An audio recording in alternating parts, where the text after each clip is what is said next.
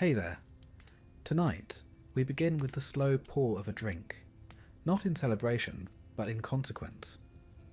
In the grand halls of the Tsars and the dim taverns of peasants, alcohol wasn't just a pastime, it was policy. It kept the empire warm, loyal, and dependent, until that same dependence began to fracture it from within. If this kind of story helps you unwind, feel free to subscribe, but only if it truly brings you peace. And let me know where you're listening from, and what time it is right now. It's always strangely comforting to see who else is out there drifting through history at the same quiet hour. So dim the lights, let the hum of the world fade, and let's begin at the moment when an empire's thirst began to define its destiny. It's difficult to imagine Russia without vodka. The two are so intertwined that one almost feels the other would cease to exist without it. The word itself, vodka, comes from voda, meaning little water, which sounds innocent enough, though one suspects that the little was added by someone already too deep into the bottle.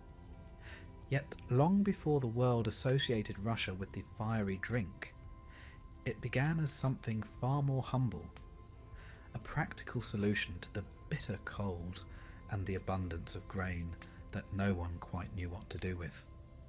In the earliest centuries of the Russian lands, alcohol wasn't particularly strong. The Slavs brewed medovka from honey and kvass from rye, drinks barely potent enough to make a monk blush. These early brews were part of life, consumed with meals, offered to guests, and poured at religious festivals. But when distillation technology arrived from the West around the 15th century, things changed. What had once been a mild village beverage became something stronger, clearer, and infinitely more profitable. The monasteries were the first to master the new process. Monks, after all, had both the education and the time to tinker. They produced spirits not just for themselves, though one suspects they didn't mind sampling their work, but for medicine, hospitality, and trade. The princes and tsars soon took notice. By the mid-16th century, under Ivan the Terrible, the first state taverns, kabaks, appeared. These weren't merely drinking holes, they were instruments of power. Every shot sold put coins into the Tsar's coffers. The state discovered what many rulers have before and since. Alcohol could pacify the people and fund the government, often at the same time. Ivan's rule may have been infamous for cruelty and paranoia, but his control of vodka distribution was ingenious. If you wanted a drink, you bought it from the Tsar. And if you didn't want a drink, well, that was a rare sort of person indeed. Over the following centuries, the vodka trade became a cornerstone of the empire's finances. By the 18th century, nearly a third of Russia's revenue came from alcohol taxes. Think about that. The empire ran on vodka. Roads, armies, palaces, all funded by the peasantry's thirst. It's rather poetic, in a bleak sort of way. The government didn't merely tolerate drinking, it encouraged it, institutionalized it. The state even ran experiments to see how much the average peasant could drink before productivity collapsed. And the answer, tragically, was quite a lot. But there was more to it than simple indulgence. Vodka became woven into the fabric of Russian identity. It was there at weddings, births, and funerals. It sealed business deals and reconciled enemies. The toast, na zdrowie, became a ritual, equal parts blessing and obligation. To refuse a drink was to risk offence, even suspicion. Travellers to Russia often remarked that a man's character could be judged by his capacity to hold his liquor. If that's true, then 19th century Russia was full of men of great character. Even religion had to make its peace with the pottle. The Orthodox Church officially disapproved of drunkenness, of course, but in practice, priests drank like the rest. Many monasteries distilled their own vodka, the profits funding icons, candles, and occasionally repairs to roofs damaged by rather enthusiastic feasts. When reformers tried to preach temperance, they found themselves speaking to half-empty pews, the rest of the congregation having gone to the kabak. The kabak itself deserves a moment's attention. These government taverns were more than places to drink. They were social hubs, smoky, noisy rooms filled with peasants laughing, arguing, and occasionally fighting over spilled vodka or unpaid debts. The walls were stained with centuries of stories. Here, gossip spread faster than the drink, and songs rose over the clatter of mugs. The tavern keeper served not just drinks, but information, listening to talk of taxes, harvests, and politics. The Tsar's agents sometimes lurked in corners, taking note of any seditious whispers. After all, a drunk man tells the truth, a dangerous trait in autocratic Russia. Economically, the kabak system was a marvel of efficiency and cruelty.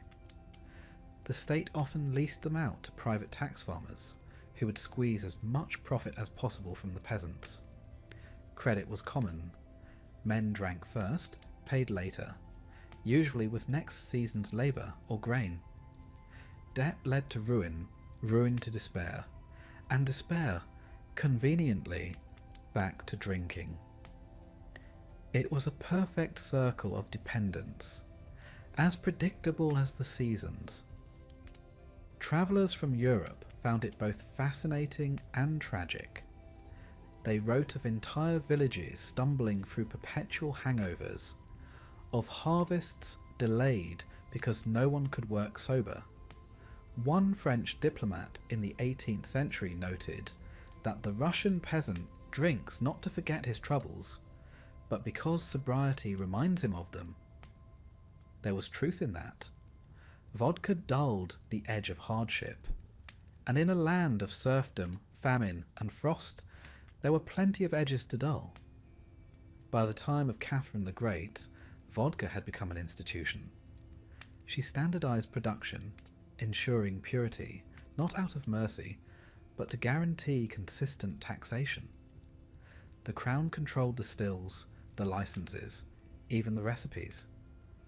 Private distilling without permission was illegal, though that didn't stop anyone. In forests and barns across the empire, peasants set up hidden stills, distilling their own little water under the stars. Many were caught and flogged. Some bribed the officials and carried on. The state could ban stills, but it couldn't ban thirst. Vodka even found its way into politics. When uprisings broke out, as they occasionally did, officials sometimes distributed free vodka to calm the crowd. Nothing soothed rebellion quite like a few rounds on the house. The pattern became almost comically predictable. Protest, vodka, singing, collapse. The empire owed many a quiet night to its national drink. Yet behind the humour lies a deep tragedy. For every toast to the Tsar, there was a family sinking further into poverty. For every jovial song in a kabak, there was a peasant wife waiting at home, wondering where the money had gone. Generations were born into a system that traded freedom for intoxication. The empire's strength, its revenue, its social order, depended on keeping its people pleasantly inebriated. Still, to a foreign observer, Russia remained a paradox. Here was a nation that could produce brilliant scientists, composers, and soldiers, yet couldn't escape its dependence on the bottle. The image of the Russian peasant, rough hands clutching a glass of clear spirit against a backdrop of snow, became almost mythic. Even Tolstoy, who later denounced alcohol with righteous fury, admitted that it was nearly impossible to separate the soul of the nation from its drink. As the 19th century rolled on, voices began to question this relationship. Was it possible, they wondered, that the empire's strength was built on its own weakness? That the same drink filling the treasury was emptying the people? But those were questions for another generation. For now, the vodka empire stood firm, glistening, intoxicating, and quietly unstable beneath its icy surface. The glasses clinked, the toasts continued, and the Tsar smiled from his palace, his coffers brimming with liquid gold. No one yet suspected that the very drink that had built Russia's might would one day help bring it to its knees. If one wished to understand the Russian Empire, one might begin not with its wars or its palaces, but with its taverns. For the empire's wealth flowed less from gold or grain than from vodka. The Tsar ruled not only by divine right, but by monopoly on drink. It was an arrangement both simple and diabolically effective. The people drank, the treasury filled, and everyone, for a time, was content. By the 18th century, this system had become a fixture of Russian life. When Peter the Great took the throne, he did what any reforming autocrat might do. He drank prodigiously and made sure everyone else did too. Peter was, among other things, a man of appetite for ships, for Western fashions, for fireworks, and most certainly for strong spirits. He drank toasts with foreign ambassadors, with soldiers, with anyone who happened to be standing near enough to hold a glass. His infamous all jesting, all drunken synod of fools and jesters was part satire of the church and part extended party. Members of this mock order, dressed as bishops, were required to drink until they couldn't remember the articles of their own constitution, which admittedly might have been the point. It was Peter who turned vodka from a rustic curiosity into a national industry. His modernization campaigns required vast sums of money to build ships, fortresses, and cities, none more extravagant than his new capital, St. Petersburg, which was essentially founded on a swamp and sustained by vodka. The state's monopoly on alcohol became a financial lifeline. Every peasant's drink contributed to the empire's new grandeur. One might say St. Petersburg was built on the backs of peasants and the fumes of their hangovers. After Peter's death, his successors maintained the system even as they wrinkled their noses at its consequences. The empire grew, but so did its dependence on drink. By the reign of Catherine the Great, vodka revenues made up an astonishing portion of state income. Estimates range from a quarter to nearly half. It was said, not entirely in jest, that Russia was an empire of drunks ruled by teetotalers. The Tsars themselves were rarely heavy drinkers. They preferred champagne and imported wines. Vodka was for the masses, both their comfort and their chain. And yet, the Tsars understood its value. Alcohol dulled rebellion. It soothed the sting of inequality. It kept men too weary or too cheerful to plot insurrection. Officials occasionally described vodka as the best policeman in Russia. When famine struck, when taxes rose, when wars dragged on endlessly, the government encouraged tavern attendance. The people might grumble about bread, but they rarely rioted about vodka, unless, of course, the price went up. The state monopoly was brutally efficient. In towns and villages, a licensed tavern sold only government-approved spirits. Private brewing was illegal, a capital offence for repeat offenders. In practice, the black market thrived. Distillers bribed inspectors, priests brewed in cellars, and soldiers smuggled vodka in barrels labelled vinegar. Everyone, it seemed, was in on the deception.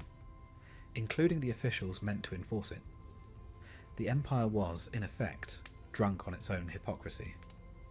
The human cost was staggering. Entire regions suffered from chronic alcoholism. Workers in the new industrial towns spent much of their wages in the kabaks. Families starved while fathers drank away their earnings. Chronic drunkenness led to violence, illness, and premature death, all of which the state noted with bureaucratic indifference. Vodka, like the weather, was simply a fact of life. Foreign visitors often wrote about it in tones of fascinated despair. A British diplomat in the 1830s observed that the Russian peasant loves his Tsar, his church, and his vodka, not necessarily in that order. Another described attending a village feast where the host began drinking at dawn and was carried home long before noon. Yet these same observers admitted that sobriety was scarcely easier to endure. Life for the serf was hard labour, long winters, and unrelenting hierarchy.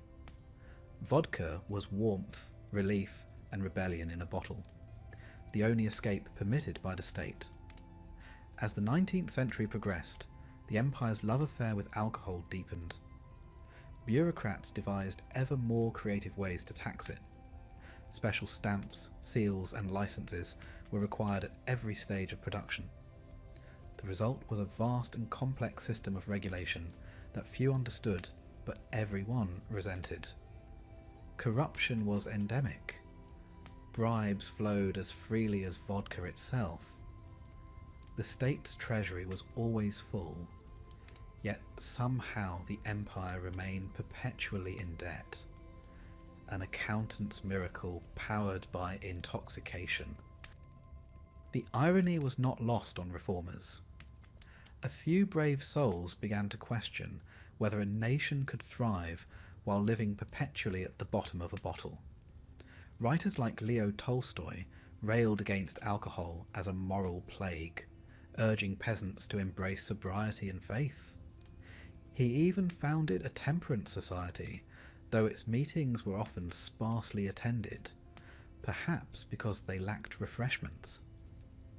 The Orthodox Church, once complicit, began to preach restraint, but its sermons rarely competed successfully with the sound of clinking glasses. Even the Tsar's ministers worried about dependence. Finance officials warned that if the people ever stopped drinking, or worse, if they could no longer afford to, the empire's budget would collapse. Their solution, naturally, was to ensure no one ever stopped. Taverns were encouraged to extend credit, often collecting debts directly from landlords. The peasants drank themselves into bondage. The Tsar's empire resembled a great tavern, splendid from the outside, but sticky and dim within. And yet, vodka was not merely a tool of oppression. It was also a strange kind of social glue. In a society stratified by rank and title, drink offered a rare moment of equality. At a feast, noblemen and peasants alike were expected to raise their glasses. To refuse a toast was to insult the host. Diplomats sealed treaties with shots of vodka. Merchants struck bargains over bottles. Even soldiers on the eve of battle shared the same drink, regardless of class. For a fleeting moment, the empire's divisions blurred in the haze of alcohol. But dependence breeds vulnerability. By the late 19th century, as the empire modernized and new social movements arose, its reliance on vodka began to look less like stability and more like a trap. The same revenue that filled the treasury crippled productivity. Factories struggled with absentee workers. The army, supposedly the pride of the nation, suffered from chronic drunkenness. Disciplinary records from the Russo-Turkish War read like tavern logs. Soldiers missing roll call because they were unwell from vodka. Officers reprimanded for drinking on duty. Entire units temporarily incapacitated after victory celebrations. Behind closed doors, ministers whispered about reform. Some proposed raising prices, others suggested limiting hours of sale. All were rejected. The finance ministry argued that the empire could not survive a drop in revenue. And so the wheel turned. Peasants drank, the treasury swelled, and the empire teetered on its own intoxicated balance. In portraits and propaganda, the Tsar remained serene, father of his people, protector of the faith. But behind the facade, his empire was rotting from within. The same drink that funded his armies also dulled their edge. The same vodka that built his roads kept the workers too drunk to repair them. The Tsar might have worn the crown, but vodka ruled the realm. It is said that every empire contains the seeds of its own destruction. In Russia's case, those seeds were soaked in spirits. The Tsars thought they had found a perfect arrangement, a people too loyal or too tipsy to rebel. But history has little patience for such illusions. The day would come when the taverns, once tools of control, would become the very breeding ground of dissent. For now, though, the empire still laughed, drank, and stumbled onward, clutching its glass like a talisman. The Tsar's favourite poison flowed through every village and every vein of his vast domain. It sparkled in crystal decanters at court, sloshed in tin cups by the fire, and filled the treasury's vaults with silver. The people sang to their Tsar and toasted his glory. He smiled, lifted his own glass, perhaps filled with something gentler, and drank to their health. Neither side realized that in the end they were toasting their own downfall. There is a peculiar logic to the way empires sustain themselves, and in Russia's case, that logic often came with a hangover. The Tsars had long understood that their armies, immense, loyal, and perpetually underfunded, needed more than pay and patriotism to keep going. They needed vodka. It was cheaper than morale, easier to transport than faith, and at least for a short while, far more effective. From the reign of Peter the Great onward, alcohol and the Russian military were inseparable companions. The Tsar's soldiers marched, drilled, and froze their way through campaigns on a steady ration of spirits. It was not merely tolerated, it was policy. A sober soldier, it was said, was a sullen soldier. A drunk one might still charge the enemy, or at the very least forget to ask why. Peter himself set the precedent. He adored his army, a creation of his will and his wallet, and believed that camaraderie was forged not just in battle, but in the bottle. His military reforms dragged Russia into modernity, yet he never saw a contradiction in modern discipline and ancient debauchery. Officers were expected to drink heartily, particularly in the Tsar's presence. To decline was considered an insult, an act bordering on treason. One unlucky diplomat once tried to excuse himself early from a banquet, claiming illness. Peter simply ordered more vodka, declaring that it was the best medicine Russia could offer. The army followed suit. Drinking was built into the rhythm of service life. Soldiers drank before battle for courage, after battle for celebration, and in between because there was little else to do. Marching through the endless Russian winters, vodka was warmth, consolation, and anesthesia all in one. It dulled pain, calmed fear, and kept frostbite at bay, at least until the morning, when it returned with interest. By the 19th century, this tradition had hardened into ritual. Officially, soldiers were supposed to receive measured rations, a few ounces a day, carefully distributed. In practice, the line between ration and riot was thin. Officers turned a blind eye to excesses, sometimes joining in themselves. The commissaries meant to regulate alcohol supplies were notoriously corrupt. Barrels meant for the front often vanished en route, only to reappear in nearby towns, miraculously full again, at a higher price. Foreign observers were alternately amused and horrified. During the Napoleonic Wars, French officers noted that Russian troops, even when freezing, exhausted, and half-starved, would somehow find time to drink and sing. One French memoirist remarked, "They march like bears and drink like volcanoes." It wasn't meant as praise, but it came close. Napoleon himself is said to have complained that the Russian soldier fears nothing except an empty bottle. Vodka did, in fairness, serve certain practical purposes. It sterilised water, a serious matter in the days before sanitation, and numbed pain when medicine was scarce. During the brutal Crimean War of the 1850s, vodka was used as disinfectant, anaesthetic, and consolation prize for soldiers watching their comrades fall. The empire was vast, the resources thin, and vodka filled the gap. But as with all Russian institutions, the system came with contradictions. The same drink that warmed soldiers also weakened them. Drunkenness led to brawls, insubordination, and occasional mutiny. Reports from military tribunals read like tavern anecdotes. Men found asleep on watch, owing to excessive spirit consumption. Officers caught selling government vodka for personal profit. Entire units late to muster, because as one colonel delicately put it, they were in no condition to distinguish left from right. The empire tolerated it because in a grim way it worked. A drunk army might be unruly, but it was also resilient. Russian soldiers were famous for enduring hardships that would have broken others. Long marches, freezing nights, appalling rations. All borne with grim humour and a flask of vodka tucked into the coat.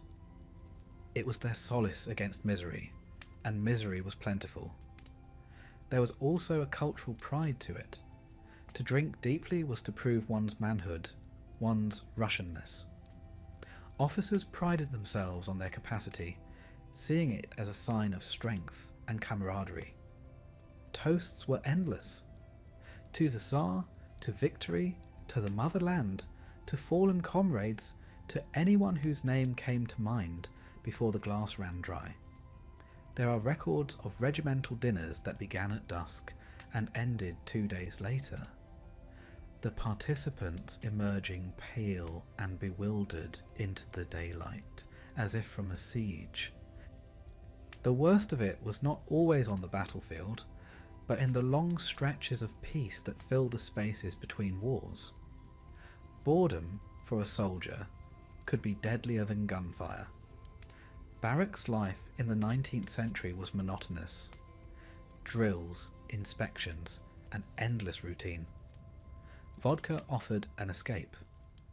Commanders complained that it was impossible to maintain order without flogging, and impossible to maintain morale without drinking.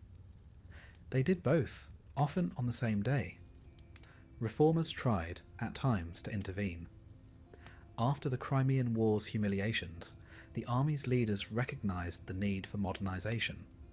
Better weapons, better training, and, in theory, better sobriety. But habits are stubborn things. Soldiers returning from campaigns brought back not discipline, but new toasts learned abroad. The temperance movement that began to stir among civilians never took root in the ranks. When priests tried to preach abstinence to regiments, the men reportedly offered to drink to his health instead.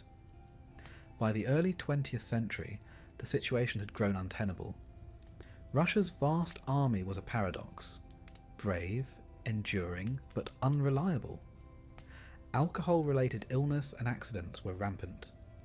In some units, as many as 1 in 5 soldiers faced disciplinary action for drunken behaviour.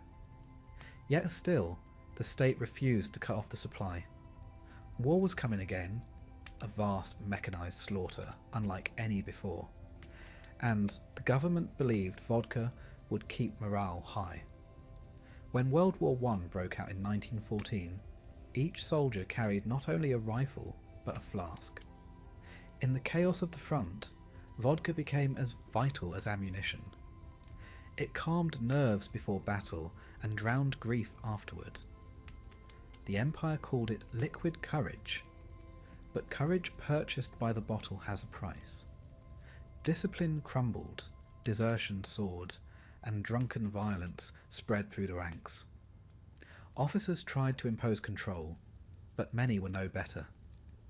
There are reports of regiments staggering into battle, singing patriotic songs off-key, their formation loose, but their spirits, in every sense, high. Yet the soldiers were not fools. Many knew that vodka was not given out of kindness. They called it the Tsar's chain, a means of keeping them docile, compliant, and too clouded to question orders. Some, bitterly, poured their rations into the snow before marching out, saying they'd rather die with clear heads than live as puppets. It was a brave sentiment, though rarely repeated. The next morning was always colder. In a way, the Russian soldiers' relationship with vodka mirrored the Empire's own fate. Strong at first, then staggering, then inevitably collapsing under its own weight. The same spirit that sustained them in war would later feed the fires of revolution. Drunken soldiers would become rioters. Rioters would become rebels. And rebels would bring down the very system that had once fed them their daily glass. But that reckoning was still in the future. For now, on the frozen plains of Eastern Europe, under grey skies and fluttering banners, the army of the Tsar marched onward. The men trudged through mud and snow, singing in voices cracked by cold and spirits. Somewhere, a flask passed from hand to hand, and laughter rose above the wind. It was, in its own way, beautiful. A terrible human beauty. Half courage and half intoxication. They were the soldiers of the vodka empire, loyal, doomed, and drunk enough to believe that both could coexist forever.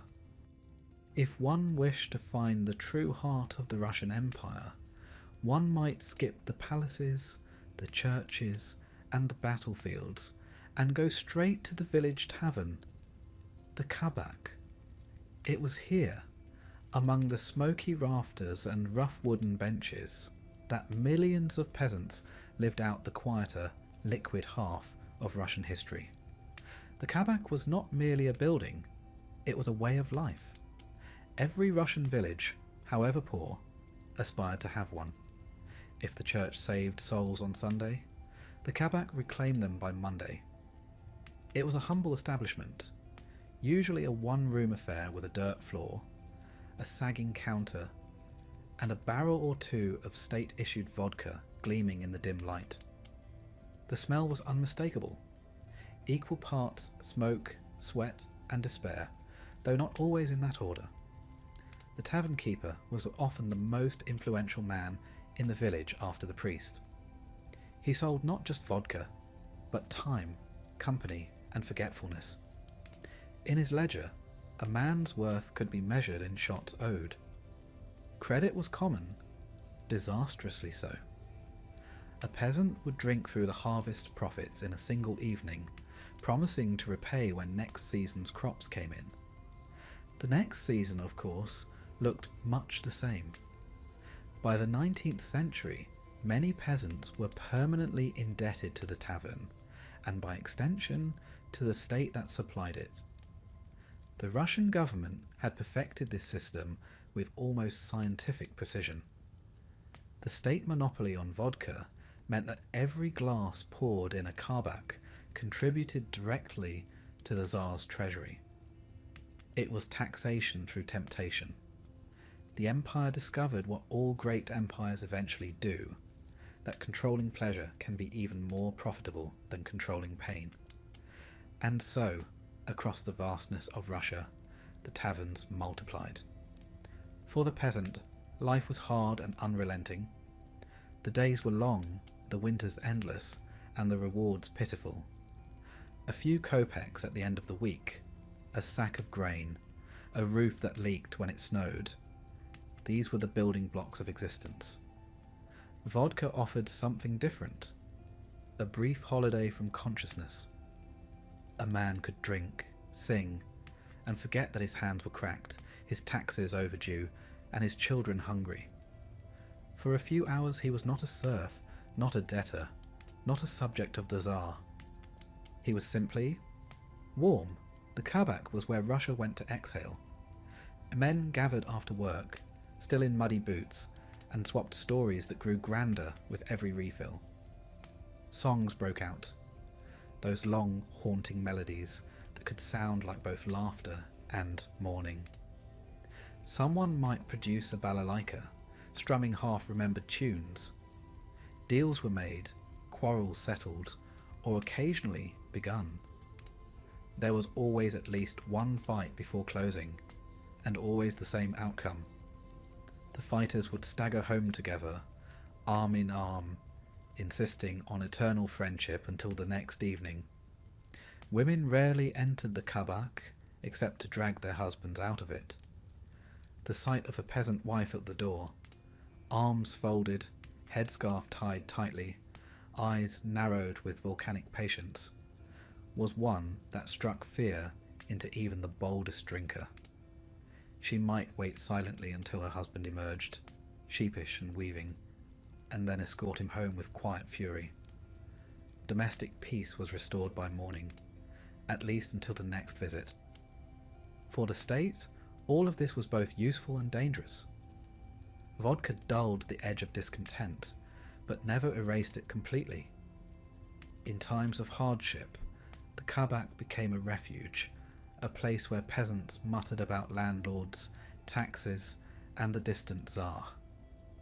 Authorities were aware of this, of course.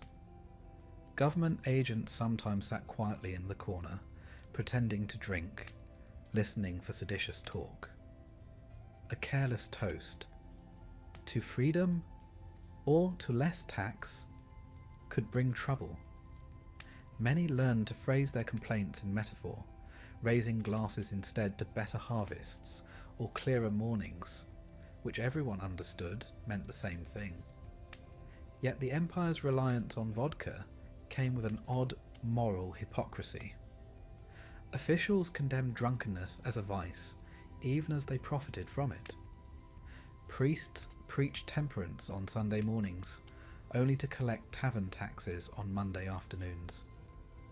Reformers wrote essays about moral decay while keeping private cellars well stocked.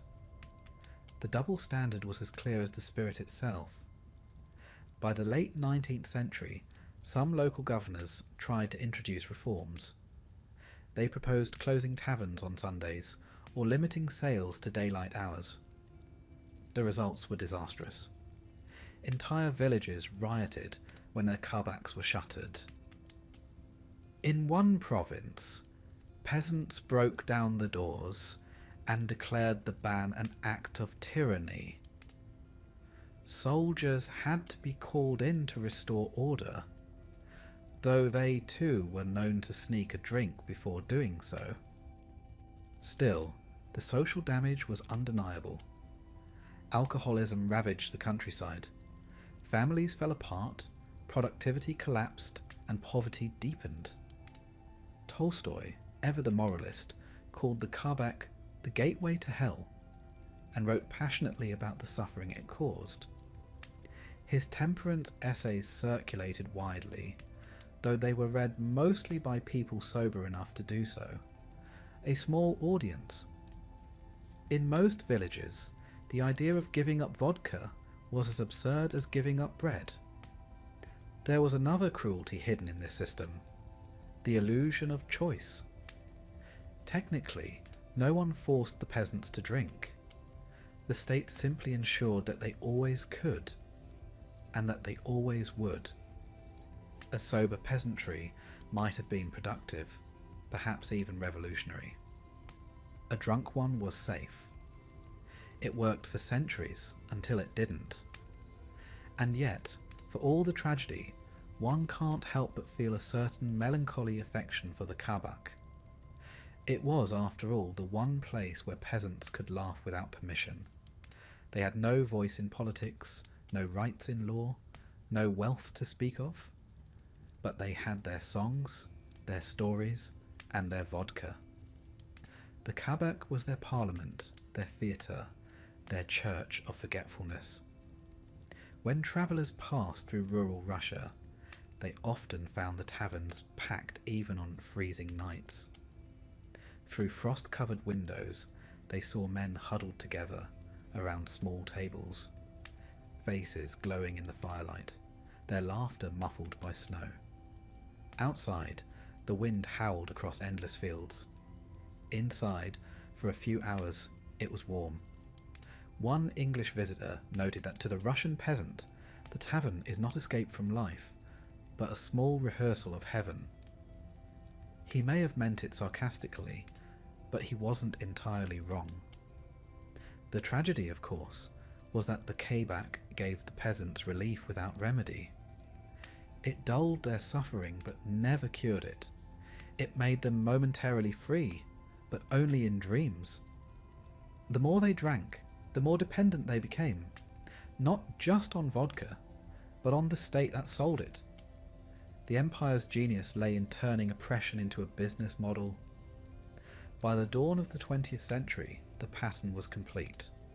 Russia's economy, its culture, even its spirituality had been filtered through the tavern glass. The kabak was everywhere, from the smallest hamlet to the largest city, from the laughter of peasants to the ledgers of ministers. The Tsar could sleep peacefully, knowing his subjects were too drunk to disturb his rest. But beneath the laughter and the clinking glasses, something was shifting. The same taverns that had once soothed despair were beginning to host whispers of anger. Peasants spoke of injustice, of new ideas, of distant revolutionaries who promised change. The air was thick not only with smoke, but with restlessness.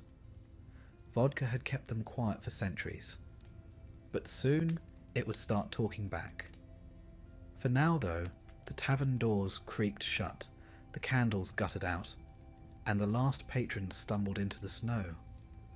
The wind carried their songs across the fields, mournful, defiant, and faintly hopeful. The kabak slept, but Russia was beginning to stir. By the middle of the 19th century, Russia's great love affair with vodka had become something of a national embarrassment. The empire that prided itself on orthodox faith, military glory, and endless birch forests was quite plainly drunk. Not just on celebration or sorrow, but systemically, perpetually, and expensively drunk. The taverns overflowed, the treasury swelled, and the moralists despaired. It was, as one reformer sighed, a nation intoxicated by its own misery. And so began the age of temperance, a noble, if rather doomed, attempt to sober up the Russian soul. The earliest efforts came from the church. The Orthodox clergy had long preached moderation, but few listened. Some priests, sensing the futility of sermons, tried a more practical approach, opening sobriety houses, humble wooden halls where men could gather to drink tea instead of vodka. It was, in essence, an attempt to replace taverns with teapots. The results were mixed. Attendance was high at first, mostly out of curiosity, but enthusiasm waned once visitors discovered that tea was less inspiring than spirits. Nevertheless, these little clubs sowed a seed. In the 1850s and 1860s, the temperance movement gained cautious momentum. Reformers, a mix of clergymen, educators, and concerned noblewomen, began to argue that drunkenness was not just a personal sin, but a social disease. They linked it to poverty, illiteracy, domestic violence, and the stagnation of the peasantry. To them, sobriety was not only moral, but patriotic. If Russia were ever to modernise, they said, it would first need to put down the bottle. Among the loudest voices was Count Leo Tolstoy, who after his spiritual awakening decided that vodka was the devil's favourite tool. He preached total abstinence, founded his own temperance society, and distributed leaflets urging peasants to embrace purity of body and soul. His writings were passionate, his ideals unshakable, and his readers somewhat bemused. Many peasants respected Tolstoy as a saintly figure, but few took his advice literally. When one villager was asked if he'd given up drink after reading Tolstoy, he reportedly replied, "Of course not, but I drink to his health." Tolstoy's movement was part of a broader wave. Across the empire, small local societies sprang up, often with lofty names like the Brotherhood of Sobriety or the Friends of Pure Hearts. Members signed pledges, swore oaths, and wore small badges shaped like water droplets to show their commitment. Some genuinely tried to live by these vows. Others used them as temporary cover during Lent. The government, meanwhile, observed all of this with a blend of curiosity and concern. Temperance might sound virtuous, but it also threatened the imperial wallet. By the late 19th century, vodka sales accounted for nearly half of the state's revenue. Each convert to sobriety was, from the Treasury's point of view, a financial defector. The Ministry of Finance quietly discouraged any reform that worked too well. Provincial officials were instructed to support temperance within reasonable bounds, meaning in effect, not at all. Yet public debate could not be suppressed. Newspapers published heated editorials about the vodka question. Intellectuals argued over whether the drink was a symptom or a cause of Russia's backwardness. Doctors wrote grim statistics about cirrhosis and delirium tremens.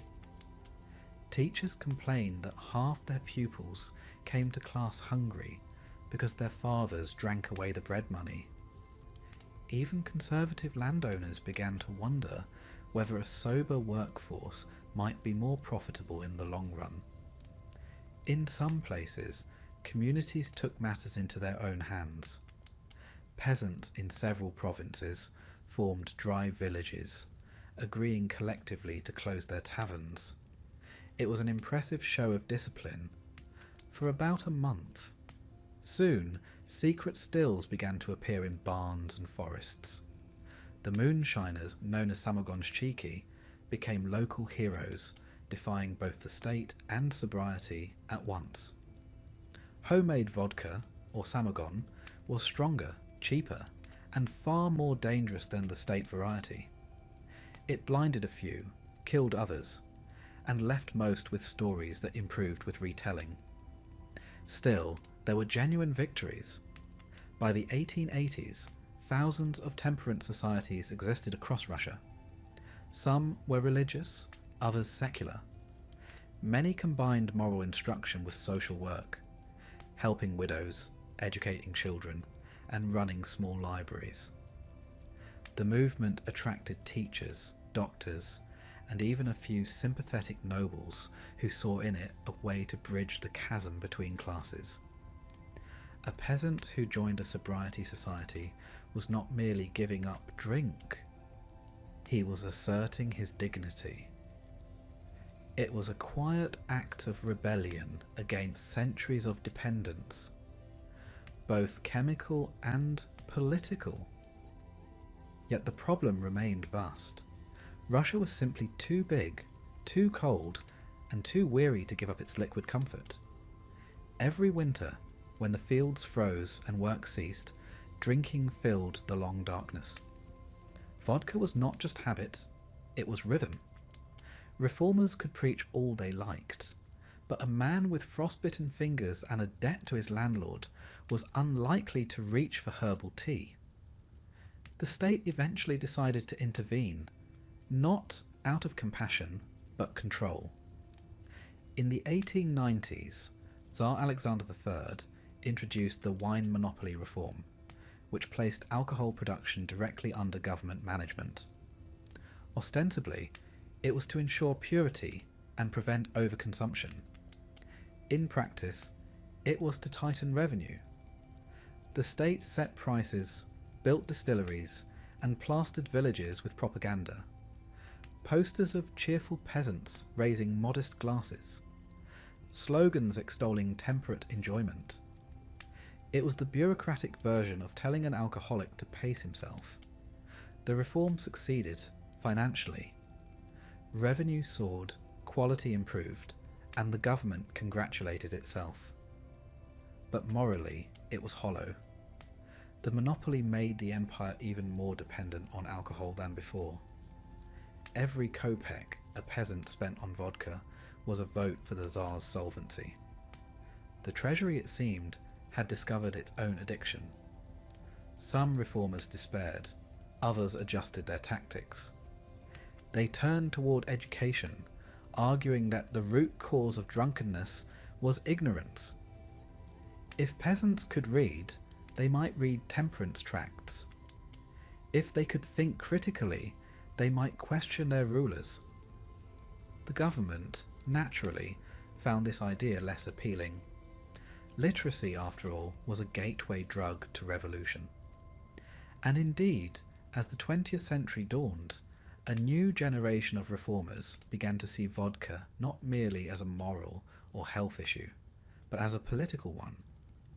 They argued that alcohol was a weapon of control, a tool the Tsar used to keep his subjects subdued. The tavern, they said, was the empire's leash. Sobriety, therefore, was not just virtue, it was rebellion. In this, they were not entirely wrong. The connection between vodka and power had become so complete that to attack one was to threaten the other. The state's addiction mirrored the people's. Both knew it was destroying them, and both were too afraid to stop. Tolstoy once wrote that drunkenness is a dream, and the sobering of Russia will be its awakening. It was a beautiful sentiment, perhaps too beautiful. For Russia, waking up would take more than sermons and societies. It would take catastrophe. But that would come later. For now, the reformers carried on, earnest, eloquent, and slightly tragic, writing pamphlets no one read, hosting meetings no one remembered, and clinking teacups in place of glasses. They dreamed of a sober Russia, while outside their windows the taverns glowed warm against the snow. The songs, the laughter, and the faint clatter of coins drifted through a cold night air. Reminders that the empire was still dreaming, still drinking, and still deeply asleep. Revolutions, it is often said, are born in coffee houses. That may be true in Paris or London, where ideas ferment politely beside saucers of caffeine. But in Russia, the cradle of rebellion was far less refined.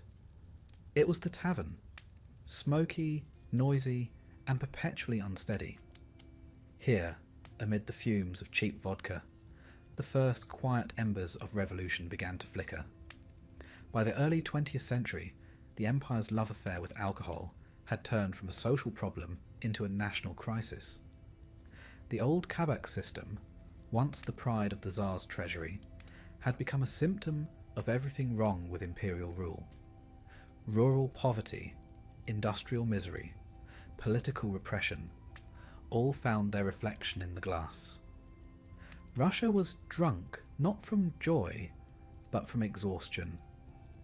Factories had sprung up in the cities, drawing peasants from the countryside with promises of wages and modern life. What they found instead were long hours, dangerous conditions, and pay that barely covered rent, let alone food. After work, there was one escape: the vodka shop, glowing in the winter dark like a beacon of forgetfulness. Rows of men crowded around counters, gulping their daily ration in silence. One observer wrote that, "In Petersburg, the tavern is as vital as the factory itself. Both consume men for the profit of the state."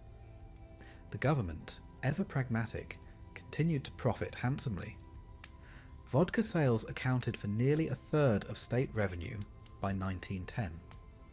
Finance ministers warned that any serious reform, any genuine temperance, would bankrupt the empire. To keep the money flowing, the state licensed more vendors, extended credit, and even launched advertising campaigns extolling moderate enjoyment. Posters showed smiling peasants raising glasses beneath portraits of the Tsar, a rather desperate illusion of harmony. But illusions cannot last forever. The same working men who drank to forget their hardships began eventually to discuss them. In the dim light of the tavern, political ideas trickled in like contraband. Revolutionaries, socialists, anarchists, and dreamers of every variety realised that vodka halls were perfect places to spread their message. Police rarely paid attention to men they assumed too drunk to plot. Yet among the haze of laughter and curses, seditious words began to circulate. "Why?" someone might ask after his third glass. "Does the Tsar drink champagne while we drink poison?" And so it began. The irony was exquisite. The very substance the Tsar used to pacify his people became the setting for their awakening. Every toast to the empire carried a trace of resentment. Every hangover, a headache not just of the body but of conscience. The taverns of Moscow and Petersburg echoed with the same mixture of despair and hope that preceded all great upheavals. By 1905, the tension had reached breaking point. Years of famine, corruption, and military humiliation in the Russo-Japanese War had driven the people to desperation.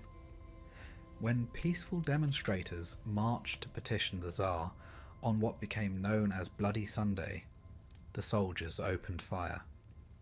The shock reverberated through the nation, and through its taverns. In the weeks that followed, riots broke out across the empire. Strikes shut down factories, peasants seized estates, and soldiers mutinied. And through it all, vodka played its chaotic role. Some rioters looted taverns for drink before looting anything else. In Odessa, revolutionaries burned down a government warehouse and discovered too late that it was filled with alcohol. The resulting fire spread for miles, a literal river of flame born of state spirit. One newspaper observed grimly, "The empire is burning, and it burns with vodka." The government's response was predictable. They blamed drunkenness for the unrest rather than the conditions that caused it. Circulars were issued declaring that intemperance leads to disorder, as though the revolution were merely an overlong bender. In truth, the two were inseparable. Vodka had numbed the people for centuries. Now it magnified their rage. The temperance movement, long mocked as idealistic, suddenly looked prophetic. Reformers argued that true liberation required sobriety, that a nation addicted to alcohol could never be free. Pamphlets circulated urging workers to abandon vodka and embrace self-discipline. Slogans like "Drink is the Tsar's chain" appeared on factory walls. Sobriety became, for a brief, shining moment, revolutionary. But ideals are easier printed than practiced. Many of the same men who shouted for freedom also stumbled out of taverns at dawn, singing hoarse hymns to liberty between hiccups. Revolution is rarely tidy. The chaos of 1905 subsided, leaving behind a shaken empire and a new awareness that something was rotten at its core.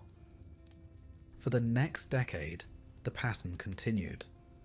The state grew ever more dependent on vodka revenue, while its people grew ever more restless. The Kabak became a mirror of national decay, loud, smoky, full of life yet doomed to collapse. Even police officers and soldiers, supposed guardians of order, were often found among the patrons, drinking beside the same men they might arrest tomorrow. And then came the war. When the First World War erupted in 1914, Russia mobilized millions. The government, desperate to maintain discipline, made a fateful decision: to ban the sale of vodka altogether. For centuries, the empire had been addicted to alcohol. Now, overnight, it went cold turkey. The ban was framed as patriotic, a sacrifice for the motherland. Nicholas II himself declared that sobriety would strengthen the army and purify the nation. The initial reaction was oddly hopeful. Churches blessed the decree, reformers celebrated, newspapers predicted a moral renaissance. For a brief moment, it seemed as though the long-suffering temperance advocates had triumphed. But victory, as it turned out, was disastrous. Vodka revenue vanished almost instantly, leaving a gaping hole in the treasury. The empire, already strained by war costs, found itself financially crippled. Black markets bloomed overnight. Peasants distilled their own spirits, fiery, dangerous samagon, and sold them in secret. Entire villages became illicit breweries. Soldiers, deprived of official rations, resorted to brewing alcohol from potato peels and boot polish. The result was predictably chaotic. The government tried to enforce the ban with typical enthusiasm and typical incompetence. Taverns were raided, stills destroyed, and offenders flogged. But the demand was unstoppable. For every illegal distillery shut down, 2 more appeared. Even police officers drank confiscated evidence. "The state is at war with itself," one official wrote privately. "We chase the moonshine by day and drink it by night." The moral high ground quickly dissolved into farce. Without vodka, the people were not inspired. They were furious. Drunkenness had been their comfort, their only escape. Now, sober, they saw the empire's failures with shocking clarity. The war dragged on, prices soared, and food shortages grew unbearable. The workers who once drowned despair in state vodka now gathered in angry, sober crowds. The irony could not have been greater. The empire had survived centuries of intoxication, only to begin collapsing the moment it sobered up. The ban had been meant to strengthen Russia. Instead, it stripped away the anesthetic. Pain rushed in, economic, political, and moral. By 1917, the people had nothing left to lose, and for once, the clarity to see it. And so the taverns that had once echoed with songs now stood silent or empty, their shutters nailed, their barrels dry. The great drunken empire had awakened at last, bleary-eyed, unsteady, and vengeful. The revolution would soon come, and with it, a reckoning. But in a sense, it had already begun years earlier, in the dim light of those taverns, in the half-serious toasts and weary laughter of men who had drunk too much and hoped too little. They had not set out to change history. They had merely wanted to forget it. Yet history, patient and persistent, was waiting at the bottom of the glass. By the summer of 1914, Russia stood at the edge of catastrophe, though it didn't yet know it. Europe was sliding toward war. Alliances crackled like dry tinder. And Tsar Nicholas II, dutiful and uncertain, found himself leading an empire too vast to govern and too fragile to survive. Yet in those final months before the world erupted, one decision, well-meaning, moral, and utterly disastrous, would set Russia on a course toward ruin faster than any army could march. It was the Great Dry Law, the Tsar's sudden, absolute ban on vodka. The idea, on paper, sounded almost noble. Russia had entered the Great War with patriotic zeal. Crowds filled the streets, cheering the Tsar and singing hymns. Church bells rang, soldiers paraded, and reformers saw a divine opportunity.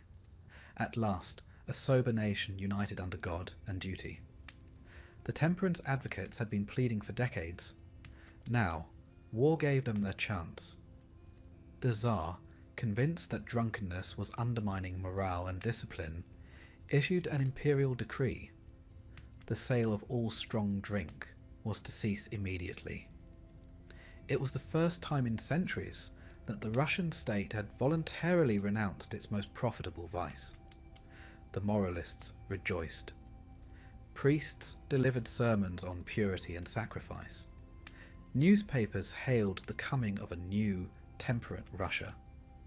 Government posters appeared overnight, earnest, clumsy things, showing clean-faced peasants raising glasses of milk and tea, their eyes shining with patriotic purpose. It was, for a few weeks, almost beautiful. Then reality arrived. The empire's economy, it turned out, was built less on iron and wheat than on vodka. Nearly a third of government revenue came from alcohol taxes. The treasury, already drained by mobilization, suddenly lost its most reliable income. Financing the war became a nightmare. Officials scrambled to raise new taxes, print money, and sell bonds. Inflation soared. Within a year, the ruble began its slow collapse. Meanwhile, the population, accustomed to centuries of state-sponsored drinking, went abruptly and unwillingly sober. Taverns closed overnight. Barrels were confiscated or smashed. Peasants woke up to find their familiar kabaks shuttered and soldiers guarding the doors. The shock was almost existential. One police report from a provincial town described a deep and general confusion among the people, as though they had misplaced their own shadows. The ban also produced a thriving new industry: illegal distillation. Across the countryside, hidden stills bubbled day and night. Housewives fermented potatoes in cellars. Soldiers smuggled contraband spirits in canteens. Priests quietly blessed homemade brews for medicinal purposes. The drink of the people, samogon, moonshine, returned with a vengeance. Stronger, cheaper, and considerably more dangerous than state vodka, it burned through the empire like fire. In some regions, even children joined the trade, carrying jars to market under bundles of firewood. The police tried, valiantly and hopelessly, to enforce the ban. Raids were common. Officers seized barrels, arrested moonshiners, and sometimes joined them for a taste before hauling them off. Corruption flourished.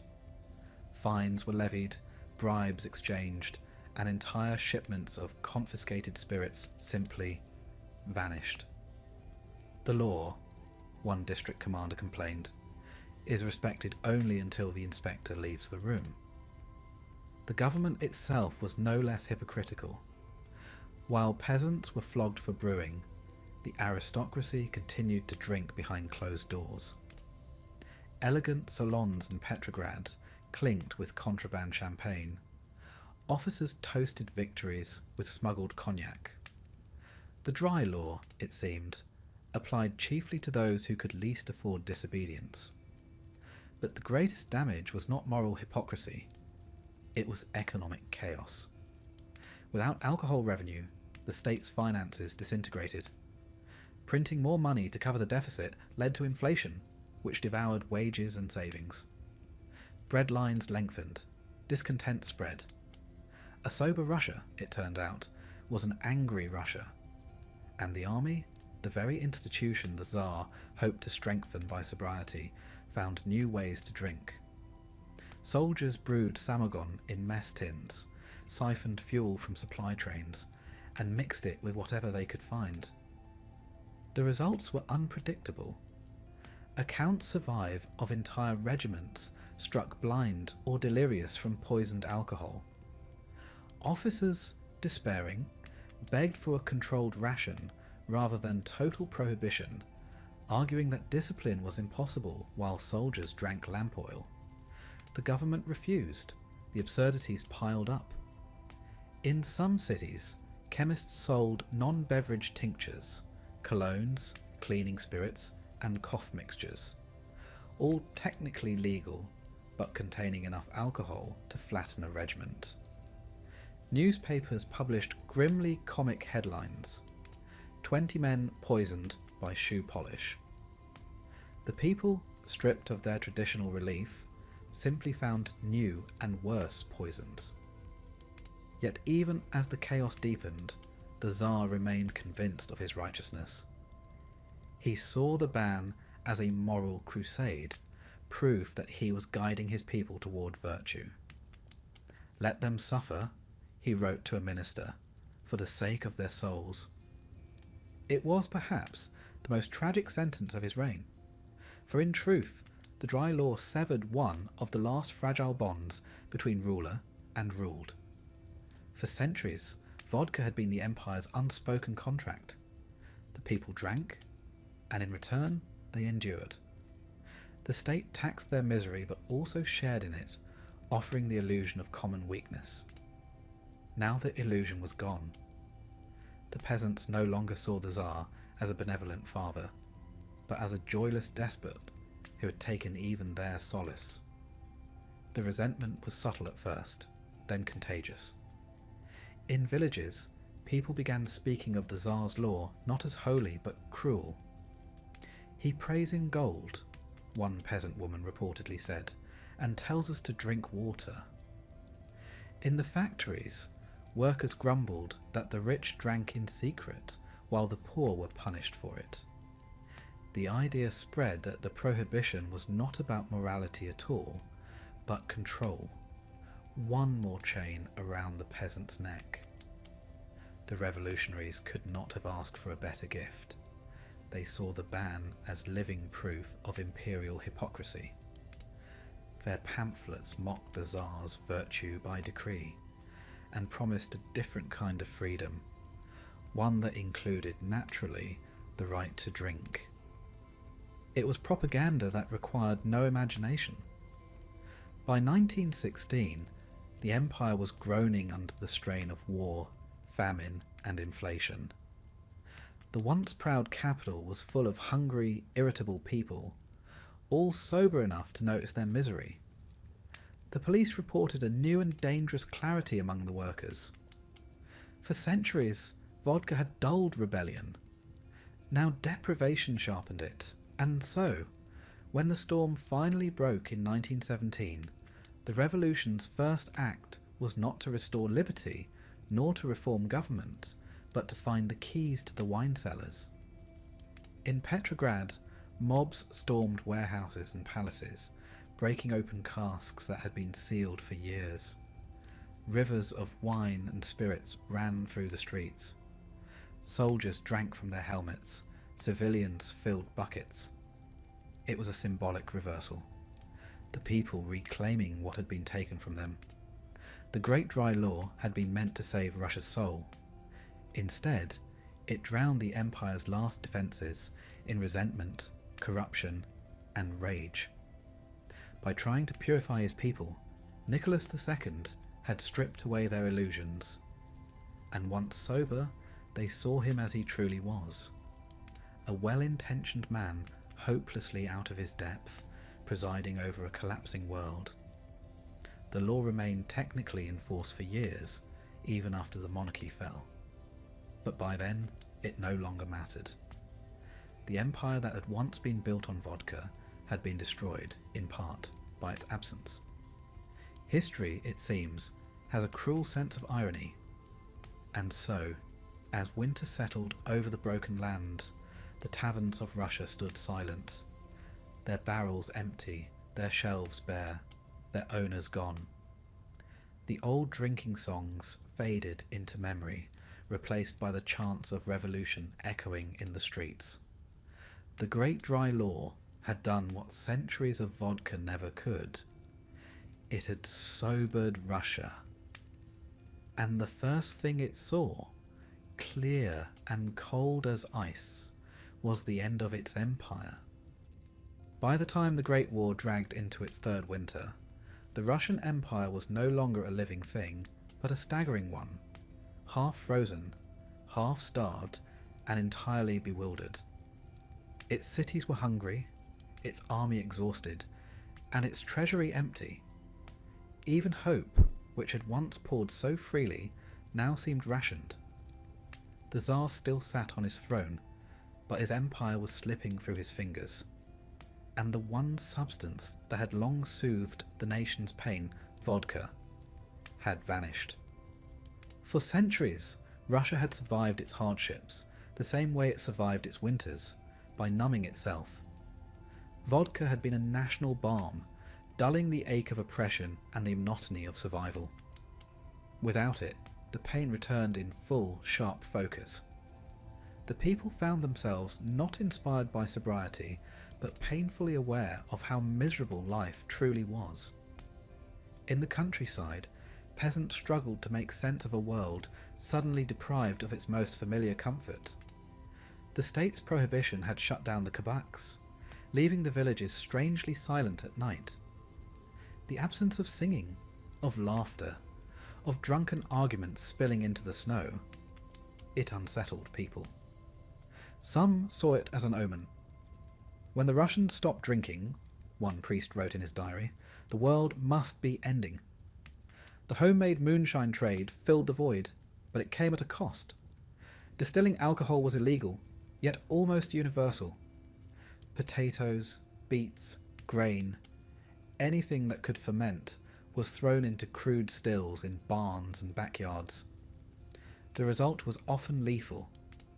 Reports of blindness, madness, and mass poisonings were so common that even the police stopped recording them.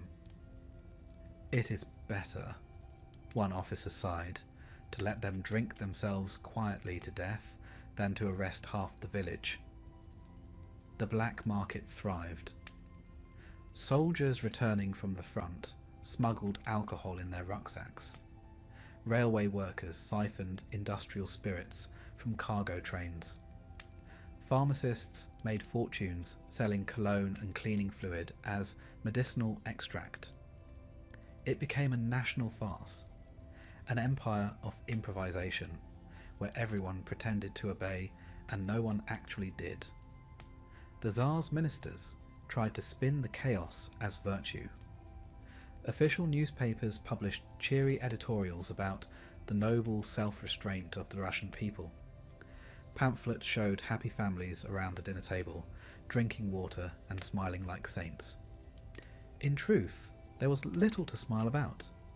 Bread was scarce, fuel scarcer, and faith scarcer still. In the cities, life had become a slow panic.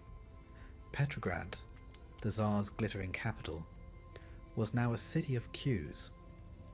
Long lines of women stood in the cold for hours, waiting for bread that never arrived.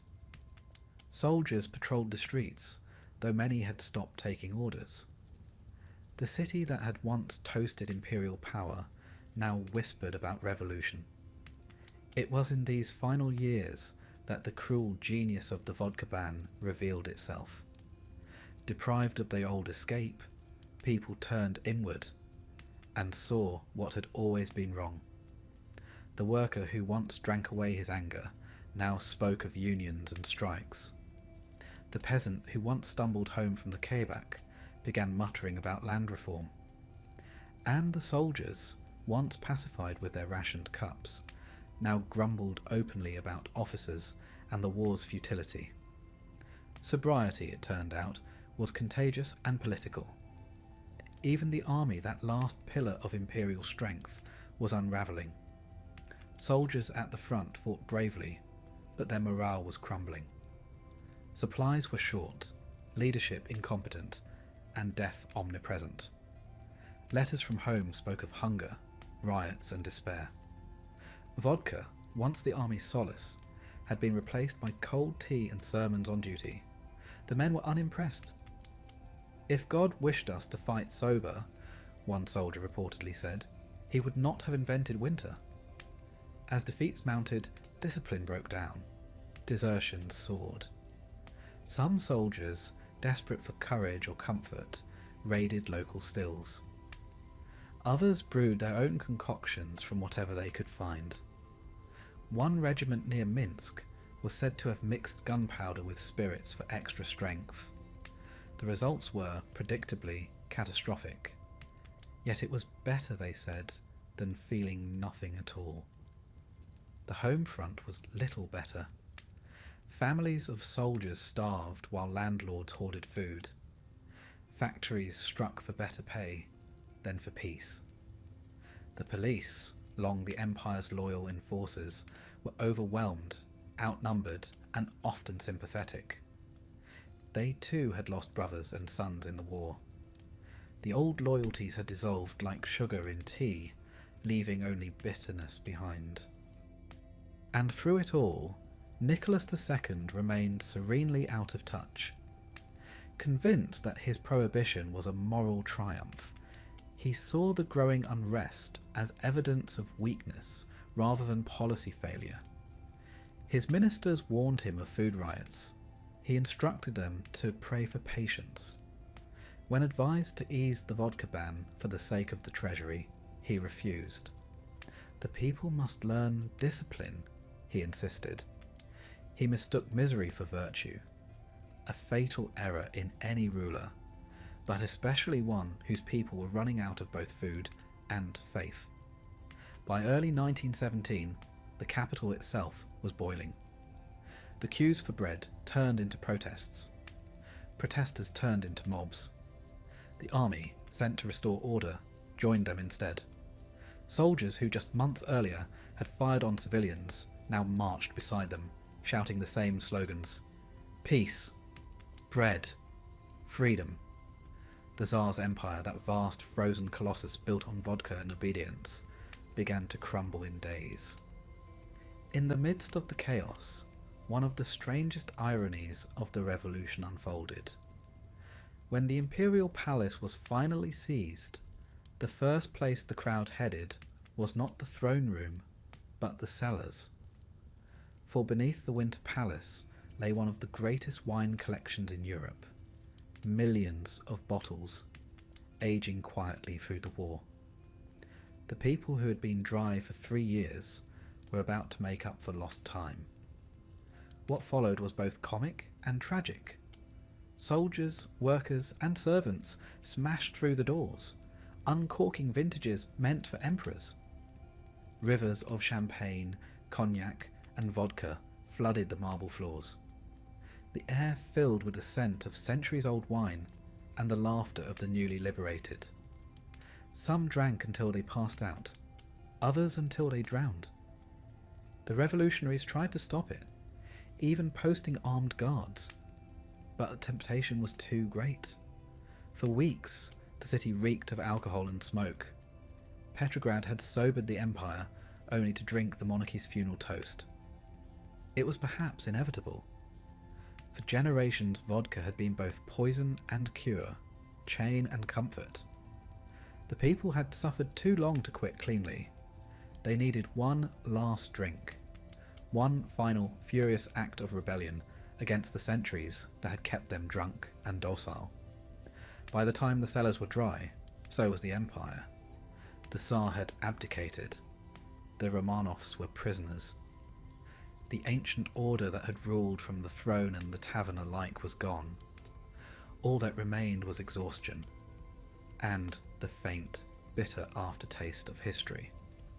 In the months that followed, the provisional government briefly considered restoring vodka sales to stabilise the economy, but by then it was far too late. The treasury was empty, the people suspicious, and the revolution hungry for bigger changes. When Lenin and the Bolsheviks seized power later that year, they declared that vodka, the drink of oppression, would have no place in the workers' paradise. That, of course, was another illusion. But for now, the people believed it. And so, the empire that had once drowned its sorrows in drink, finally drowned in its own sobriety. Russia had awoken, but it was a painful awakening, full of cold light and the sound of glass breaking. The peasants and soldiers who once toasted the Tsar now stumbled through the ruins of his empire, sober, hungry, and free, or at least free enough to wonder what freedom actually meant. Somewhere in a forgotten tavern, a broken sign still swung in the wind, its paint faded, its barrels empty. The last cabot of the old world. Inside, the ghosts of drinkers past might still be singing softly, songs of warmth, of foolishness, of fleeting joy. And above them, the empire's long shadow finally dissolving, as the sober dawn of revolution crept across the endless, snow-covered land. When the Russian Empire finally collapsed in 1917, it did not go quietly. It went noisily, spectacularly, and with an unmistakable smell of alcohol. For generations, the empire had been soaked in vodka. It ran through the veins of peasants, soldiers, and statesmen alike. And so, it was perhaps fitting that when the revolution came, it burst forth not in parliaments or debating halls, but in wine cellars. The first to fall was the Winter Palace in Petrograd, the grand green-white colossus that had once housed emperors. By the autumn of that year, the Romanovs were gone, the Tsar had abdicated, and the provisional government, desperate and disintegrating, clung to power within those gilded walls. Then came the Bolsheviks, marching under red banners and slogans promising peace, land, and bread. They took the palace with remarkable ease. But what came next was anything but orderly. Deep beneath the marble staircases and chandeliers lay a treasure beyond imagination: the Imperial wine cellars. Thousands of bottles of French champagne, German brandy, and the finest Russian vodka rested in silence, guarded by a handful of terrified officials who knew what was coming. Some said the cellars were so vast they could have supplied the entire city for a year. To the people above, who had spent years queuing for bread and drinking boot polish, it was an irresistible paradise. The first looters were soldiers. They broke open the vault doors with rifle butts and axes, and the flood began. Cases of wine were smashed open, bottles passed from hand to hand, corks popping like gunfire. The marble corridors of the Winter Palace, once polished by servants and courtiers, ran slick with alcohol. Revolutionaries who had spent the day toppling governments spent the night collapsing in corridors, toasting the dawn of freedom. Eyewitnesses wrote of scenes both comic and tragic. Some soldiers filled their canteens with champagne and marched away singing the International off-key. Others were found asleep in the snow, clutching half-empty bottles of 1870 Bordeaux. One Bolshevik guard reported finding an entire platoon of his men barricaded inside a wine vault, drunk and armed, convinced they were defending socialism from the counter-revolution. It took 3 days to talk them out. The chaos spread quickly. Word of the Tsar's wine swept through the city like fire. Crowds descended on the palace, breaking into storage rooms, libraries, even the Imperial Chapel. Petrograd became a festival of intoxication.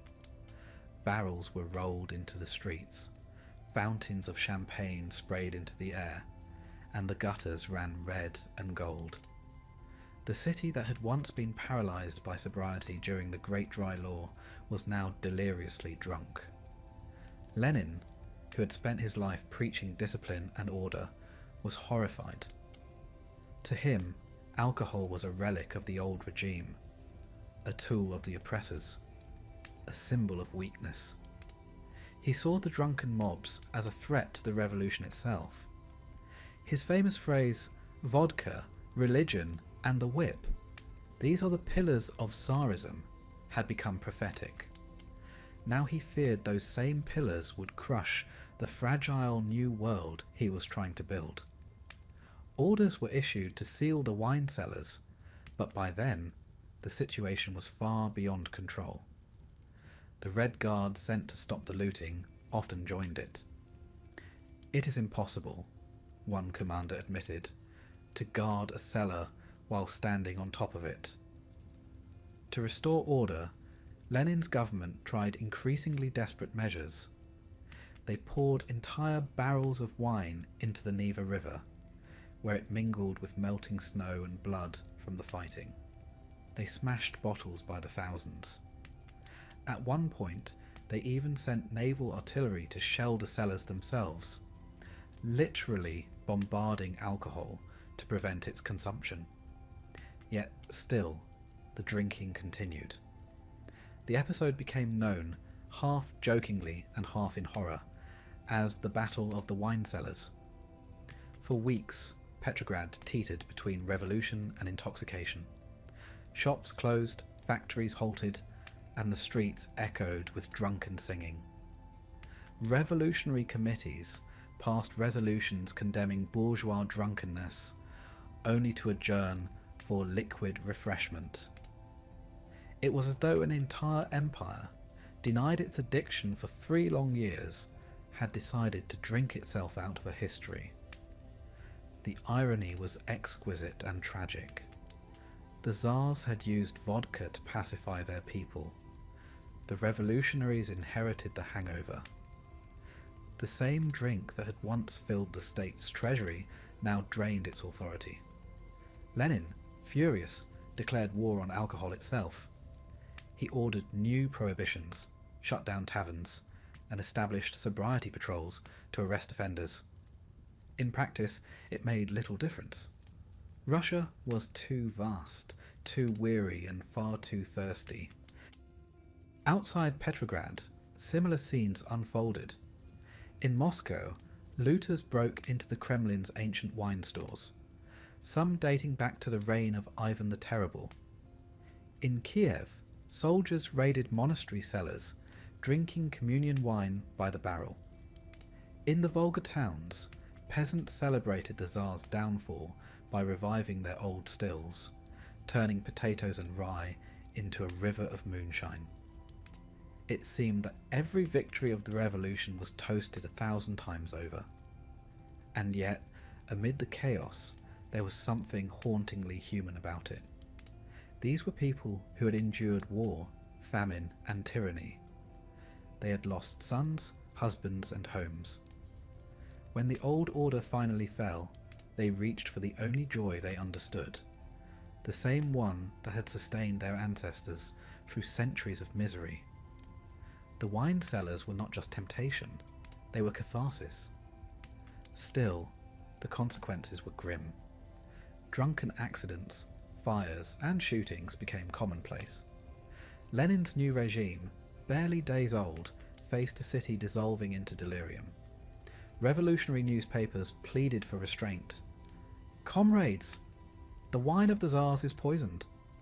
Only discipline can save the revolution." Few believed it. The people had learned too late that the poison was not in the bottles, but in the history they represented. Gradually, through exhaustion more than enforcement, the frenzy faded. The cellars were emptied, the palace looted beyond recognition. The marble floors, once shining, were stained with a century's worth of spilled drink. When order finally returned, Petrograd was quiet again, but changed. The revolution had survived its own intoxication, though only barely. In the years that followed, the Bolsheviks turned abstinence into ideology. Vodka was declared a tool of imperial corruption. Slogans proclaimed, "Down with drunkenness," "Up with labour." The Soviet state would have no kabaks, no toasts to the Tsar, no laughter wasted on luxury. And yet, in time, even the revolution learned what the Tsars once knew, that the Russian soul, left too long without comfort, will find its own. By the 1920s, the new government quietly reintroduced alcohol sales, this time under socialist management. The bottles bore red labels instead of royal crests, but the purpose was the same.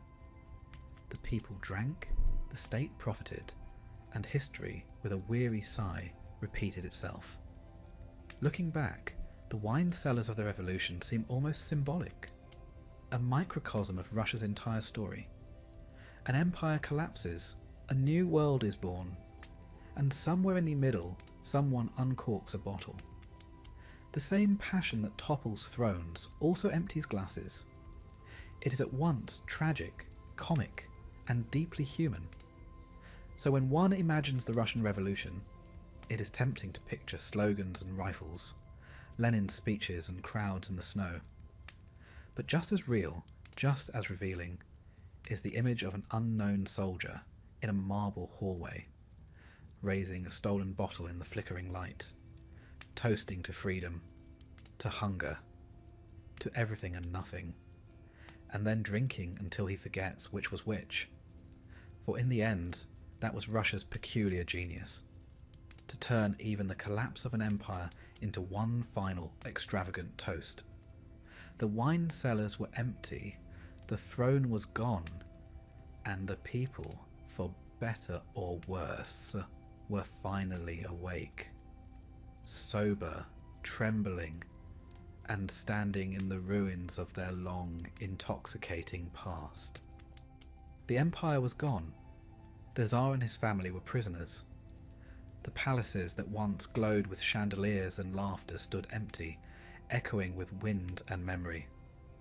Russia had drunk deeply, of vodka, of revolution, of hope, and now came the hangover. The sobering years that followed were not measured in hours, but in decades. The Bolsheviks inherited a nation in ruins.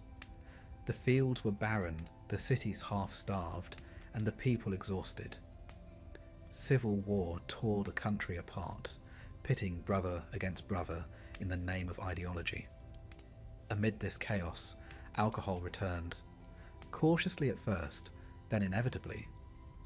For all the new slogans about purity and discipline, vodka proved harder to defeat than any army. It had survived tsars, wars, famines, and now it would survive the revolution. Lenin loathed it. To him, vodka was not merely a drink, but a symbol of everything rotten in the old order: servitude, ignorance, and weakness.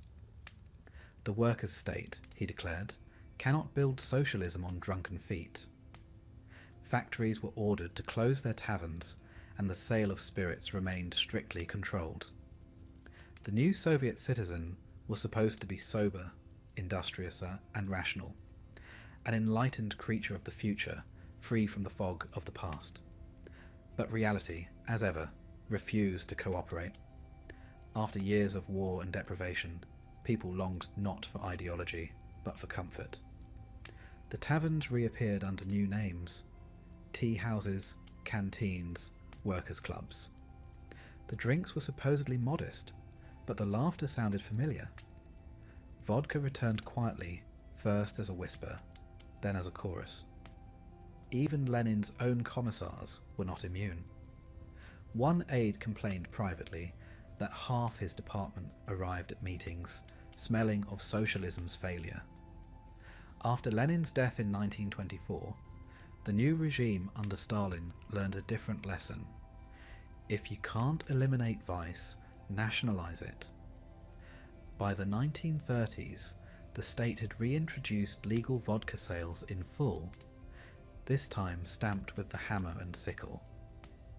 The profits went not to the Tsar's treasury, but to the 5-year plans: tanks, railways, steel. The logic was the same as ever.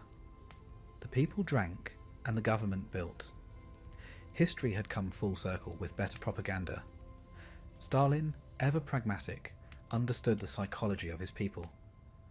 Vodka was not just a drink, it was a ritual of endurance. The worker toasted survival after 12-hour shifts. The soldier toasted victory, and the bureaucrat toasted his own caution. The old toasts to the Tsar had become to Comrade Stalin, but the burn was the same. In the Soviet Union, vodka once again became a national glue, binding the empire together in shared numbness. And yet, beneath the official triumph, the damage lingered. Generations had grown up in the shadow of addiction. Families fractured, productivity faltered, and the myth of the drunken Russian became both a stereotype and a tragic truth.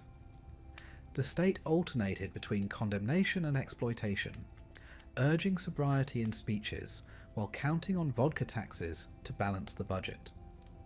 One might say that the Soviet system, like its imperial predecessor, ran on equal parts ideology and ethanol. During the Second World War, vodka regained its old status as both comfort and courage. Soldiers on the Eastern Front received a daily ration, known affectionately as the Frontovaya 100 gram, 100 grams per man. It steadied nerves, sterilised wounds, and turned fear into laughter. For many, it was the only warmth available. The Red Army advanced westward on bread, bullets, and spirits, leaving behind empty bottles and victory banners. After the war, the Soviet Union rebuilt itself with the same grim determination, and the same reliance on the bottle. Factories expanded, cities rose, and vodka flowed through them like a quiet current. Official campaigns against drunkenness came and went, each one collapsing under its own hypocrisy. Khrushchev blamed alcohol for inefficiency. Brezhnev ignored it.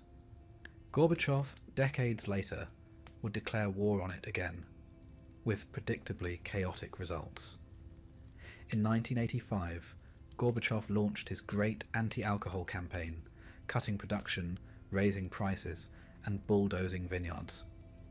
For a moment, it seemed history might repeat itself. And it did. Spectacularly. Within months, moonshining returned on a massive scale. Sugar shortages, corruption, and black markets flourished. The Soviet budget, deprived of alcohol revenue, wobbled dangerously. Just as Nicholas II had learned in 1914, sobriety was ruinous business. By the time the campaign ended, Gorbachev's approval had evaporated faster than cheap spirits in summer. It was a pattern stretching across centuries, moral zeal colliding with economic necessity, idealism drowning in vodka's clear, merciless tide. Tsars, commissars, reformers, all had tried to tame the drink, none succeeded. Each believed they were mastering a social ill, but what they were really confronting was something deeper, a culture shaped by endurance. In a land of long winters, short harvests, and endless burdens, vodka had become not indulgence, but anesthesia. It dulled suffering, filled silence, and turned despair into song. Foreign visitors continued to puzzle over it. Some saw only excess, others a strange poetry. The French writer André Gide, visiting the Soviet Union in the 1930s, remarked that vodka is the one true equality in Russia. It humbles the strong and raises the weak. He was not wrong. Across villages and cities, from the Tsar's courtiers to factory workers, drink had been the one shared experience, uniting a people too divided by everything else. Today, Russia still bears the marks of its centuries-long intoxication. The taverns of the past have become bars and kiosks. The K-backs have turned into kiosks on cold street corners. The laughter is the same, if more weary. The old toast, Na Zdorovye, endures, though now it carries the weight of history. What began as a medieval curiosity, a distilled grain spirit brewed in monasteries, had grown into a force that shaped empires. It financed wars, softened rebellions, and numbed centuries of hardship. It united and destroyed, comforted and corrupted. Even revolutions, which sought to destroy everything that came before, could not resist its pull. And yet, for all the tragedy, there is something deeply human in it. The story of Russian vodka is not merely one of vice, but of survival. In the frozen heart of empire, where life was often brutal and joy scarce, a small glass of warmth became a kind of prayer, not to God, not to the Tsar, but to endurance itself. So when history looks back on the empire that fell, perhaps it will remember less the battles and decrees, and more the simple act of a peasant raising a glass by the fire, murmuring a toast to nothing in particular, to health, to peace, to tomorrow. That, in the end, was the spirit that both built and broke the Russian Empire. The hangover of history is a long one. It lingers in memory, in culture, in the quiet resignation of a people who have seen too much. And somewhere in that vast, snow-covered country, as evening settles and frost gathers on the windows, someone still pours a measure of clear spirit, lifts it to the light, and whispers the oldest toast of all, to survival. The glass catches the glow of the fire. The air fills with warmth. And for a moment, brief, fragile human, Russia remembers what it means to feel alive.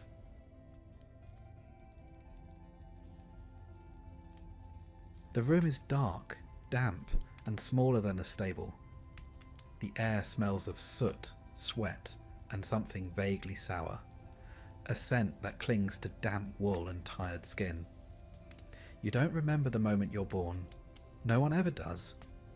But you're told it happened quickly. Your mother screamed, your father paced, and the village midwife muttered prayers over your slippery head as she coaxed you into the world by candlelight. You arrive into a world already claimed by the church. Before your eyes can properly see, before your tiny mouth can form its first blasphemy, the priest is summoned. He's an old man with bowed legs, coarse fingers, and a fondness for ale and authority. He grumbles about the early hour, but arrives anyway, as he always does. Your parents know the rules. Infants must be baptized as soon as possible. The soul, they say, must not spend a single day outside the grace of God. The threat of limbo hangs like fog over the thatched roof. Water is drawn, cold, probably a bit dirty, and the priest traces the sign of the cross on your forehead. He mumbles Latin you don't understand and pours holy water over your scalp. It's more of a splash than a sprinkle. You cry. Everyone relaxes. That's a good sign. The priest declares your soul now belongs to God. Your mother clutches you, exhausted, while your father thanks the priest with a coin he can't afford to give. Just like that, you're no longer simply a child. You're a Catholic. The rite of baptism isn't optional in your world. It is the first ritual in a long string of obligations. The first link in the lifelong chain the church wraps around you, link by link, ceremony by ceremony. Without baptism, you are nothing. Worse than nothing. You are unsaved, unprotected, unacceptable. Should you die unbaptized, even before you've had the chance to sin, you'd be sent to a place neither heaven nor hell. A theological waiting room where souls simply linger. No one understands limbo fully, but everyone fears it. And in a village where death visits often and without warning, from fever, famine, or the wrong mushroom, there's no room for uncertainty. So you're baptized before your mother can even walk across the room. Your soul is washed clean before you ever had the chance to dirty it. They even pick your name from the saint's calendar. You weren't going to be named after your grandfather no matter what he thought. Your godparents stand behind you during the rite, looking solemn and mildly confused. Their duties are unclear but spiritually binding. Should your parents die, not unlikely given the mortality statistics, your godparents are expected to raise you in the faith. Not feed you or clothe you necessarily, but make sure you keep going to church. You wonder later in life if they'd have done it. Maybe. If the crops were good that year. As you grow, you notice that the church is not simply part of village life. It is village life. Its bell tolls set the rhythm of your days. Its calendar dictates when you can feast and when you must fast. Its priests are the only literate men in a world where even the local lord signs his name with a shaky X. The church knows what happens to your soul, how to cleanse it, how to charge for the cleansing, and exactly how guilty you ought to feel about everything. The wooden crucifix in your family's cottage looms large. Jesus, nailed, bleeding, sombre, watches your every movement from above the hearth. No one ever explains why the Son of God must always look like he's having a particularly rough afternoon. But the message is clear. Someone suffered for your sins, even if you haven't committed any yet. You learn early that guilt is a kind of inheritance. Like the family goat, it's just handed down whether you want it or not. When you begin to speak, your mother teaches you the Lord's Prayer before she teaches you to count. You learn it by rhythm, not meaning. You mumble it with your hands clasped and your eyes squinting, hoping the effort alone counts. Latin phrases are everywhere, carved into the church walls, muttered by the priest, embroidered into altar cloths. But you don't know what they mean. It's God's language, you're told, which means you're better off not understanding it. The first time you step into the church, you're too young to remember it. Your parents carry you in, freshly baptized, wrapped in linen, a spiritual receipt in your soul.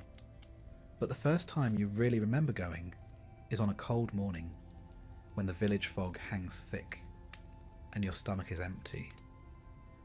The stone church is cold, the benches are hard, and the priest is somehow both quiet and long-winded. You sit still because you're supposed to, because God is watching, or because your father is. The church itself is the only stone building in the village. It smells of beeswax, mildew, and centuries of whispered fears. There are painted walls you can't read, and wooden statues that seem to stare back. Somewhere near the front, there's a carved scene of the Last Judgment, sinners tumbling into a monstrous mouth full of teeth and fire. You're too young to understand, but not too young to be scared. That's the point. The priest tells your father that fear of hell is healthy for children. It keeps them good. You wonder what kind of child needs nightmares to behave. Then again, you once tried to steal an apple from the Lord's orchard and tripped into the mud before you got 2 steps. Maybe God pushed you. As you begin to age, all of 5 or 6 winters, you start noticing more. The bells that signal Mass, the hush that falls when the priest enters, the way your parents stiffen when his gaze lands on them, the quiet mutter of penance after communion, whispered like someone's trying to fold a secret in half, and always, always the reminder that the church brought you into this world and will be there to usher you out. Even the days of rest are his. Sunday is not for lounging, it's for Mass, for kneeling, for long readings in a language no one in your family speaks. You learn the patterns anyway. When to sit, when to bow, when to look like you're praying, even if you're just wondering what's for supper. A small grumbling part of you wonders why heaven requires so many rehearsals. By the time you're old enough to do chores without supervision, you've already learned that God is everywhere. He's in the storms that drown the barley, in the silence after your mother coughs, and in the eyes of the priest who never blinks long enough. You hear whispers of saints and demons, relics and sins, indulgences and miracles. You don't understand most of it, but you don't question it either. That's what gets people burned. Still, there are moments of comfort. The way candlelight flickers against the stone walls. The soft chant of a hymn you don't know but feel anyway. The smell of bread at Easter Mass. The small mercy of being reminded, once in a while, that not everything sacred is terrifying. Some of it is just quiet, and kind, and warm. But those moments are rare. Most days, the church feels more like a gatekeeper than a shepherd. You are born into its arms, but also its grip. You begin to sense, even as a child, that this isn't a place you enter. It's a place that never leaves you. Baptism may have saved your soul, but it also marked you. A mark that says, you belong to us, forever. And when the priest looks at you during Sunday service, eyes unreadable beneath his drooping brow, you believe it. They say the soul is light as breath. But from the moment yours was dipped in holy water, it's carried a certain weight. Not evil, not cruel, just constant. A low pressure on the chest, a slow whisper in the ear. The church will guide you, judge you, punish you, and praise you, all in equal measure, and all from the moment you entered the world, born with nothing, baptized with water, owned by God.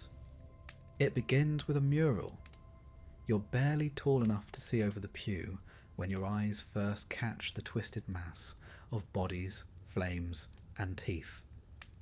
Painted high on the wall, right above the altar, is a great gaping mouth, open wide, impossibly wide, with jagged yellow fangs stretching into shadows. Inside the mouth are people, hundreds of them, naked, screaming, clutching at each other, tumbling into the throat of a beast you've never seen in nature, but understand instinctively. This is what waits if you misbehave. Welcome to church. You tug on your mother's sleeve. She doesn't look. Everyone's facing forward. The priest's voice drones in Latin, a language that means something to God and absolutely nothing to you. But the painting makes its point without translation. Hell is real. It has a mouth, and you are precisely the right size to fit inside it. From that moment on, you see signs of damnation everywhere, in stone carvings, in stained glass, in wooden statues that seem to glare at you even when your eyes are shut. One particularly horrifying window shows a man being spit roasted by demons, who look as though they're enjoying their work far too much. Another sculpture near the door shows a soul being weighed against a feather, with a scowling devil ready to pounce should things go poorly. You've never felt so heavy in your life. Fear, you quickly learn, is part of the service. Hell isn't just a place, and it's a presence, a looming possibility, a word that makes grown men flinch and children sleep with one eye open. The priest doesn't avoid the subject. In fact, he rather enjoys it. He preaches of it regularly, painting pictures with his voice that rival the frescoes in detail. Fire that doesn't consume, pain that never ends, worms that feast forever. Eternal suffering. All because you coveted your neighbour's goat or rolled your eyes at your mother's stew. You start keeping a mental list of your sins. It grows quickly. The church teaches that even thoughts can condemn you.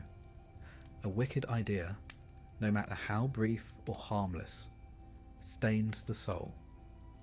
So when you catch yourself daydreaming during Mass, or muttering under your breath when you're told to scrub the floor again, you panic.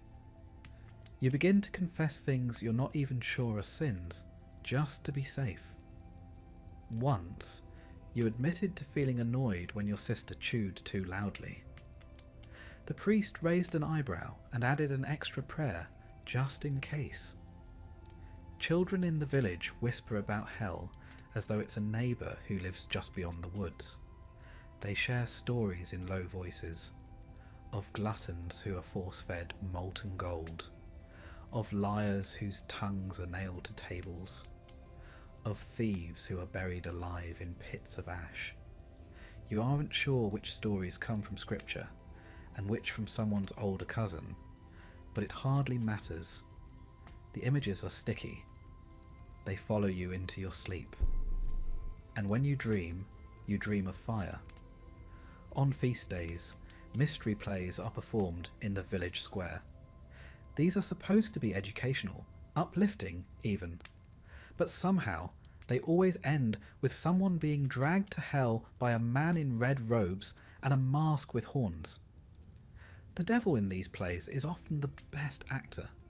He struts, he grins, he sings. He's the only one who seems to be having any fun. Until, of course, he drags a merchant or a wayward nun into a painted pit, and the crowd gasps and clutches their crosses. You do too. Every time.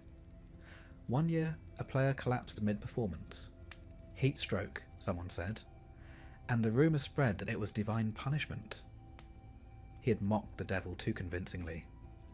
The priest didn't confirm or deny it, which, as you've learned, is his favourite way to say yes. The worst part is how normal it all feels after a while.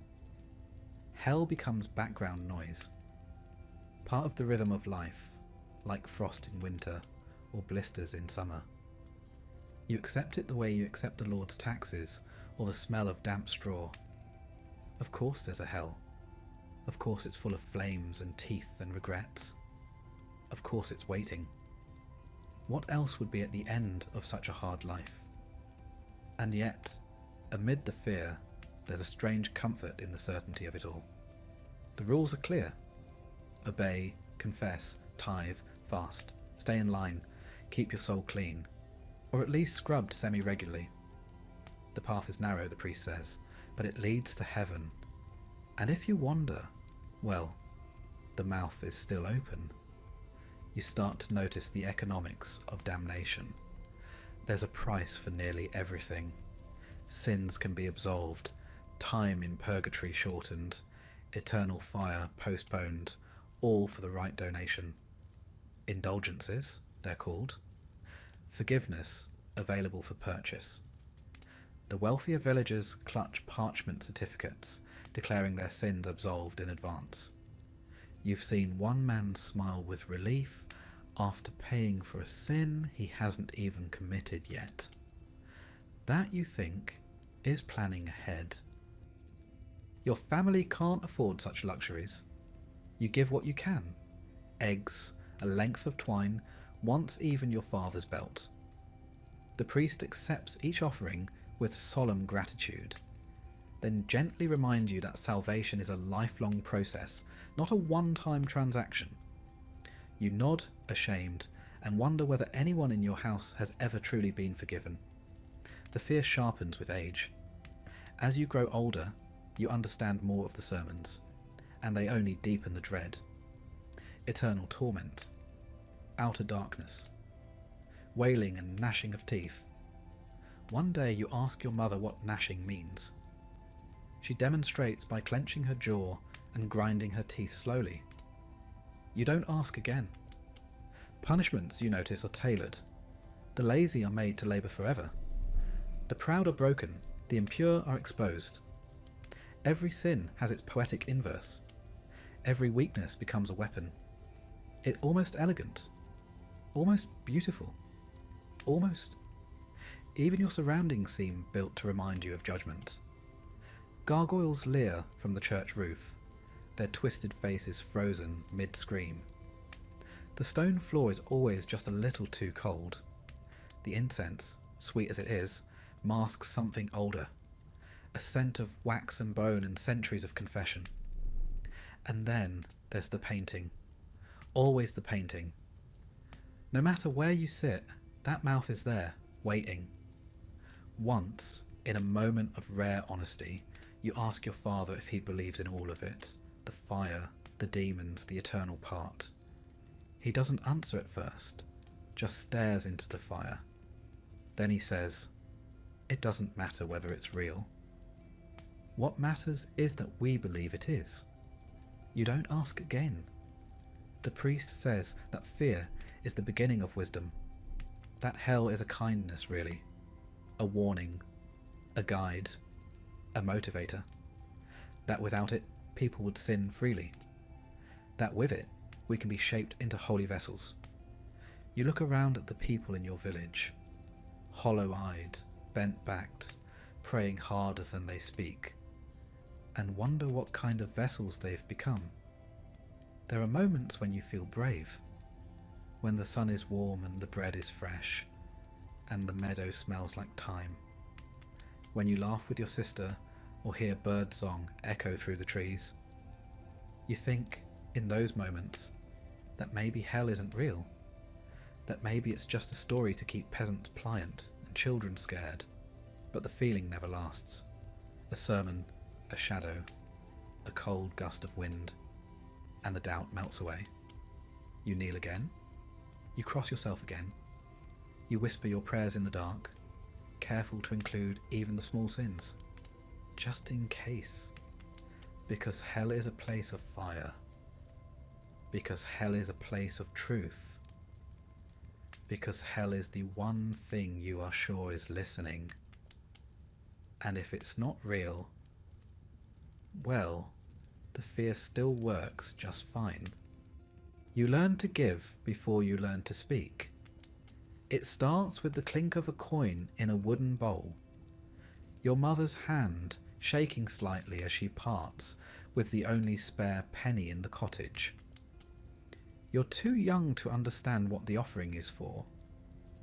You think maybe it's a toll, like the one at the bridge, or payment for using the church's fire. It isn't until years later that someone explains, the church needs it. For candles, for wine, for your soul. Of course, your soul never asked for any of these things, but it's apparently the sort of guest who racks up a bill without mentioning it. Every Sunday, the bowl goes around. Sometimes it's a basket, sometimes a box. It doesn't matter. It comes to you all the same, slow, expectant, quiet as a tax collector with good posture. Everyone sees what you give, and what you don't. The shame of an empty hand, even when your pockets are empty too, is its own kind of punishment.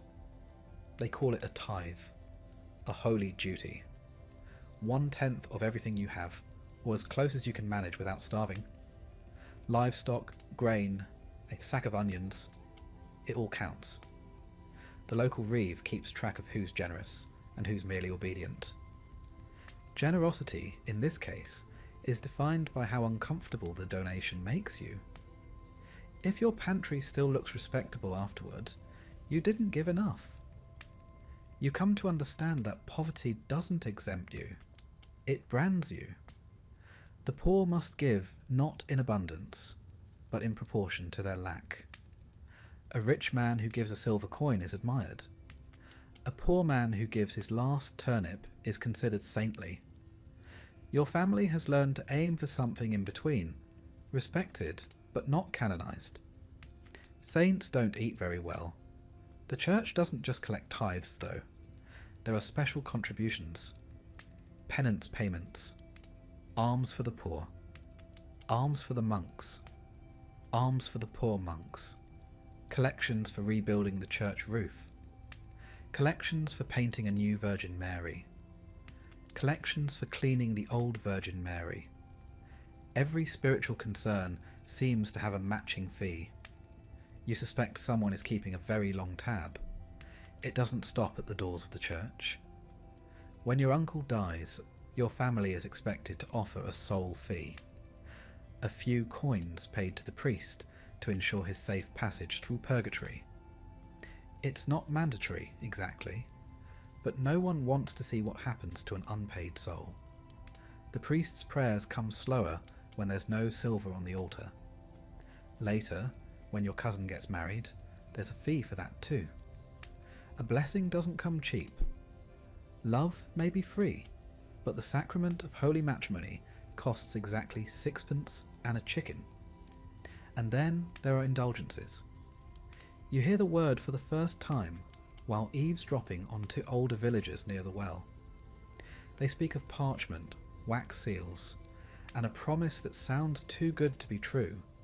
Sins forgiven in exchange for coin. It sounds like something a market huckster would shout from behind a cart, but when you ask the priest, he nods solemnly. Yes, he says, the Church, through its infinite mercy, offers forgiveness for donations of sufficient sincerity. And if your sincerity happens to be measured in shillings, well, who are we to question divine arithmetic? Indulgences become a quiet obsession in the village. People speak of them with envy and awe. A neighbour shows off his parchment like it's a relic, a declaration that his recent anger, gluttony, and unspecified travel behaviour are now forgiven. You can't read the Latin, but the seal looks official. He walks taller afterward. Your family cannot afford indulgences, but your father tries once, after a particularly severe illness, one that leaves him pale and shaking for days. He stumbles into the church with half a sack of barley and a carved token meant to resemble St. Cuthbert, though it mostly resembles a badger. The priest is polite. The offering is accepted. Your father says he feels lighter. He doesn't specify whether he means spiritually or because he gave away half his winter storage. You begin to grasp the logic. Guilt is a currency. Fear is an investment. And salvation is not unlike a transaction at the market. Everyone pays. The rich pay visibly. The poor pay painfully. The Church also knows how to sweeten the deal. Once, a friar comes to your village selling relics. A splinter of the true cross, a scrap of the Virgin's veil, a bone that may or may not have belonged to St. Peter's donkey. Each comes with a price. Each promises blessings. People gather to touch them, to kneel, to murmur prayers. One woman weeps openly while holding what she's told is a vial of Christ's breath. You're not sure how one bottles a breath, but no one dares ask. The friar leaves 3 days later with a full satchel and a fresh horse. Even children aren't spared. You're taught from a young age to give what you can. A small coin, a portion of your bread, an hour of labour sweeping the church steps. It's good for your soul, they say. It builds character. And besides, you're lucky. Some children are given to the church, permanently. There's a family in your village who gave up their third son to the monastery. Couldn't feed him, couldn't keep him. Now he's clean, fed, and reportedly very good at Latin. His mother cries every feast day. His father never speaks of it. When you pass the monastery on long walks, you glance at the walls and wonder if he thinks about the fields he left behind. Once, you ask the priest what the church does with all the things it collects. He smiles and gestures vaguely toward heaven. The Lord keeps accounts, he says. You nod, unsure whether that's a metaphor or an administrative procedure. Either way, the ledger seems to grow longer by the day. The church reminds you often that this life is temporary. That comfort now may cost you later. That it is better to suffer in this world than the next. It's a hard thing to hear when your boots are leaking and your stomach groans like a dying cow. But it's also oddly motivating. Misery becomes noble. Hunger becomes holy. And generosity, even if born from fear, is treated like virtue. Still, there are moments when the burden feels absurd, like the time your mother dropped a coin meant for the offering plate and it rolled under the pew. She spent the entire Mass on her knees, not in prayer, but trying to reach it without drawing attention. She got it back eventually. It was given, polished with sleeve, with a trembling hand and an apology. You've never seen her look more devout, or the time a neighbour brought an offering of eggs, only to have one break in the basket. The smell during communion was memorable. The priest insisted it was a lesson in humility. Others suggested the lesson was in reinforcing your baskets. Another time, the village baker attempted to give loaves made from last year's flour. The priest accepted them, but later reminded the congregation that the Lord prefers first fruits. The baker never made that mistake again. His next donation was fresh, soft, and notably missing from the shop shelves. There's humour in all of this, if only because the alternative is weeping. A sort of grim laughter shared among villagers who know the game is rigged but play it anyway. The church is the only path to salvation, and that path is lined with toll booths. You don't complain, you pay, you nod, you hope, because one day it will be your funeral. Your soul will hover, uncertain, and someone will stand at the altar with a coin in hand, a last payment, a final bribe, and you'd like that person to have something to offer, even if it means going hungry now, even if it means handing over your last hen, your last hope, your last bit of pride. Because when heaven's gate is locked, you pray it's not your name that's missing from the guest list, but the donation.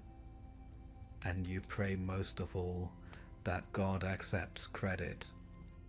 You are 7 when you first shuffle into the dark wooden box at the side of the church. You've never been inside it before, but you've seen others go, and you've seen how they emerge after, quiet and small, eyes cast down, sometimes red-eyed, sometimes oddly peaceful. No one explains what you're meant to do, not properly, but it's your turn now, so in you go. The priest's voice seeps through the wooden lattice like wind through a cracked shutter. Speak, my child. You freeze. The silence stretches. Then you mumble something about stealing an egg, even though you're not sure you did. Maybe you thought about it. Or maybe you just watched someone else do it and didn't speak up. Either way, it's the best you've got. He sighs, long and low, and tells you to say 3 paternosters, 2 Ave Marias, and try not to let temptation win next time. You nod, even though he can't see you, and stumble out into the church's main hall, blinking as if you've emerged from a cave. Thus begins a lifetime of confession. You learn quickly that confession isn't just for murderers and thieves. It's for everyone. Everyone sins, even when they don't mean to, even when they don't understand how. You've heard that failing to fast properly on a feast day is a sin. Missing church is a sin. Speaking harshly to your mother is a sin. Thinking lustfully about the thatch roof girl with the crooked teeth might be the worst sin of all. And so you confess, week after week, sometimes with conviction, sometimes with imagination. Your village isn't particularly sinful if you measure it by violence or crime, but by church standards, it's positively writhing with corruption. Old Jorik the Smith grumbles about indulgences again and again, but he still lines up with the rest of you for weekly penance. Ellen, the brewer's daughter, is in there so often you wonder if she rents space in the confessional. You once saw your father walk in looking stern and walk out looking hollow, like something had been wrung out of him behind that little screen. You're not supposed to talk about what's said in there, but everyone gossips anyway, and everyone lies, just a little. No one admits it, of course, but you know it happens. How could it not? Who wants to admit to envying a neighbour's plough? Who wants to say aloud they touched themselves beneath the hay when they were supposed to be hauling water? You once tried to confess a dream. You weren't sure it was a sin, but it felt like one. The priest told you dreams don't count unless you enjoy them too much. You're still not sure what that means. By the time you're old enough to understand Latin phrases and church teachings, at least the ones the priest decides are fit for a peasant's ears, you realise that confession isn't really about telling your sins. It's about feeling them. Regret, shame, guilt. These are the tools with which your soul is chipped into shape. The priest is just the sculptor. Or perhaps more accurately, the man who collects the chisel marks and reports them back to God. The confessional itself becomes oddly comforting. It's one of the few places in your life where you can speak without interruption, without judgment, or so they say.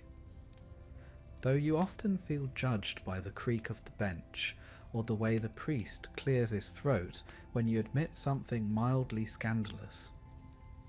There was the time you said you harboured dark thoughts about kicking your neighbour's goose. The priest paused so long you thought he might call for backup. You begin to notice patterns. Some sins are met with a gentle nod and a quick penance. Pride, laziness, forgetting to say grace before supper. Others, like envy or impure thoughts, earn a slower voice, a more solemn tone, and sometimes a lecture. Anything to do with lust is treated as though it personally offended the Virgin Mary herself. And then there are the sins you didn't even know were sins until someone else got punished for them. Gossiping during Mass. Using the Lord's name while chasing a runaway pig. Missing a fast day because you didn't know it was a fast day. Each mistake is a reminder. The Church keeps the rule book, and it's updated regularly. Sometimes you run out of things to confess. It's a quiet week. No one's died, no one's fought. You haven't stolen or lusted or lied. And so you start inventing small things. You claim you were impatient with your sister. You muttered something rude about a local monk. Once, you confessed to taking more than your share of pottage, even though you gave half to a dog with sad eyes. Better to confess something than nothing. Better to appear sinful than to risk appearing arrogant. That too is a sin. Over time, your relationship with confession becomes complicated. You wonder how the priest knows what sins are truly worthy of fear and which are merely frowned upon. You wonder what he does with all that knowledge. Does he forget it instantly, wiping it away like dust on a windowsill? Or does he store it, stacking each whispered guilt in neat little piles inside his mind? You know he's just a man. You've seen him nod off during homilies. You've seen his boots patched with leather like everyone else's. Once, you saw him drinking ale behind the sacristy, cheeks pink and eyes glazed, and you wondered if he had someone to confess to. Sometimes, the confessional smells of beeswax and incense. Other times, it smells of sweat and damp wool. Always it smells like something old and private, like a place too used to secrets. You hear rumours of public confession in bigger towns, of sinners kneeling before whole congregations, sobbing their sins to rows of judgmental eyes. You thank whatever saint looks after small villages that yours doesn't practice such humiliation. Not yet, at least. When you're older, you learn about penance that isn't just prayers. There are stories of men forced to crawl on hands and knees to the altar, of women forbidden from speaking for a week, of entire families made to give up a prized pig to atone for a single misdeed. The weight of sin, it seems, can be measured in livestock as well as sorrow. And yet, despite all this, the shame, the guessing games, the occasional creative embellishments. You keep going. Every week, every season, every year. Because no matter how tiresome it gets, no matter how repetitive or surreal or uncomfortable it feels to murmur a litany of personal failings into the ear of a man who once farted during Vespers, you're afraid not to. Because if you stop confessing, your sins will pile up. And if they pile up too high, they'll drag your soul down. That's what you're told. That's what you believe. And maybe, just maybe, there's comfort in the ritual.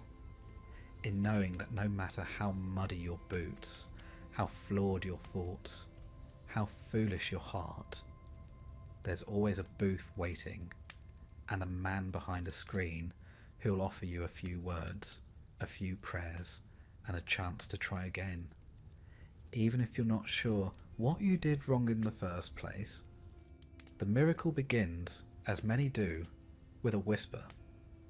You're out mending the fence that barely keeps the goats from eating your neighbour's turnips when word spreads. The statue of the Virgin in the chapel down the road has wept. Not just moisture. Tears. Real tears, they say. Wet, glistening, human tears rolling down her cheek. You pause, squinting into the sun. Is it true? Does it matter? You feel your legs begin to walk before your mind catches up. In a village with few excitements and even fewer diversions, a weeping statue is cause for a pilgrimage, even if that pilgrimage is only half a mile. By the time you arrive, the chapel is crowded. Everyone seems to be leaning inward, craning necks, stepping on each other's toes for a glimpse of the miraculous. The air smells of hay, breath, and incense. Someone's lit a thurible swinging smoke, like it'll help make sense of it all. You can't get close enough to see the tears yourself. A man swears they've dried up. A woman says she saw them with her own eyes, clear as spring water. Someone else says they weren't tears but blood. Another insists it was oil, sweet and fragrant like pressed olives from the Holy Land. The statue just stands there, as stony and unbothered as ever. Still, a miracle is a miracle. Whether you saw it or not hardly matters. The priest is already speaking about how it's a sign. A warning perhaps of sin in the village, or maybe a blessing for the faithful who've remained pure. It depends on the sermon, it always does. Miracles, you find, are rarely convenient things. They tend to arrive when people are already hungry, or tired, or busy. They demand attention, devotion, a bit of coin for the poor box, and sometimes a candle you can barely afford. But no one dares question them aloud. That would be impious, disrespectful, dangerous even. And yet, inside you, the doubt creeps in like a draft through the chapel door. The church has always traded in the wondrous. From saints who levitate to relics that glow, medieval Christendom was built on more than just scripture. It was built on spectacle. In an age where literacy was rare and science was indistinguishable from sorcery, these wonders were not only believed, but expected. You remember your uncle swearing that St. Margaret once helped his cow give birth after a desperate prayer. He said he saw a glowing light in the barn, right above the hay, and then, miracle of miracles, the calf slid out, healthy and bawling. You also remember your uncle was drunk for most of Lent, but even the sober speak of such things, of saints who bled for the sins of others, of monks who healed with a touch, of bones that never decayed. The stories grow with each telling, details added like seasoning to pottage, just enough to make them palatable. You once saw a traveller arrive with a splinter of the true cross. He kept it in a little glass tube, sealed with wax and surrounded by gold filigree. He said it came from Rome, and that the Pope himself had blessed it. For a small donation, you could kiss it and receive a full indulgence from minor sins. A few women wept. One man fainted. You gave 2 pennies and tried not to think too hard about where one might find that many splinters of a single cross. The relic trade is booming, or so they say. Every church wants one. A sliver of bone, a drop of blood, a sandal worn by a saint, a tooth, a finger, even a feather from the angel Gabriel himself. Some relics sit in fine reliquaries of silver and gold. Others are wrapped in cloth and kept in locked boxes, only brought out on feast days. You once queued for 3 hours to see the severed hand of St. Alban. It looked suspiciously like a chicken wing, but no one said so. Miracles, of course, are good for business. They draw crowds. Crowds bring offerings. Offerings mean candles are lit, incense burned, and the coffers of the church jingle with a bit more weight. A weeping statue here, a healing spring there. It all feeds the machine of faith. But there's a deeper reason the church needs miracles. You see, they're proof. Tangible evidence that heaven still watches, still intervenes, still punishes and forgives. For people like you, who live in a world of mud and toil, who bury half their children before they can walk, who bleed and sweat and break, miracles are hope. Shaky, flickering hope, like the flame of a votive candle in a wind-blown chapel. And so you learn not to ask questions. Not out loud, not in front of the priest. Certainly not near the bishop. You nod solemnly when a tale is told. You make the sign of the cross. You whisper your prayer.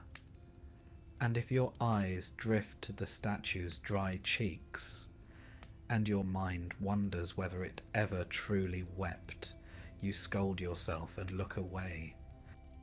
Sometimes, at night, you stare at the ceiling of your hovel and think about St. Cuthbert, who was said to have turned back the sea with his staff, or St. Julian, who cured a man of leprosy with a kiss.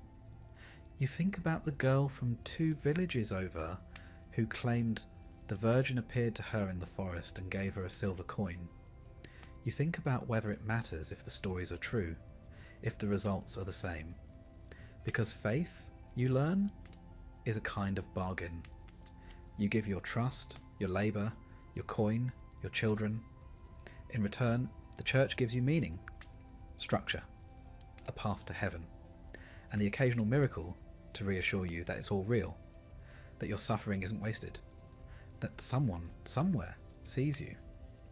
Once, during a particularly bad year, the crops rotted, the rain came late, and your cousin died of something that made his skin blacken. You saw another miracle, or thought you did. A bird flew into the chapel during Mass, circled the altar, and then vanished. Vanished, not out the window or through the door, but right in mid-air. That's what you told yourself. That's what others said too. The priest claimed it was a sign from God. A good one, he said, and then he asked for donations. You gave a copper penny and a sideways glance. Later, while hauling water, you confessed to your neighbour that you weren't sure the bird vanished. Maybe it had flown into the rafters. Maybe you were imagining things. He didn't respond. Just gave you a look. A very particular look. And you realised it was better to keep such thoughts to yourself. Not long after, that same neighbour came down with a fever. His wife swore she saw St. Michael standing at the foot of his bed, sword drawn. He recovered. Slowly, but he recovered. Another miracle. You didn't say a word. Because in the end, doubt is a quiet thing. It doesn't shout, doesn't argue. It just sits beside you, unnoticed by most, like a tired dog at your feet. You may not feed it, but it's always there. And so you live with miracles. You nod and bow and cross yourself when they happen. You light your candles. You touch the relics. You listen to the tales of weeping statues, glowing bones, and saints who walk among the barley fields in the moonlight. You believe mostly. Enough to get by. Enough to sleep at night. Because even if the miracles are false, the hope they offer is real. And that, you think, might be miracle enough. You don't remember deciding to give your child to the church. Not exactly. There wasn't a moment with trumpets and candles where you handed him over like a loaf of bread on the altar. It was slower than that. Like water creeping through a crack in the wall, it just happened. The idea was planted early, when he was still small enough to sleep on your chest. Such a good child, the priest said one day. So quiet, so obedient. A soul like that would do well in God's house. You nodded, unsure what he meant. But the seed was sown. By the time your boy was old enough to feed chickens and trip over his own feet in the fields, the whispers were louder. "You've too many mouths," the neighbour said, not unkindly. "And the monastery needs novices." It was framed as kindness, as opportunity. One less child to clothe. One more soul aimed at heaven. A chance for him to rise above the muck. So you agreed. You said yes without ever really thinking no was an option. The day he left was overcast. Not dramatically, not like a storybook. Just grey. You dressed him in his best tunic, such as it was, and tried not to cry as you tied the belt. He asked if he'd be allowed to keep his wooden toy, the one you carved for him last Yule. You said no, the monks didn't allow toys. He nodded and looked down at the floor. The priest came for him at dawn. He smiled broad and warm, like this was a wedding instead of a goodbye. Your son walked beside him, small and silent, clutching a sack of bread and your wife's handkerchief. You told yourself it was the right thing. You told yourself it was God's will. You told yourself again and again that he would have a better life than you ever could. But it didn't feel like a blessing. It felt like loss. In the monastery, he would rise before the sun. He would chant psalms in a language he didn't understand, eat in silence, and sleep on hard boards with no fire. He would scrub floors, copy texts, and learn to fear sin in 50 new forms. If he was lucky, he'd become a monk. If not, he'd serve until his back broke and his hands curled with age, and then be buried beneath cold stone. You weren't allowed to visit. The church said detachment was holy. That love must be surrendered, like everything else. So you stayed away. But at night, when the wind howled through the cracks in your cottage, you whispered his name. You wondered if he was warm, if he missed your cooking, poor as it was, if he still remembered the lullaby your wife sang when the snow came early. Sometimes, late at night, you wonder what he dreams about now. Does he remember the village square, the feel of bare feet on packed earth, the sting of a switch when he teased the chickens? Or are his dreams filled with Latin verse and the echo of cloisters, dreams shaped by walls too smooth to climb and rules too numerous to question? In the early weeks after he leaves, you half expect to hear his voice outside the door, to see him running across the field, arms flailing, wild-eyed with regret. But it never happens. The church does not return what it claims. It sanctifies, isolates, and reforms. You've seen it before. Boys who left laughing come back years later, with flat voices and downcast eyes, their fingers moving unconsciously over rosary beads, as if afraid to forget. And there's something else that gnaws at you, deep in the marrow of your days. The sense that this wasn't truly your choice, that perhaps it never was. When the priest speaks, you nod. When he smiles, you agree. When he invokes God's will, you lower your gaze and fold your hands. Because the church doesn't need to force you with whips. It only needs to make you believe that saying no would be a sin. You begin to understand, in the quiet hours, how deeply this power runs. It's not just in the altar or the sermon. It's in the silence of every parent who lets go. It's in the hollow space at your table where a child used to sit and no one dares speak their name. It's in the way your wife folds that one extra tunic and then tucks it away, even though no one will wear it again. The priest visits a week later, smiling as always, speaking softly about God's mercy and how well your son has settled in. A natural, he says. Obedient, curious. He seems pleased, as if he's just acquired a new goat with excellent temperament. You nod and murmur a blessing, and pretend it's enough. But a small part of you wants to ask, does he cry? Does he ask about us? Does he wish he'd said goodbye? Instead you offer bread. Thin, crusty, inadequate. The priest takes it without hesitation.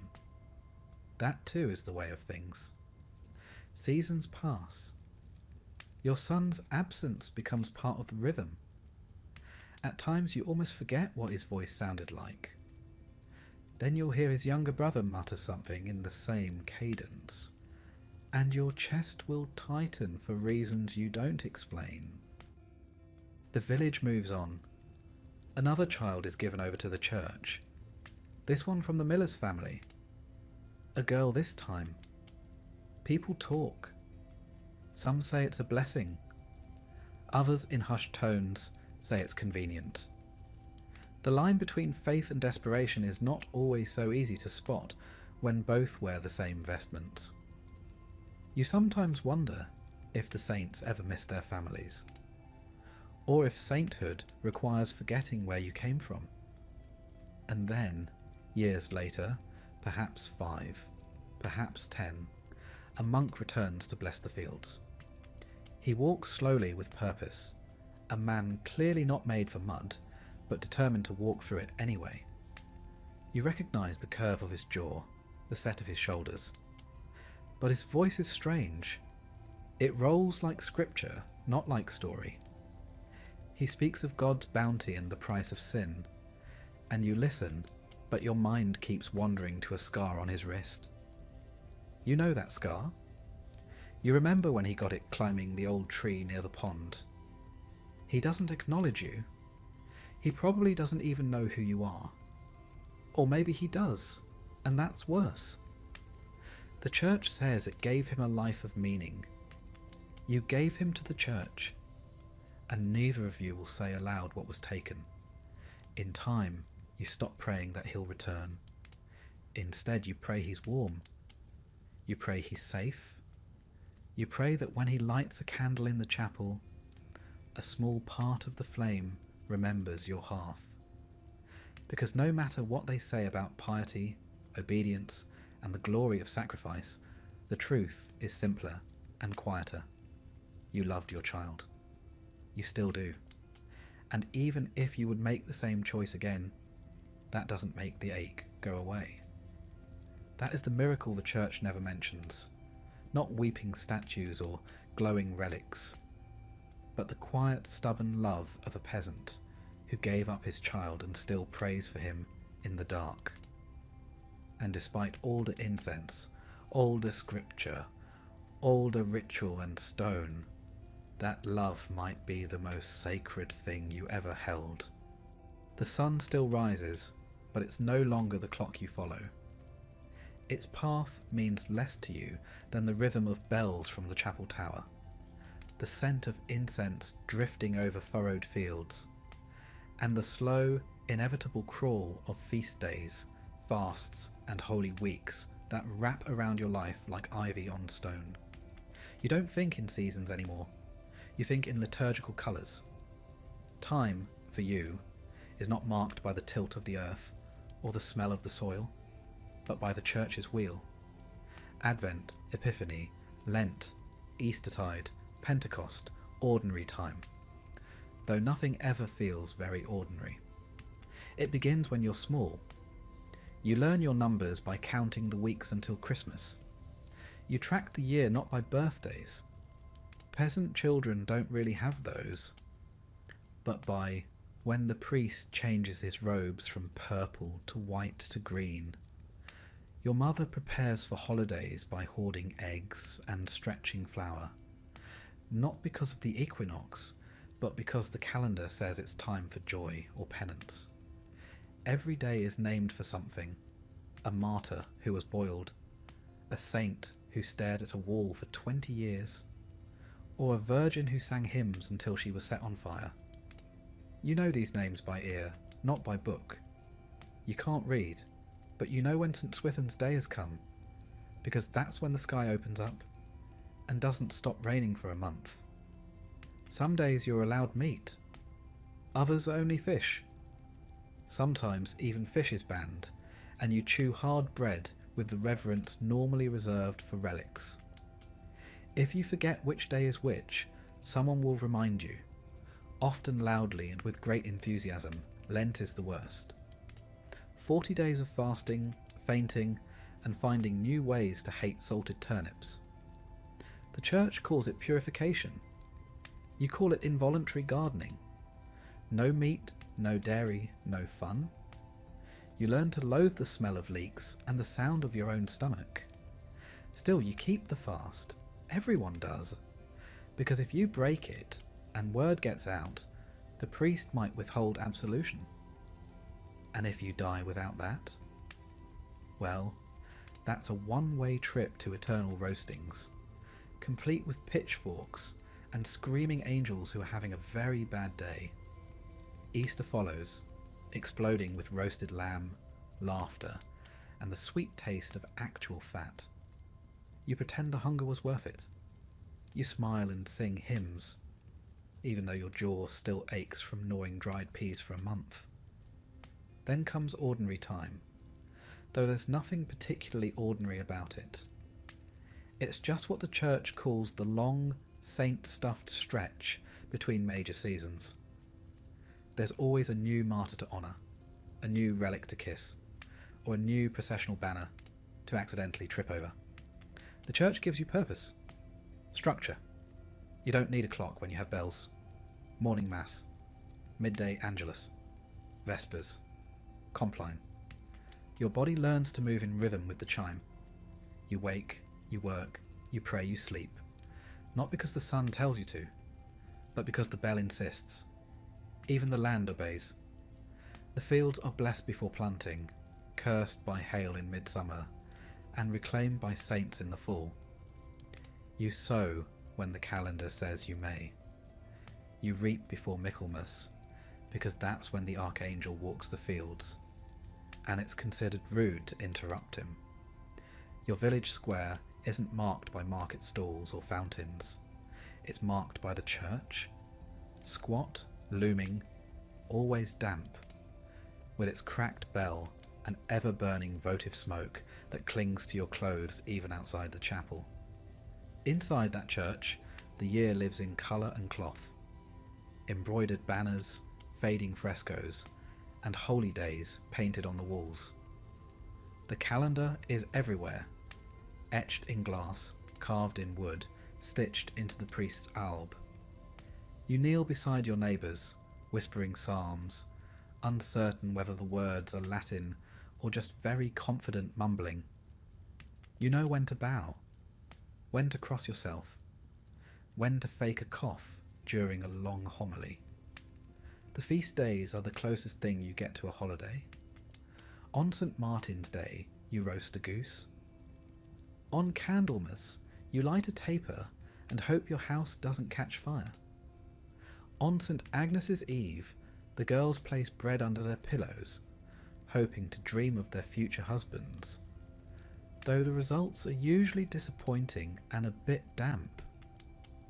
And then come the processions. Long, muddy walks behind a statue of the Virgin, or a suspiciously heavy box that supposedly contains a saint's toenail. You march barefoot, holding a candle that drips onto your wrists, singing the same song for the 10th time, because no one dares stop until the priest does. Sometimes it rains. Sometimes the relic falls. Once it caught fire. No one blamed the saint, of course. Only the boy carrying it. He still limps. Marriages are timed by the calendar. Certain weeks are banned. Too sacred for dancing. You were married the week after Whitsun, because it was the only time left that year not already occupied by penance or plagues. Even death obeys the calendar. Funerals must be approved. There are days too holy for mourning. Your uncle died on Corpus Christi, and the priest insisted on waiting until Friday to bury him, claiming it was what God wanted. The smell suggested otherwise. Then there are the minor feasts, the ones so obscure they border on surreal. St. Bega's Day, the patron of cold hands. St. Fiacre's Day, protector of hemorrhoids. You celebrate them all because it's not worth arguing, and because the villagers enjoy any excuse to light a candle and eat pie. You live like this because it's safer. To ignore the calendar is to risk your soul. To forget a fast is to risk a scolding. To celebrate on the wrong day is to invite whispered rumours and suspicious glances. The priest claims the calendar brings order. You suppose he's right. Without it, your life would just be mud, hunger, and the occasional bout of shingles. At least now, it's holy mud. Sanctified hunger. Shingles with a feast day. Still, sometimes, on the quiet days, the ones with no saints, no bells, no masses, you feel something strange. A flicker of thought, like a mouse skittering behind your ribs. What would life be like without this calendar? Without this sacred scaffolding? You never let that thought finish. Instead, you rise with the bell, kneel with the crowd, fast when commanded, feast when allowed, because your hours aren't yours.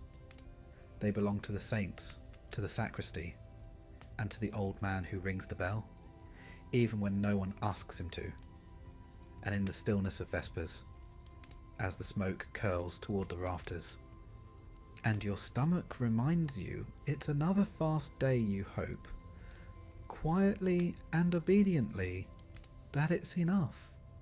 You try, you really do. You rise with the bells, you bow at the altar, you kneel when told and mumble through Latin prayers you don't understand but dare not skip. You cross yourself before meals, after sneezes, and once after a particularly upsetting dream involving Sister Agnes and a very large goat. You are, by all local accounts, a well-behaved Christian peasant. And yet, somehow, you're still doing it wrong. It turns out that following the church isn't about obedience. It's about interpretation.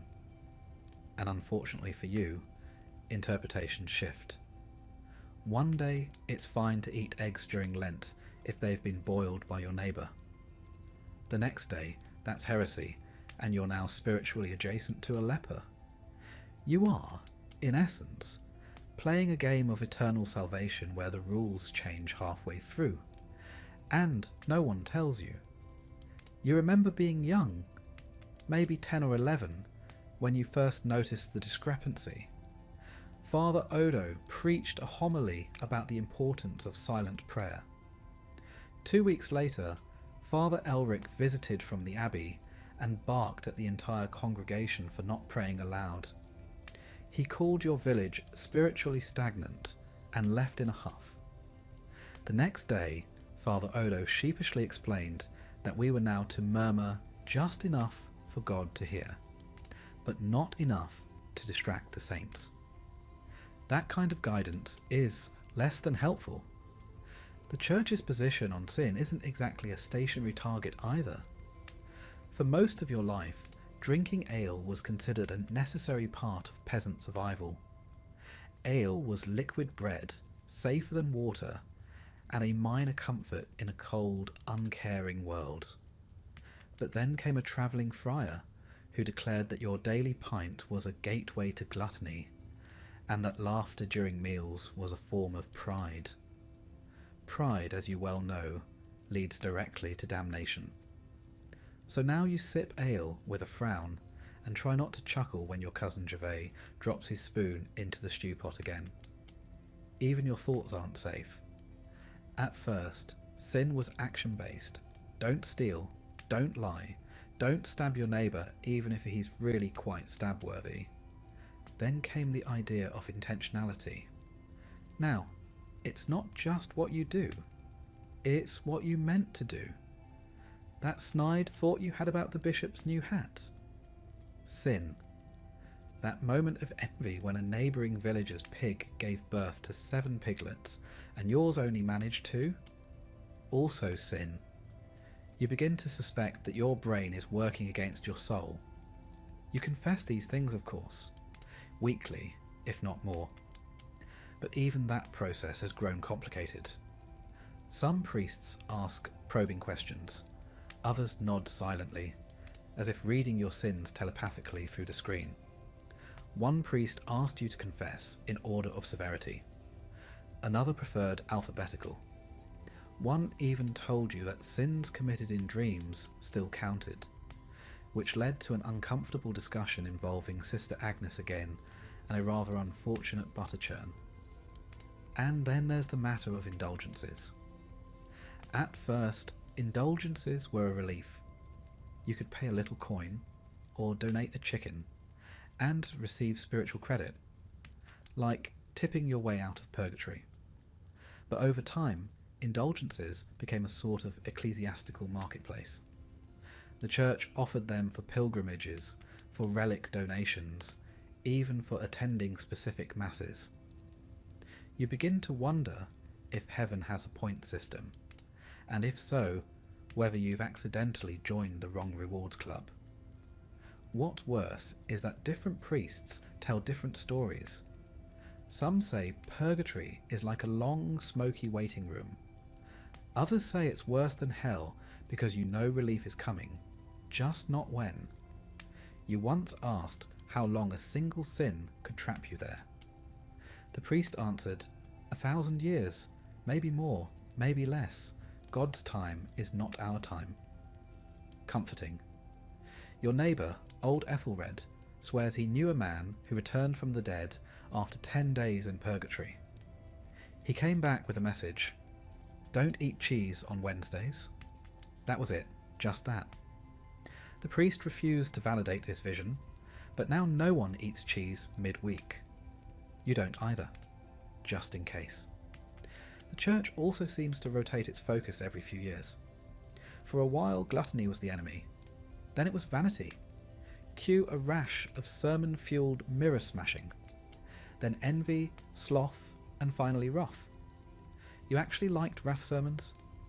They felt oddly cathartic. But now the priests seem to be circling back to gluttony again, and you're starting to feel personally targeted. Occasionally, the higher-ups host councils, enormous meetings where bishops debate the mysteries of heaven with the enthusiasm of men fighting over spoiled milk. After each council, new decrees trickle down. Suddenly, one type of bread is holier than another. Incense must swing left to right now. Saint Philomena is no longer a saint. The fasting hours change again.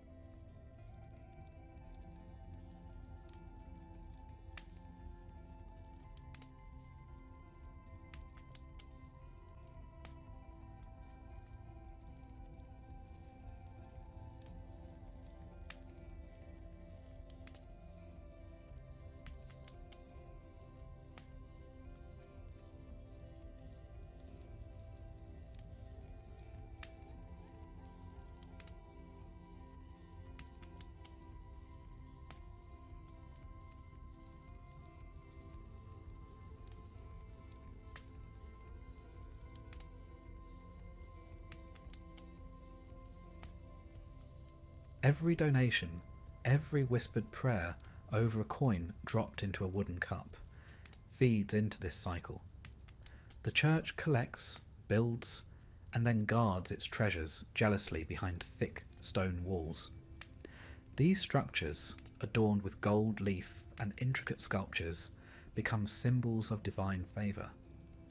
Yet as you watch from afar, you realise that the very splendour is also a chain, binding the common folk to a system that values wealth and obedience over genuine fellowship. Sometimes you wonder if the church builds these monuments not solely to honour God, but to keep the people in line. A towering cathedral, majestic and inaccessible, reminds you that while you may work the land and pay your tithe, you are forever a subject, not of a king, but of an institution, one that, for all its miracles, remains distant and unyielding. You see it in the way the priest speaks, his voice calm and measured, as though every word is designed to reassure those who dare not dream of more. And yet, there is a strange comfort in the tradition. The church calendar marks the days in a way that creates order out of chaos, even if its grand monuments are forever beyond your grasp. The structure it provides is a constant in a world full of uncertainty. You know when Lent begins. You know exactly how many days until Easter. You understand the solemn importance of feast days, even if you cannot partake fully because your stomach is too often empty. The rhythm of sacred time is as real to you as the changing of the seasons, though it obeys a different logic. You attend Mass, not just for salvation, but for the assurance that time is on your side. The bell tolls, and its sound is a reminder that you belong to something larger, that though your coin is small, it is part of a grand, unending ledger that stretches into eternity. The church builds its monuments not only on stone and gold, but on the invisible architecture of belief, the trust that even the smallest offering matters. In your daily life, you see the contrast. You're often in the fields from dawn until dusk, your hands calloused and your face weathered by sun and wind. And yet, each Sunday, you walk the short distance to the chapel, your few coins held tightly in your hand, ready to be offered. You understand that your labour and your money build not just your own sustenance, but contribute to the eternal. It is a bittersweet bargain. You give, and in return, you receive nothing tangible in your lifetime. The grand structures of the church rise far above you, their doors sealed to all but the highest ranks, while you continue to live under the same open sky. The vast looming cathedrals that you see in distant towns are both a promise and a prison. They promise a connection to something divine, a glimpse of everlasting glory. Yet they remain locked behind doors that never swing open for you. The church's monuments are built with funds collected from every village, every peasant's meagre coin offering, and every whispered prayer of hope. But they are reserved for the pious elite, the crowned, the noble, or those whose names are etched in hallowed records. And so, while you contribute every Sunday, your place in those grand halls is never assured.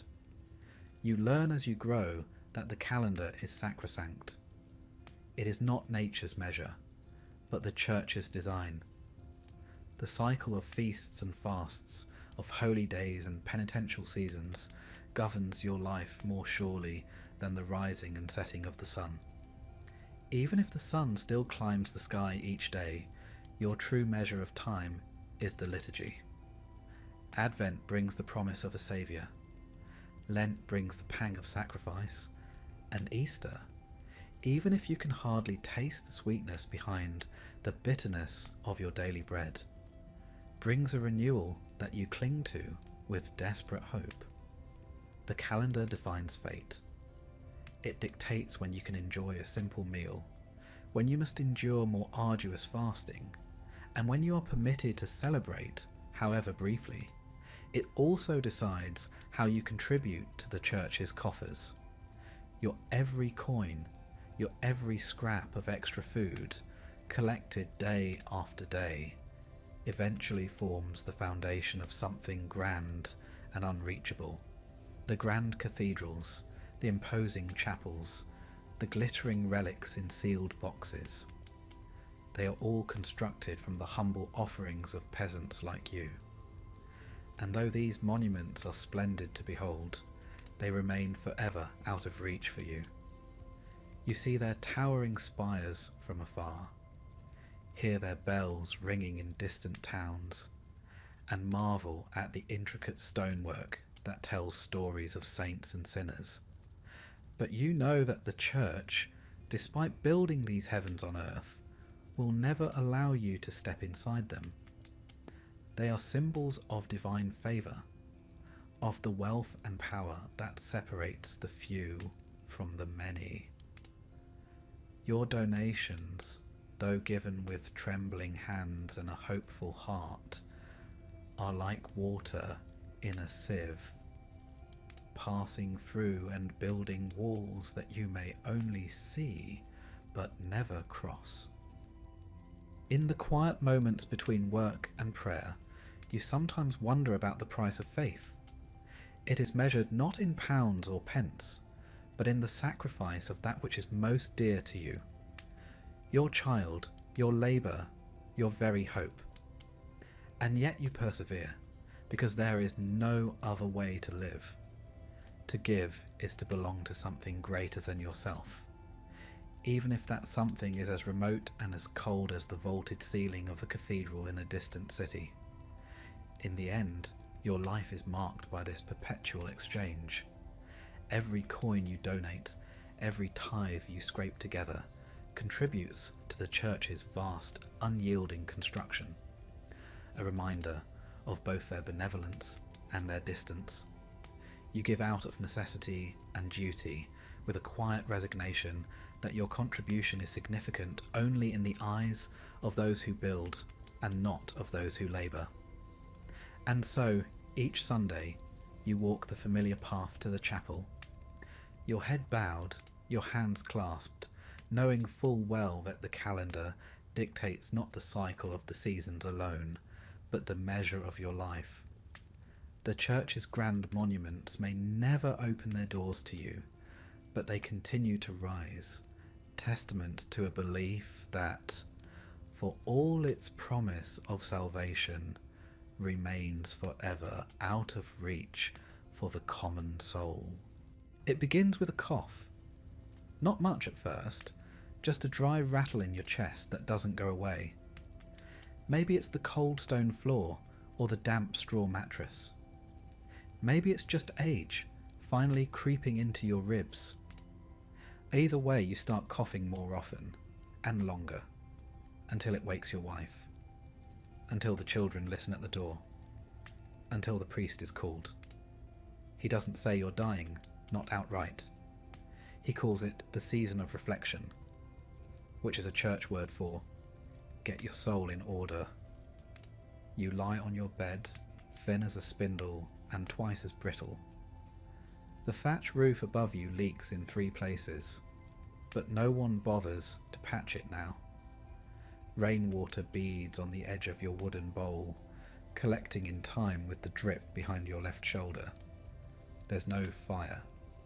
You're too weak to gather wood, and no one wants to leave your side. Not when the coughing's grown that deep. Your wife, who once carried 2 buckets up the hill without pausing, now holds your hand like it's made of glass. Your son kneels by the bed, lips moving soundlessly through a prayer he learned by rote, too young to understand and too scared not to say it. The priest arrives at dusk.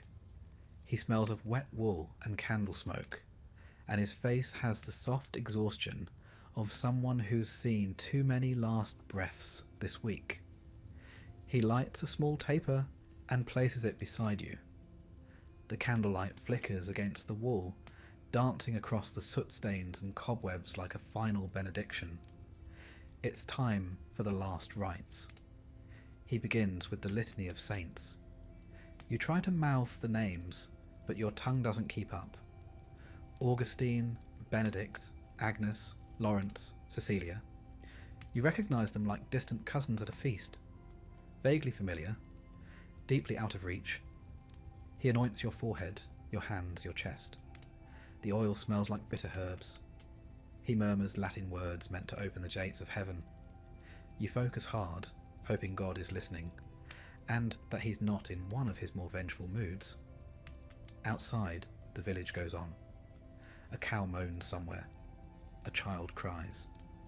Someone's hammering a cartwheel with unnecessary enthusiasm. Life continues just far enough away that it hurts. The priest offers you a crucifix. You clutch it like a lifeline, knuckles white against the worn wood. You've touched this shape 1,000 times. In church, in prayer, in fear. Now you cling to it as if it might drag your soul upward through sheer familiarity. He whispers a final blessing and closes his book. There's nothing more he can do. And now, you wait. You'd think dying would be dramatic. Trumpets of the soul. Angel choirs. Something to mark the moment. But really, it's just more silence. A long, slow quiet that settles over your bones like dust. You drift. Memories rise like smoke. You see your mother lighting a candle on All Saints' Day. You see your child's baptism. The priest fumbling the holy water while your baby wailed like a war horn. You see yourself years ago, standing barefoot in the mud outside the church, staring up at the stained glass window of Christ in judgment, wondering whether you'd be found wanting. You think of sins, not the grand ones. You've never killed, never blasphemed, out loud, never stolen anything worth locking away. But still, they add up. The lie you told about your neighbour's barley yield. The meat you ate during Lent. Just once, but greedily. The thoughts you had during sermons when your mind wandered somewhere it shouldn't. You confess them. You think. Most of them. Probably.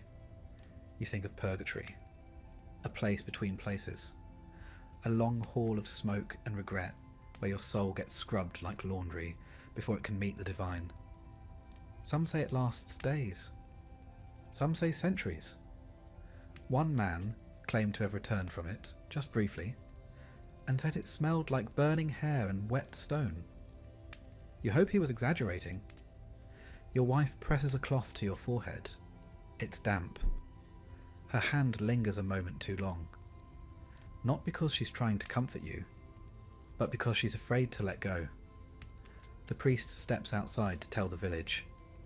You hear his voice, low and practiced, saying words you can't quite catch. You know the ritual by heart anyway. Someone will toll the bell. The women will begin baking the burial loaves. A grave will be dug, not too deep. The ground is hard this time of year. There will be a mass, maybe two, if your wife can afford the second. Your name will be said aloud, then folded into silence. A life summarised in 4 syllables and 1 candle. If you're lucky, someone will remember to light another for your soul next year. You wonder what death looks like. The church says it's a passage, like stepping through a veil. There's judgment, of course. A great book. A balance. St. Peter, possibly? Though no one's quite sure what he actually does. You imagine your soul as a flickering wisp, standing in line behind 1,000 others, all waiting to be sorted like sacks of barley. What if you don't make it? What if the weight of your sins, however small, tips the scales the wrong way? What if your final confession wasn't complete? What if you died thinking of the wrong thing? They say your last thought matters, that whatever fills your heart in that final breath echoes into eternity. You try to think of Christ, of mercy, of golden gates and angels with wings made of light, but it's hard. Your thoughts keep drifting to your wife's face, to the warmth of her hand, to the way the fire crackles when she's not watching it. You hope that counts? A chicken clucks outside. Somewhere in the village, someone laughs. Not cruelly, just the normal sound of someone living. You wonder if they'll quiet down when they hear the bell. You wonder if they'll stop for a moment, say a prayer, or if they'll just keep walking, kicking dust and muttering about the weather. The church says you're not gone, just past. That prayers can still help you, that masses can still reach you, that the living owe the dead a duty. You hope that's true, because otherwise it's just dirt. Your final moment doesn't come with fanfare. There's no light, no trumpet, no angel. Just breathe, then no breath. A silence that deepens. The priest will return soon. He'll close your eyes, even if they're already shut. He'll cover your body with a cloth and begin the prayers of commendation. "Go forth, O Christian soul," he will say, and everyone will nod, as if they understand where you're going. Your family will cry. Not all at once, some tears are delayed. Your youngest might not cry until the burial, when they see the hole in the earth. You'll be buried with a cross, a simple wooden one. There's no money for stone. Maybe someone will mark it with a name, maybe just a carved X. In time, grass will grow over it. Children will run across the hill. Some might step right over you without knowing. You don't mind, because deep down, you've done what you could. You lived quietly. You obeyed the bells. You feared the right things. You hoped, even when it felt silly, that it all meant something. And in your final moment, when everything else fell away, you held the cross and whispered the only words you knew for sure. Have mercy. You could say that after the First World War, Germany wasn't so much a country as a sigh. It was exhausted. Physically, morally, spiritually, and economically. The war that was supposed to make Germany great had instead dismantled everything that made it feel human. 2 million dead, millions more wounded or haunted by memories they couldn't explain, and a nation stripped of its empire and its pride. When the guns finally went silent in 1918, it wasn't peace that followed, it was weariness, a deep, bone-soaked fatigue that no amount of sleep could cure. The Kaiser was gone, the monarchy dissolved, and democracy arrived like an unexpected guest. Nobody quite sure whether to offer it tea or show it the door. This was the Weimar Republic, born out of necessity rather than enthusiasm. It tried to modernise Germany, to drag it from imperial grandeur into something more parliamentary. But democracy doesn't feed people, and the new republic soon found itself presiding over economic chaos so absurd it bordered on tragicomedy. Reparations from the Treaty of Versailles demanded billions in gold marks. Money Germany simply didn't have. The government's solution was ingenious in its simplicity: print more. By 1923, printing presses were running around the clock, turning forests into banknotes faster than citizens could spend them. The result was a kind of financial theatre. Children played with stacks of worthless money like building blocks, and families hauled wages home in wheelbarrows. By the time you reached the bakery, the price of bread had doubled again. It wasn't just inflation, it was farce performed on a national scale. When a society can no longer trust its money, it starts looking elsewhere for something real, something that works, something that feels alive. For many Germans, that something became chemistry.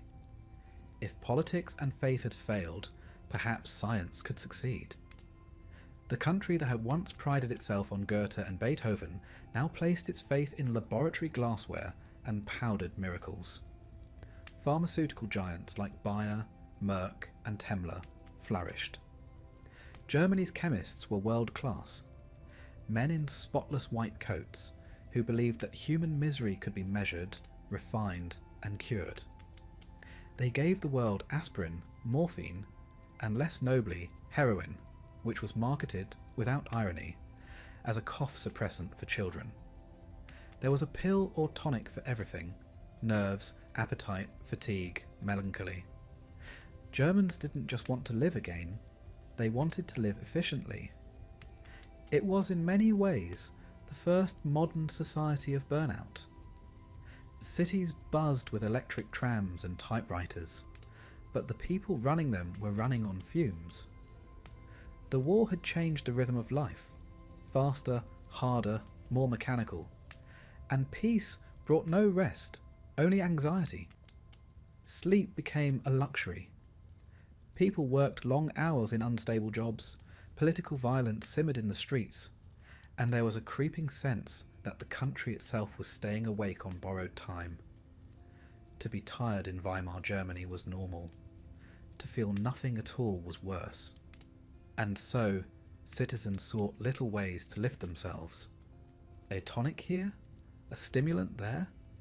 A chemical push to make another bleak morning bearable. The 1920s are often remembered for cabaret, jazz and smoky Berlin nightclubs where anything went. That image is true but incomplete. The decadence wasn't joy. It was defiance, an attempt to dance away despair. In those same clubs, behind the glitter and feathers, one could find the quiet hum of addiction beginning to spread. Doctors prescribed stimulants freely. Pharmacies sold them openly. Amphetamines, cocaine, morphine, each promised alertness, clarity, even courage. And people wanted courage more than anything. The German spirit had been broken, and if a little white pill could make it stand upright again, who was going to argue? There's a certain dark humour in how civilised it all looked. The same society that once worshipped discipline and order now relied on chemical shortcuts to feel in control. Housewives took nerve tonics. Students downed pep tablets before exams. Factory workers used stimulants to stay awake through double shifts. Even chocolate wasn't safe. Some brands quietly laced with small doses of methamphetamine, marketed as energy chocolate.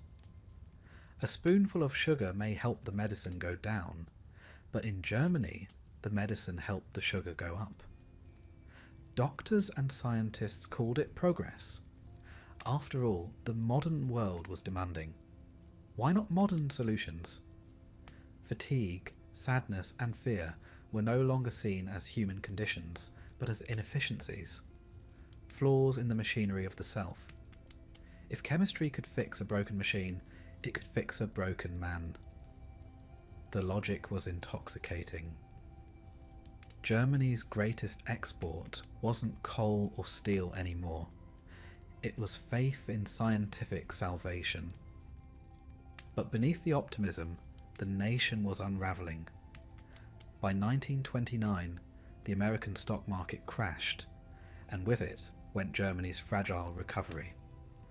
Loans from Wall Street dried up, factories closed, and unemployment soared past 6 million.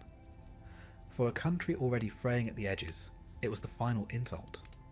Breadlines grew longer, tempers shorter, and democracy, that delicate experiment, began to look less like hope and more like a joke. People wanted strength again, clarity, certainty, purpose. And in the background, waiting patiently, was a man with all three, or at least the performance of them. Adolf Hitler entered this weary world not as a monster, but as a remedy. He spoke with the energy of a man who had never known fatigue, every word charged, every gesture deliberate. He promised renewal, order, and pride. He talked of purity, of health, of moral strength. He condemned weakness in all forms, alcohol, tobacco, degeneracy, and preached a vision of Germany reborn as a nation of clean living and iron will. It was, in retrospect, the perfect sales pitch to a country quietly addicted to staying awake. A sleep-deprived people rarely question a man who offers them dreams.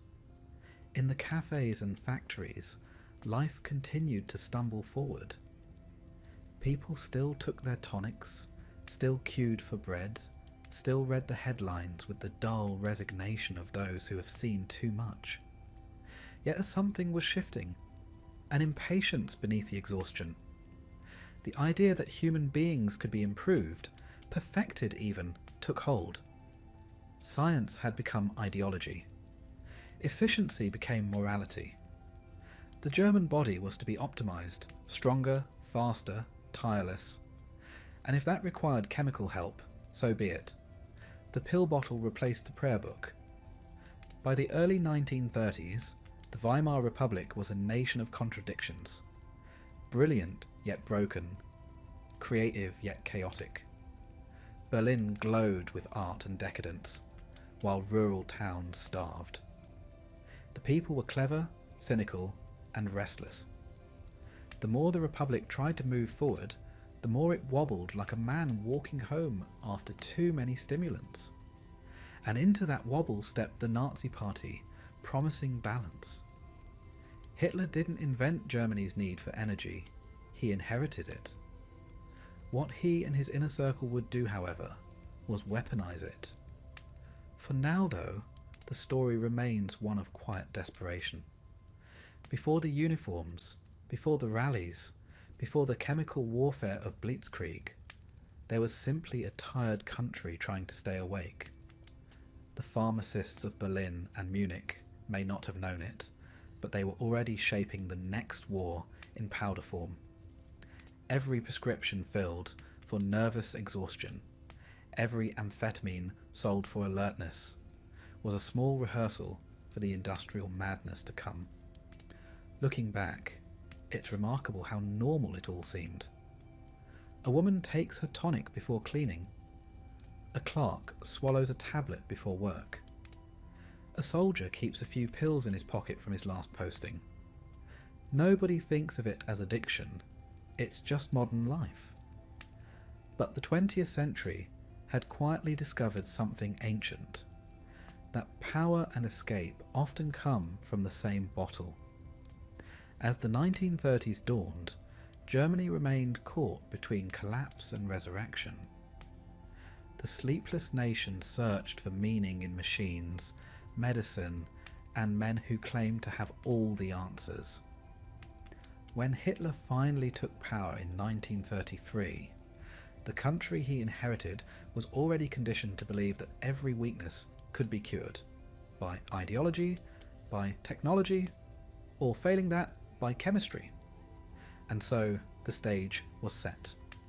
A society exhausted by war and humbled by failure would soon rebuild itself into one of the most terrifying engines of the modern age. An engine fueled, quite literally, by stimulants. The tired nation was about to wake up, but not in the way it hoped.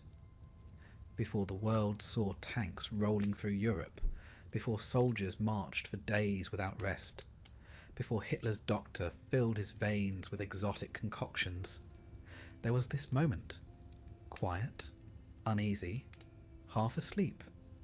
Germany, the insomniac of Europe, staring at its own reflection in the mirror of science and mistaking it for salvation. It's a strange kind of tragedy, really. A people who longed for rest instead found momentum, and once set in motion they couldn't stop. Perhaps that's the cruelest irony of all, that the pursuit of endless energy ends, inevitably, in collapse. And when it did, the crash was not just chemical, it was historical, and the world would still be feeling its tremors long after the last pill had dissolved. If the 19th century was the age of industry, the 20th began as the age of chemistry. and nowhere more so than in Germany. By the 1930s, the nation's laboratories had become cathedrals of progress, glass-walled temples where scientists performed miracles in white coats. Chemistry was not just a science here, it was an identity. The country that had given the world aspirin, morphine, and synthetic dyes took enormous pride in its ability to turn misery into molecules. And after the First World War, misery was abundant. German pharmaceutical companies, Bayer, Merck, and Temmler among them, had survived defeat better than most industries. While factories lay in ruins, the chemists kept working. They were the high priests of recovery, offering solutions not in speeches or policies, but in powders and tablets. Science, after all, didn't lose wars. Politicians did. If the politicians couldn't restore Germany's strength, perhaps chemistry could. By the late 1930s, the country's pharmacies were stocked with bottled optimism. There were tonics for the nerves, stimulants for fatigue, and sedatives for the unfortunate moments when the stimulants worked too well. The modern German household had a small cabinet of miracles, and one of the most popular of them all came in a neat white tablet called Pervitin. Developed by Temmler Works in 1937, it was pure methamphetamine, though no one used such an ugly word. The advertisements made it sound positively wholesome. Housewives were shown beaming as they cleaned, students smiling serenely as they studied, and office workers tackling mountains of paperwork with superhuman grace. Pervitin, energy for living, the slogan proclaimed. The nation listened, and it worked, spectacularly so. A single dose banished fatigue, sharpened concentration, and created a sense of invincible clarity. People stayed awake for hours, even days, without feeling tired. Housewives swore by it. Bus drivers adored it. Students couldn't imagine exams without it. It was, in essence, bottled confidence. Modern, scientific, and perfectly legal. Germany had discovered how to outwit exhaustion, and it was delighted. No one thought to question it. The country was obsessed with productivity, and Pervitin was productivity in pill form. It was German efficiency condensed into chemistry. Precise, fast-acting, and utterly logical. Why waste time sleeping when a tablet could keep you marching forward? The side effects, irritability, palpitations, the occasional hallucination, were quietly ignored. Progress has never been particularly good at reading warning labels. When Hitler came to power, he inherited this culture of chemical enthusiasm. The new regime adored anything that promised discipline, energy, and control over the body. The Nazis preached purity, but worshipped performance. Hitler himself avoided alcohol and cigarettes, but he had no objection to a scientifically engineered miracle of endurance. Fatigue, after all, was weakness, and weakness was un-German. In his vision of a perfect nation, there was no room for rest. The partnership between state and science deepened rapidly. The chemical conglomerate IG Farben, already a titan of industry, became the beating heart of Nazi economic strategy.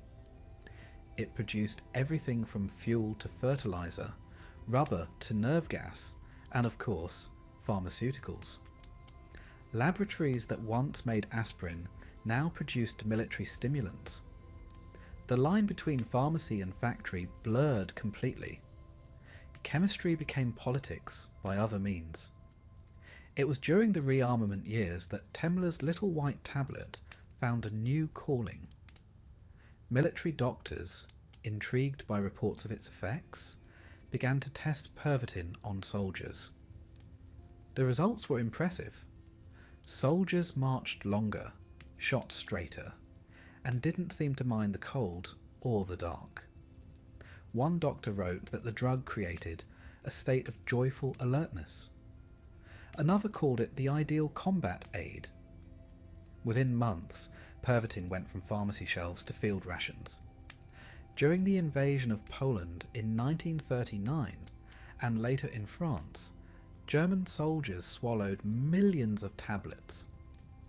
The official army term was stimulant for sustained performance, which sounds suitably bureaucratic for what was essentially state-sponsored drug use. Commanders praised the results. Troops stayed awake for 3 days straight, covering vast distances in record time. Tanks advanced through the tight. Pilots flew mission after mission with unblinking focus. The Blitzkrieg, lightning war, wasn't just a tactic. It was chemistry in motion. But behind the victories lay a growing cost. When the pills wore off, the soldiers crashed spectacularly. Some collapsed mid-march, shaking and incoherent. Others became paranoid or violent. Still, the orders kept coming. Fatigue was weakness, and the German army had no patience for weakness. By 1940, over 35 million Pervitin tablets had been distributed across the front. Entire division marched on methamphetamine, their triumphs measured in sleepless days. The drug didn't just fuel the army, it became its rhythm. Back home, civilians continued their own quiet addictions. Nurses took Pervitin to endure hospital shifts, clerks to survive deadlines, mothers to juggle impossible chores. Even the chocolate industry got involved, producing Pervitin pralines, little sweets laced with methamphetamine, sold under the slogan "for the busy and tired." It was the perfect snack for a society that refused to slow down. Germany had become a nation of insomniacs, proud of it. The hypocrisy was extraordinary. Nazi propaganda praised the virtues of purity, moderation, and natural strength, all while the country was chemically propped up. But it fit the regime's logic. Control, not comfort, was the goal. Drugs didn't undermine that control, they enforced it. A stimulant that kept workers awake and soldiers obedient was not a vice. It was a civic duty. The Führer's dream of a tireless, disciplined nation had come true, thanks to chemistry. Meanwhile, the scientists themselves basked in the glow of national importance. Their laboratories, once modest operations, now ran day and night under military contracts. They were celebrated as heroes of modern Germany, men who could turn formulas into victory. Few seemed to wonder where all this was heading. The same researchers who perfected Pervitin were soon experimenting with other compounds. Stronger stimulants, experimental tranquilizers, and more sinister applications. In a totalitarian state, science rarely stays neutral for long. By the dawn of the 1940s, Germany had achieved something remarkable. It had replaced rest with chemistry.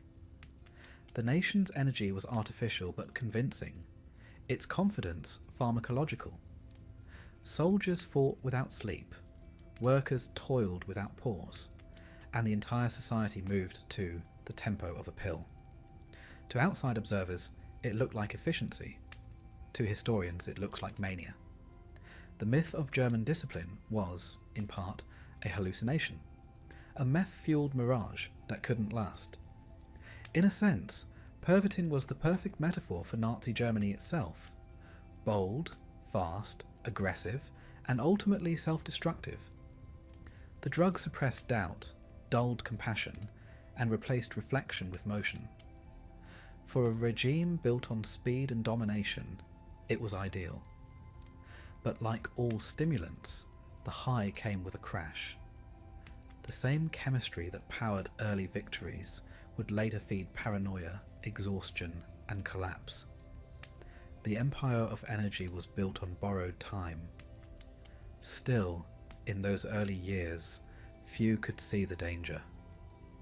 In the glow of apparent success, the pills kept coming, the factories kept humming, and the scientists kept promising that the future could be engineered molecule by molecule. Germany had discovered how to stay awake indefinitely. What it hadn't learned was how to rest. In the end, that may be the truest lesson of this chemical age, that a nation can run on speed for only so long before it forgets what it's running from. For Germany, the answer would arrive soon enough. When the empire built on sleepless ambition finally collapsed into the exhaustion it had spent so long trying to escape. When Adolf Hitler came to power in 1933, he didn't just inherit a broken country, he inherited a tired one. 15 years of humiliation, inflation, and instability had left the German spirit exhausted. What he offered was not simply politics, but adrenaline, the promise of energy, unity, and purpose. He told people they were not weak, merely misunderstood. And in a nation addicted to stimulants and slogans, that sounded like medicine. Hitler himself was a curious study in contradictions. Publicly, he presented the image of perfect control, a man of will, discipline, and moral clarity. He neither smoked nor drank, and his vegetarianism was advertised as proof of spiritual purity. His followers described him as a model of self-restraint, the living embodiment of the Nazi ideal. Yet the man who preached purity would soon become the most medically dependent leader in modern history, a walking laboratory of injections, tonics, and chemical illusions. When he first took power, though, Hitler's energy seemed almost supernatural. He worked late into the night, dictated speeches for hours, and remembered minute details from endless meetings. His inner circle called it the will of the Führer.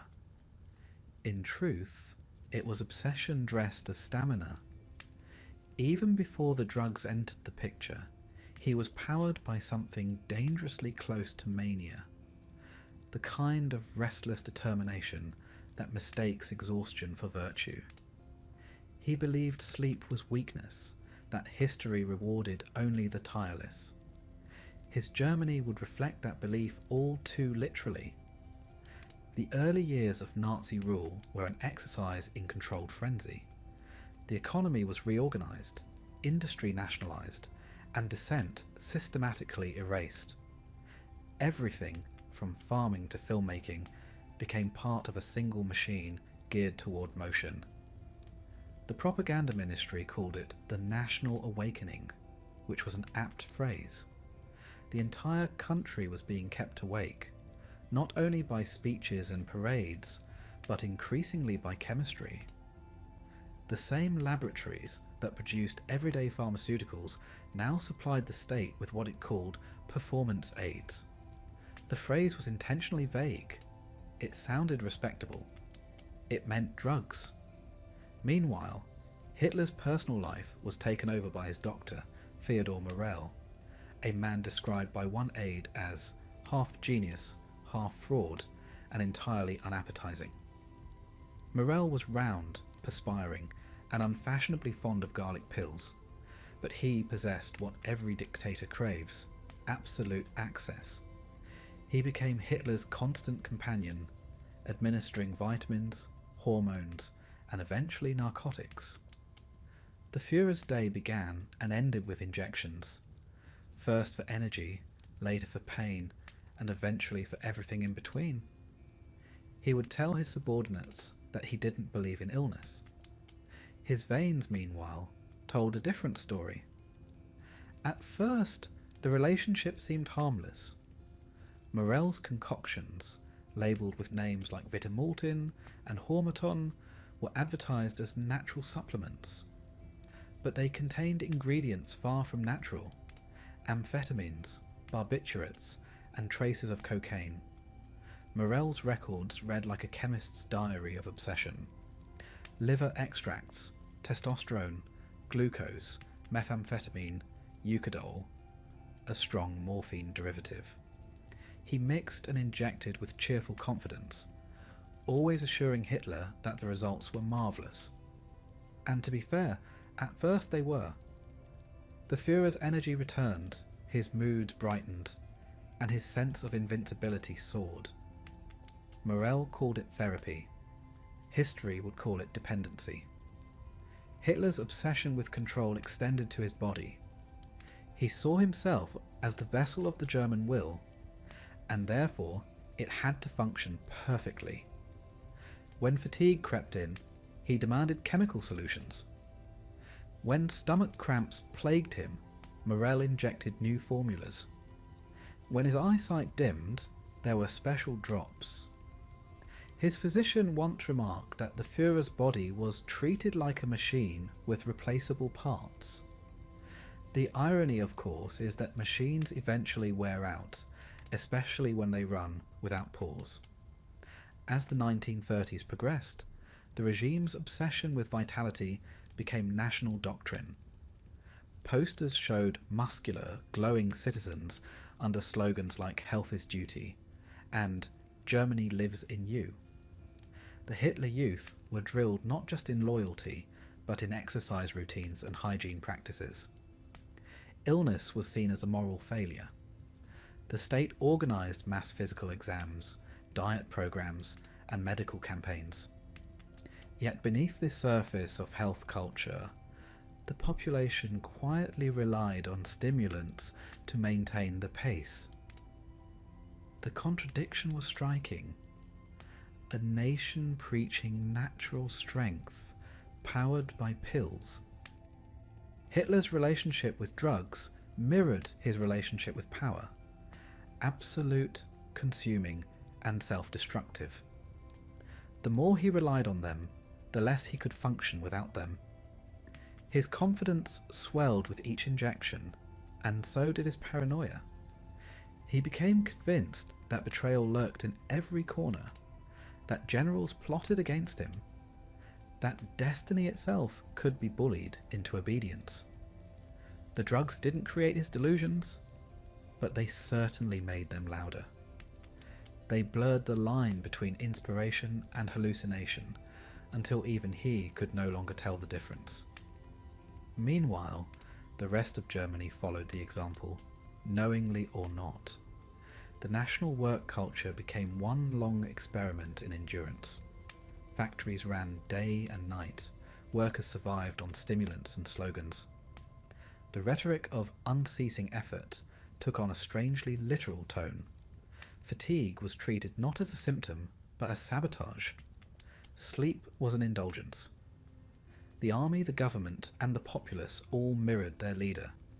Driven, restless, increasingly detached from reality. As war approached, Hitler's belief in his own destiny grew almost mystical. He told visitors he was guided by providence, that his instincts were infallible. In truth, those instincts were being chemically curated by a man with a syringe.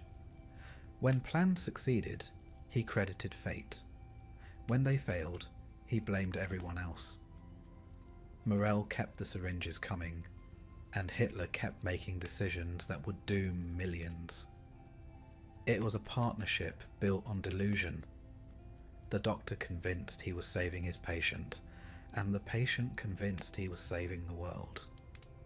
By the outbreak of the Second World War, Hitler was no longer the disciplined ascetic of early Nazi propaganda. His hands trembled slightly, his mood swung violently, and he lived in a fog of injections and stimulants. Yet the myth of the tireless leader persisted. Films and newsreels showed him striding purposefully through corridors, inspecting troops, shaking hands. No one saw the small glass vials lined neatly in his office, or the doctor hovering discreetly behind the camera's edge. The public saw vitality. The reality was dependence. It's tempting to view this as poetic justice, the dictator undone by his own chemistry. But it's darker than that. Hitler's personal addiction mirrored the moral addiction of his nation. The craving for strength, the denial of weakness, the refusal to rest. The same illusion that drove him drove Germany. That endless motion could replace reflection, that willpower could conquer reality. In both cases, the crash was inevitable. By the early 1940s, Hitler's body was deteriorating, though few dared say so aloud. His once steady voice quivered, his step faltered. Morel increased the doses, adding new compounds, desperate to maintain the illusion of vitality. The Führer's skin turned pale and clammy. His stomach rebelled, his nerves frayed, but he refused to stop. "The German people must never see me weak," he told Morel. And so the injection continued. The man who promised to make Germany great again had become a prisoner of his own laboratory. Power had consumed him as thoroughly as the drugs coursing through his veins. The myth of the tireless leader was sustained by syringes, and every drop brought him closer to collapse. Yet to the end, he believed himself unstoppable. That was the cruel genius of his addiction. It looked like strength until it killed him. And so the Reich marched forward, led by a man running on fumes, commanding an empire running on pills. The illusion of control remained intact, for now. But like every stimulant high, it would end the same way, with a crash so vast it would shake the world awake. In the early days of the Second World War, the German army developed a peculiar advantage, one that didn't appear on any map or strategy paper. It wasn't superior tanks, or brilliant tactics, or even morale. It was a small white pill distributed in tins and ration kits, stamped with the tidy word Pervitin. The soldiers called them pilot's chocolate, alertness tablets, or simply the good stuff. Their officers called them efficient. Historians looking back might call them what they were, methamphetamine. The German military didn't stumble upon this by accident. By 1939, the Wehrmacht had been quietly studying the drug for over a year. Reports from early trials were ecstatic. Soldiers on Pervitin could march for days without rest, eat less, and still maintain focus. They were cheerful, fearless, and perhaps most importantly, obedient. It was a chemical dream come true for a regime built on discipline and denial. Fatigue was no longer a problem. Chemistry had solved it. When the war began with the invasion of Poland, the results seemed miraculous. The Blitzkrieg, literally lightning war, shocked the world. German forces advanced with astonishing speed, cutting through enemy lines like a blade through wet paper. They moved day and night, tanks rolling endlessly, infantry keeping pace as if powered by something more than will, which of course they were. In one 1940 report, an army doctor noted that Pervitin allowed soldiers to march 36 hours without fatigue and with high morale. That's the official version of events. The unofficial one is less tidy. Men began hallucinating, trembling, and collapsing from exhaustion once the effects wore off. A few simply dropped dead from heart failure. But those details were inconvenient. Success has a way of muting caution. Germany was winning, and the pills were declared indispensable. To understand how widespread it became, imagine a modern army where caffeine is replaced with crystal meth. Between 1939 and 1940, over 35 million tablets of Pervitin were issued to troops. Tank crews kept boxes of it in their kits. Luftwaffe pilots carried it in their pockets. Even dispatch riders and telegraph operators used it to stay alert during the endless nights of war. One officer famously wrote home, "We have been marching for 3 days, And we are still fresh? The pills are wonderful. He didn't mention that by the 4th day, some of his men were hallucinating enemy tanks in the trees. It wasn't just the front lines. The home front hummed with its own chemical rhythm. Workers in munitions factories took Pervitin to endure 14-hour shifts. Nurses used it to survive relentless hospital nights. Students, clerks and mothers, everyone seemed to find a reason to take the little white tablets. In a country obsessed with order and endurance, Pervitin became a quiet necessity. It was sold freely in pharmacies, advertised with cheerful slogans about vitality and modern living. Stay alert! Stay strong! The posters might as well have said, stay awake until the empire collapses. The Nazi command structure adored the stuff. General Heinz Guderian, architect of the Blitzkrieg, demanded that his troops be always on the move, always alert. Pervitin made that possible. He once remarked that his soldiers could sleep after victory. It's difficult to know whether he was joking. Many never got the chance. Doctors and psychologists within the military began to worry. Reports surfaced of troops becoming irritable, erratic, or outright delusional after days of sleepless fighting. Some soldiers fired at shadows, others fell asleep standing up once the drug wore off. Still, High Command insisted the benefits outweighed the risks. In the logic of total war, alertness was worth more than sanity. Besides, who wanted to be the one to tell the Führer that his unstoppable army needed a nap? Pervitin became a symbol of German efficiency, as much a part of the war machine as steel and petrol. It was cheap, easy to produce, and perfectly aligned with Nazi ideology. Control the body, control the will, control the outcome. In propaganda films, soldiers were shown storming through mud and smoke, eyes blazing, teeth gritted, images of unstoppable human machinery. What audiences didn't know was that much of that energy came from a laboratory in Berlin, not from the human spirit. Even the Luftwaffe, the pride of the Reich, ran on stimulants. Pilots flying bombing missions over Britain in 1940 were given Pervitin before takeoff. They could remain awake for 50 hours or more, their minds sharp, their reflexes quick. Until, of course, they weren't. Pilots crashed from exhaustion as often as from enemy fire. When doctors warned of the danger, they were told to adjust the dosage, not the policy. Germany's air superiority depended quite literally on sleeplessness. On the ground, the stories were surreal. Infantrymen marching across France described a sense of floating, as if they were observing their own bodies from outside. One private later recalled feeling as if God himself was walking beside me. It sounds poetic until you realise he hadn't eaten or slept for 3 days. Another soldier wrote home that Pervitin made him fearless. I can hear bullets, but they sound far away, he said. It was bravery of a sort, chemically assisted and tragically temporary. The irony was rich.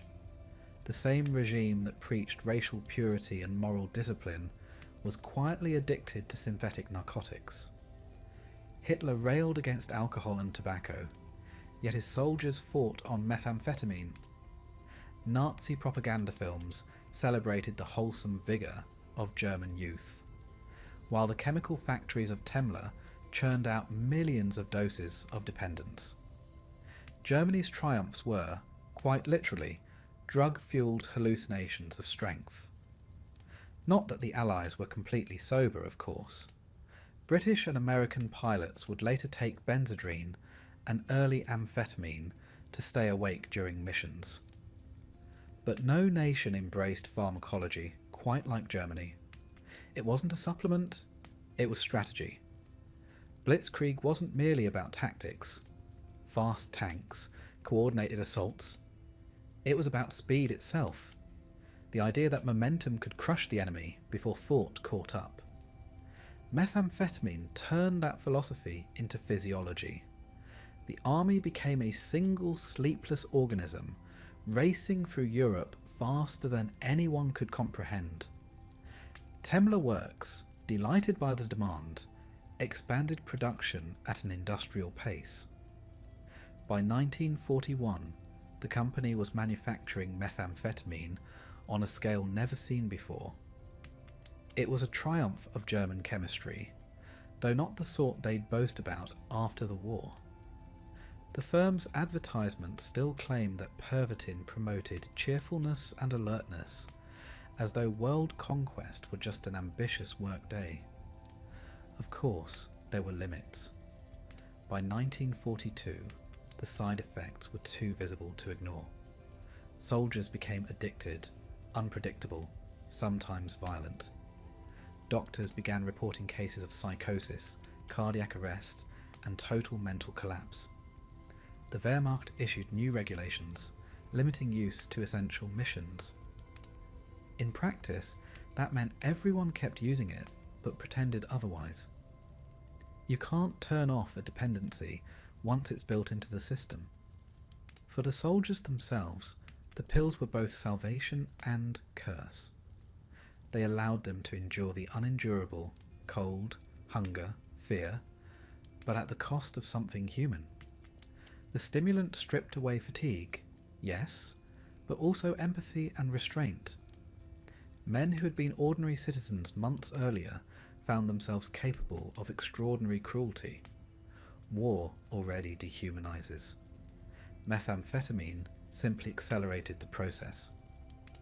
By the time the tide began to turn against Germany, the chemical advantage had become a liability. Sleep-deprived soldiers made poor decisions. Their bodies, worn thin, began to fail. Some officers compared their units to burned-out engines, but by then, the habit was too deeply ingrained. The army that had conquered Europe in a sleepless haze now found itself staggering, exhausted, and dependent. The crash, when it came, was monumental. Looking back, it's hard not to see Pervitin as the perfect emblem of Nazi Germany. Dazzling at first, destructive in the end. A chemical illusion of invincibility that mirrored the ideology it served. Confident, ruthless, and entirely unsustainable. Blitzkrieg, for all its terrifying brilliance, was never just a military strategy. It was a chemical one. And like every high, it couldn't last. The euphoria faded, the exhaustion returned, and the dream of endless conquest dissolved into withdrawal. The empire built on speed was about to slow, and no pill could keep it awake forever. By the time the war reached its height, Adolf Hitler had transformed from a fiery orator into a medical mystery, a man kept upright by a needle. Every morning, as his staff stood nervously at attention, his personal physician, Dr. Theodor Morell, arrived carrying a black leather case that clinked faintly with bottles and syringes. Inside that case was the Führer's secret fuel, a chemical cocktail more complicated than most battlefield strategies. Morell was an odd sight at court. Plump, perspiring, and perpetually reeking of antiseptic and garlic. He looked less like a doctor to a dictator, and more like a man who'd wandered in from the back of a pharmacy. Hitler's inner circle loathed him. Goebbels called him the Reich's most repulsive man. Goering, who knew a thing or two about addiction, sneered that Morell would one day poison us all. But Hitler adored him. To the Führer, Morell was a genius, the only man who truly understood his body. It was, in hindsight, the most dangerous compliment imaginable. When Hitler first summoned Morell in 1936, he was suffering from stomach cramps, headaches, and chronic fatigue, ailments that might have benefited from rest and vegetables. Instead, he received jabs of what Morel called vitamini, a concoction of vitamins, glucose, and liver extract. The result seemed miraculous. Within hours, Hitler felt rejuvenated, declaring Morel a miracle worker. The doctor was promptly installed at the heart of the regime, complete with office space, private quarters, and access no one else enjoyed. From that point on, the injections became ritual. Every morning, before meetings, speeches, or military briefings, Morel would mix a fresh syringe of energizing compounds. At first, it was mild, vitamin blends, caffeine, and glucose. But as the years passed and the pressures of war mounted, the recipes grew stronger. By 1941, Hitler was receiving daily doses of eucadol, a powerful opiate derived from morphine. Added to that were methamphetamine, barbiturates, steroids, testosterone, and sometimes cocaine eye drops for good measure. It was less medicine and more alchemy. Hitler insisted he felt wonderful. He described his injections as natural and dismissed critics as jealous or weak. Yet to those around him, the change was unmistakable. His moods swung wildly. His eyes dilated unnaturally. His hands began to tremble, first slightly, then continuously. His appetite vanished, replaced by jittery bursts of energy. In one moment he would pace the room, speaking with manic conviction about destiny and providence. In the next, he would slump in silence, staring at nothing. Morel would appear, whispering reassurances, and another injection would follow. Within minutes, the Führer was revived. It was an extraordinary display of chemistry masquerading as willpower. The absurdity of it all would be funny if it weren't so catastrophic. The man who preached purity to an entire nation, who outlawed alcohol, banned smoking in public offices, and condemned degenerate habits, was himself a walking pharmacy. While the public was lectured on discipline and health, their leader was running on amphetamines and opiates. The hypocrisy was almost artistic. Morel documented everything. His medical notes, later discovered after the war, read like a diary of chemical dependency. Morning injection, strong effect, improved mood. Evening injection, eucadol plus Pervitin, patient talkative, excited.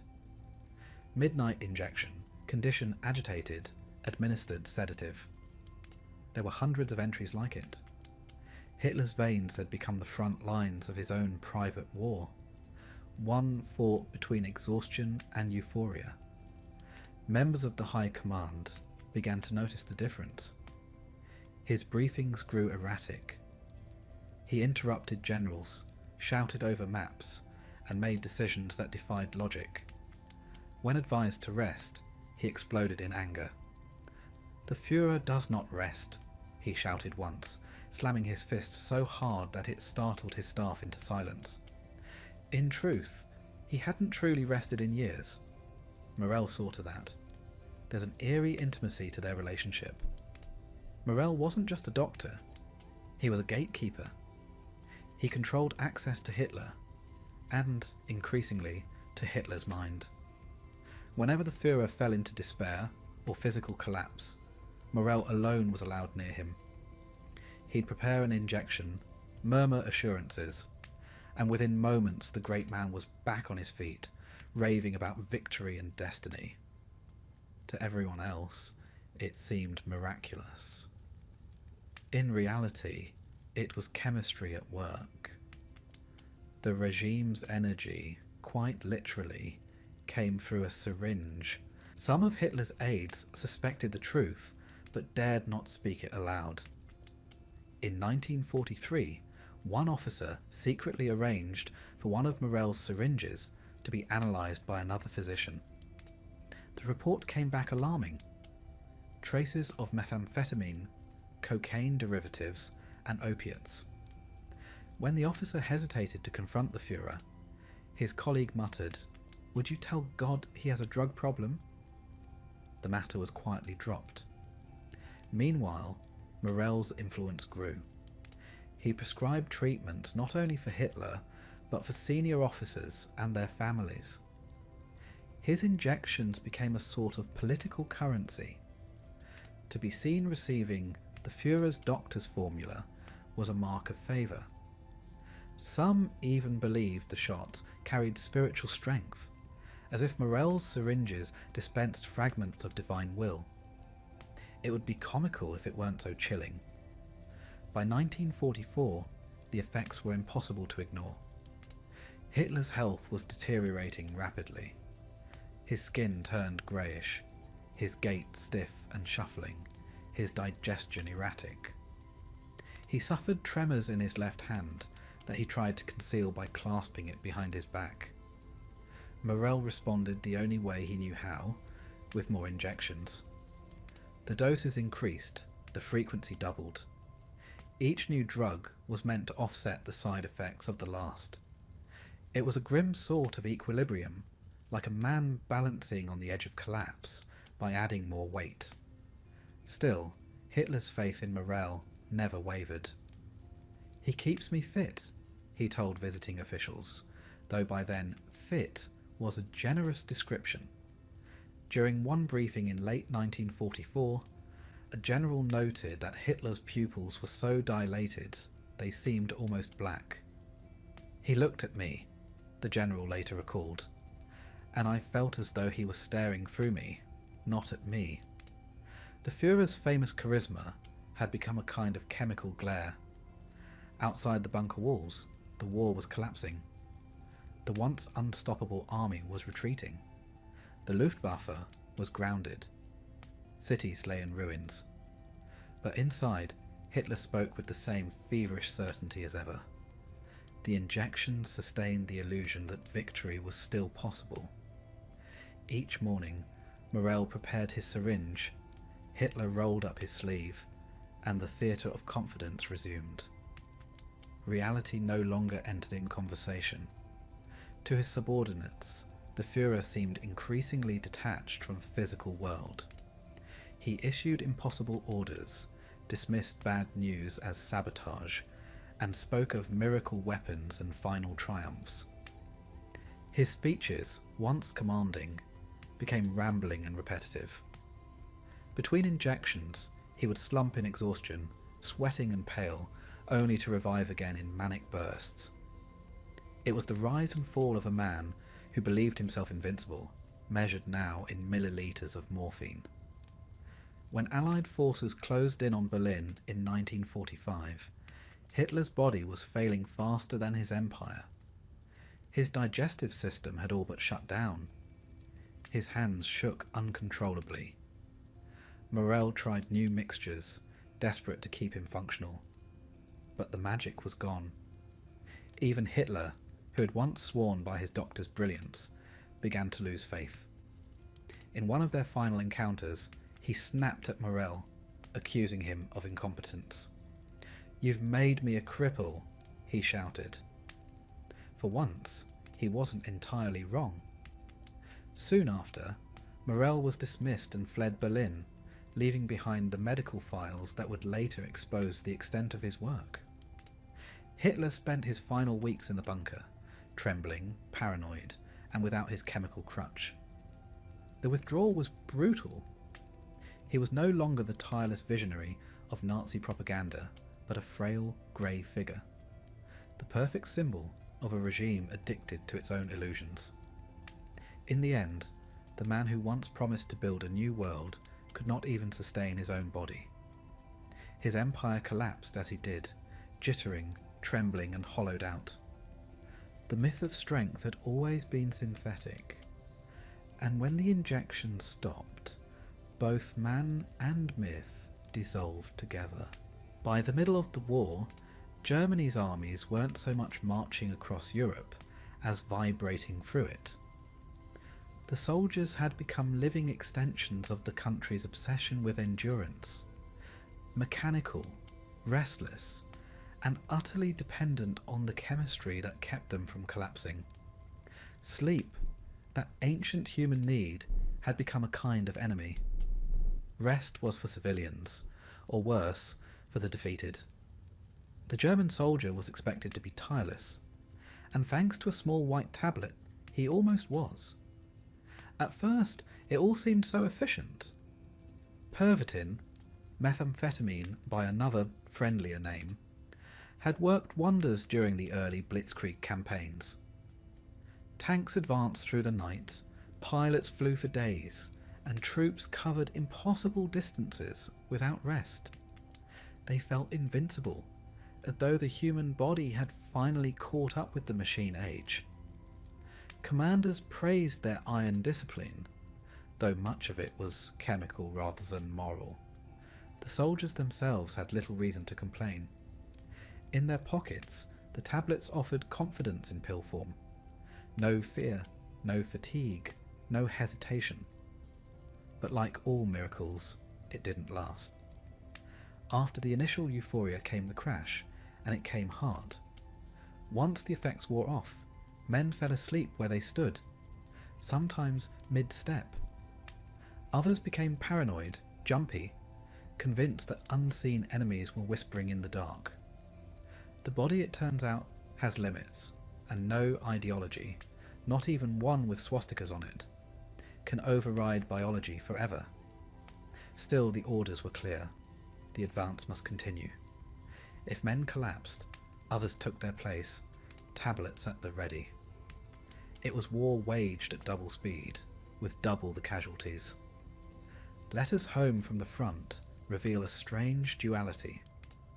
Soldiers wrote that they felt fresh and strong, as though they could go on forever. And yet many described an emptiness behind the energy, a sense of moving without meaning. One wrote, "I no longer feel fear or pity, only movement." Another confessed that after 4 sleepless days, I saw faces in the trees, and they spoke to me. Yet even as these symptoms grew, the distribution of Pervitin continued. The army couldn't afford sentiment, only stamina.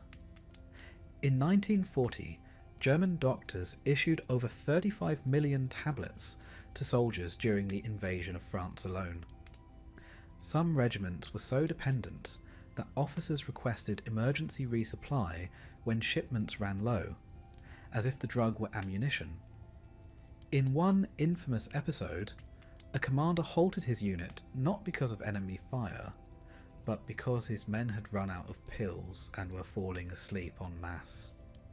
The soldiers called Pervitin Stücke chocolate, after the dive bombers that screamed through the skies, because it gave them that same dizzying rush before the inevitable drop. As the war spread east into the vastness of the Soviet Union, the chemical dependency deepened. The Eastern Front was a nightmare of mud, cold, and endless marching. Sleep was a luxury no one could afford. Soldiers swallowed Pervitin like breath mints to keep moving. They fought battles half dreaming, their nerves shredded, their tempers explosive. Some officers noticed an increase in reckless behaviour. Attacks launched without orders, gunfire at imaginary foes. The drug that made the army unstoppable was also making it unhinged. The Wehrmacht's medical corps began to take notice. Reports arrived describing soldiers with trembling hands, violent mood swings, or total collapse. Military doctors warned that the stimulant caused temporary psychosis and dangerous delusions. The warnings were duly filed, stamped, and ignored. In a system that prized victory above humanity, there was no room for moderation. When one general asked whether the pills were harmful, a staff officer shrugged and said, "So is war." The Luftwaffe too was flying on fumes and Pervitin. Pilots on long missions were issued tablets before takeoff to maintain performance. They would fly for 48 hours straight, eyes bloodshot, hands steady only by force of chemistry. Some became addicted without realizing it. When the war turned against Germany and the missions lengthened, the doses increased. In the last years of the conflict, it wasn't unusual for pilots to take a handful of tablets just to reach the cockpit. Those who survived the flight often didn't sleep for days afterward, haunted by the roaring silence of withdrawal. For the soldiers, there was no shame in taking the pills. It wasn't seen as indulgence. It was duty. They were told it would make them sharper, stronger, better men. It was medicine, not addiction. And that distinction mattered. To be a soldier in Hitler's army was to be efficient, obedient, and always awake. The pills made that possible. It was the perfect alignment of ideology and chemistry. Human beings turned into extensions of the war machine. Behind the front lines, the same story unfolded in miniature. Civilians on the home front relied on stimulants to keep production moving. Women working in munitions factories took Pervitin to endure endless shifts. Railway operators stayed up for days directing troop trains.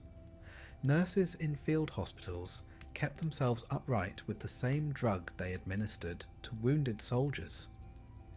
Everyone, it seemed, was awake, and no one truly rested. The entire country had become a sleepless organism, humming with borrowed energy. There were moments when the illusion cracked. A medic near Stalingrad wrote in his diary that his patients, deprived of Pervitin after weeks of use, suffered what he called a collective collapse.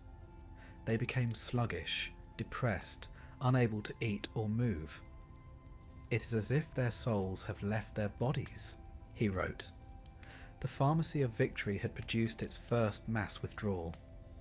Still, the orders continued to demand endurance. The empire had built itself on speed, and now it could not stop. The culture of sleeplessness became self-reinforcing. Hitler himself was the model of it. A man who boasted that he slept only 4 hours a night, sustained by sheer will, and, of course, Dr. Morell's injections. His generals tried to imitate his schedule. They too began to rely on chemistry to match his manic energy. Meetings stretched into the early hours, plans were drawn, redrawn, and abandoned, all while the participants blinked through the haze of exhaustion. The Reich was running on stimulants and delusion in equal measure. By 1943, the Military Medical Office finally admitted there was a problem. New guidelines restricted the use of Pervitin to special circumstances. In theory, this meant emergencies only. In practice, every battle was an emergency. Production continued, though it was now kept quiet. No more cheerful advertisements or public praise. Officially, the drug didn't exist.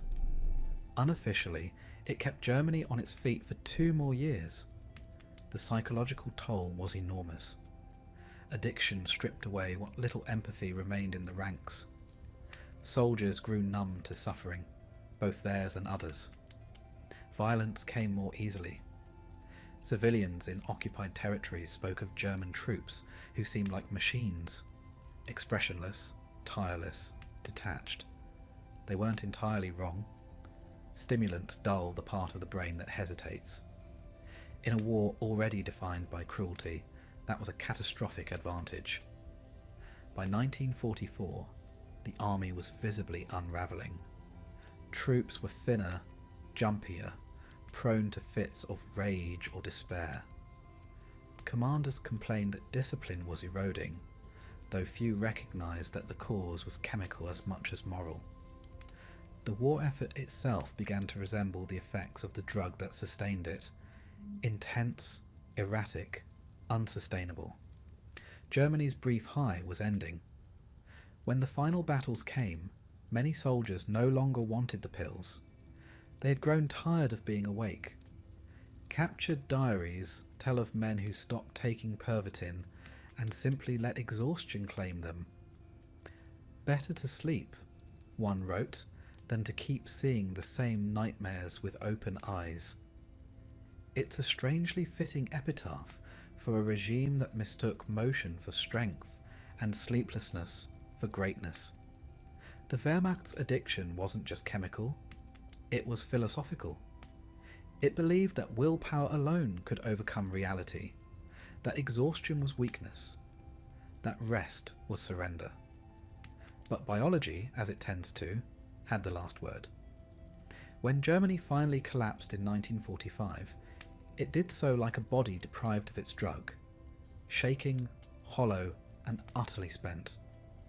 The soldiers who returned home were ghosts of themselves, haunted not only by what they'd seen, but by what had been coursing through their veins. The empire of energy had burned itself out, and in the silence that followed, as Europe exhaled and tried to remember how to sleep again, the lesson lingered quietly. Even the most disciplined armies, the most efficient nations, and the most powerful men are still, at their core, made of flesh. And flesh, no matter how many pills you feed it, eventually demands to rest. While soldiers marched across Europe in a sleepless trance, the people back home were waging their own quiet war. One fought not with rifles or tanks, but with exhaustion. The home front of Nazi Germany was a theatre of endless work, propaganda, and rationing, where every citizen was told to contribute, to endure, and above all, to stay awake. It was not just a war of weapons, it was a war of stamina. And once again, chemistry stepped in to help. The government called it total war, a phrase that sounded heroic in speeches, but felt rather less inspiring in practice. Total war meant total effort. Every factory, every farm, every kitchen part of the struggle. Women who had once been homemakers were now mechanics, welders, and clerks. Children gathered scrap metal. Housewives queued for hours to buy potatoes. Everyone was expected to do more with less sleep, less food, less comfort. The official line was simple: Germany did not tire. The unofficial truth was that it did, constantly, but fatigue, like dissent, was forbidden. In a society built on the illusion of perfection, weariness was weakness. The state preferred its citizens alert, efficient, and smiling. Fortunately, it had a pill for that.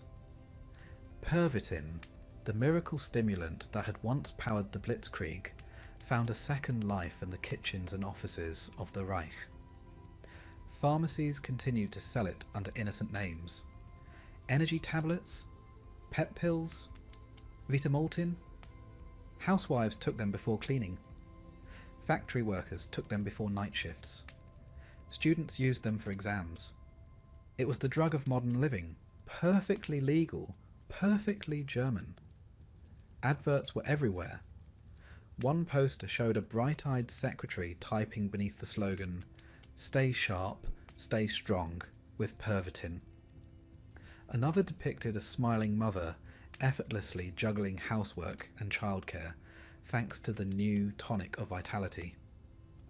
The imagery was wholesome, the chemistry was not. Few civilians realised they were taking methamphetamine. Even fewer cared. If it made the day bearable, it was worth it. In a country ruled by anxiety, alertness felt like hope. As the war dragged on, stimulants became part of daily life. In Berlin, queues at the pharmacy were as common as queues for bread. Workers in munitions factories were quietly issued tablets to meet production quotas. Nurses kept Pervitin in their pockets beside morphine and bandages. Even chocolate was spiked with methamphetamine. Hilf mir Schokolade, or Help Me Chocolate, sold as a cheerful pick-me-up for busy women. It was war candy for an overworked nation. The irony, as always, was exquisite. The regime that preached purity and natural strength was quietly feeding its citizens synthetic courage. Hitler's speeches extolled discipline, virtue, and the cleansing power of hard work. Meanwhile, The people listening were chemically encouraged to survive the experience. The Third Reich wasn't just a dictatorship of ideology, it was a dictatorship of energy. Every minute of labour, every forced smile, every overlong workday was powered by a little white pill. Life on the home front grew harsher as the war turned against Germany. Bombings by the Allies became routine, cities burned, and food became scarce. Yet the demand for productivity never eased. "Work until victory," the poster said, even as victory slipped further from view. In this atmosphere of exhaustion and fear, stimulants became emotional armour. They didn't just keep people awake, they numbed despair. A nurse in Hamburg later recalled, "It wasn't that Pervitin made you happy. It made you feel less unhappy. That was enough." Doctors noticed the pattern, but rarely intervened. Many were complicit. After all, the chemical industry was one of Germany's crown jewels, and companies like Temmler and IG Farben had strong political ties. Prescriptions were easy to obtain, and the public trusted science. If a white-coated man said a pill was safe, it must be. After years of propaganda about the wonders of German chemistry, who was going to argue? The result was a society humming at an unnatural frequency. The war demanded constant motion, and stimulants kept the machine running. Office clerks stayed up all night redrawing maps. Train conductors worked double shifts directing troop transports. Women in bombed-out cities cleaned rubble by day and sewed uniforms by night. "We were always busy," one survivor said. "It was easier than thinking." And perhaps that was the point. A sleepless population is too tired to rebel. Not everyone handled the pace. Reports began to surface of workers collapsing at their machines, of mothers fainting in queues, of soldiers on leave wandering the streets in delirium. Doctors called it circulatory exhaustion. Few used the word addiction. To admit dependency was to admit weakness, and weakness was unpatriotic. Instead, the propaganda machine found new ways to reframe fatigue. Posters urged citizens to work joyfully, as if enthusiasm could replace oxygen. Radio broadcasts praised the German woman's tireless spirit, conveniently ignoring the amphetamine that kept it alive. Cocaine, too, made its quiet return. Though banned in many countries, it remained available in medical circles as a local anaesthetic, an ingredient in certain nerve tonics. In Germany, it was used in small doses in some pharmaceutical products, particularly for pain and depression. Among the wealthy and well-connected, it became a discreet indulgence, a way to maintain composure in high society. Nazi officials who preached temperance at rallies sometimes snorted lines behind closed doors, excusing it as medicine. For a regime obsessed with control, cocaine offered a brief illusion of it. By 1943, the home front was a mirror of the front lines, jittery, exhausted, and dependent. Civilians and soldiers alike shared the same glazed determination. The war had turned into a chemical feedback loop. The more dire things became, the more stimulants were consumed. And the more stimulants were consumed, the longer the illusion of progress could be maintained. It was a slow-motion collapse disguised as efficiency. In cities like Berlin, pharmacies stayed open late, even during air raids. People queued in the flicker of searchlights, clutching their ration cards and hoping the shelves hadn't emptied. For many, Pervitin was as vital as bread. One woman later said, "It made me feel like I could survive anything. And when it wore off, I didn't want to survive at all." The pills created a rhythm of hope and despair that matched the rhythm of the war itself. By the last years of the conflict, addiction had become a silent epidemic. Soldiers returning from the front brought their habits home. Civilians who had relied on stimulants to endure the bombings found they couldn't stop. Doctors began treating nervous collapse cases in alarming numbers. The war had left not only ruins and graves, but an entire population chemically frayed. Yet even as Germany crumbled, the propaganda continued to preach vitality. Germany does not fall, one radio broadcast insisted in 1945. Perhaps not, but it was certainly running out of pills. After the war, the pharmaceutical industry distanced itself from its wartime role. Temmler quietly rebranded, IG Farben dissolved and resurfaced under new names, and methamphetamine was recategorized as a controlled substance. But the cultural habit lingered. In post-war Germany, stimulant use among civilians remained high for years. A nation that had lived in chemical overdrive struggled to remember what normal felt like. The silence of peace must have seemed deafening. Looking back, the home front offers one of the war's more haunting ironies.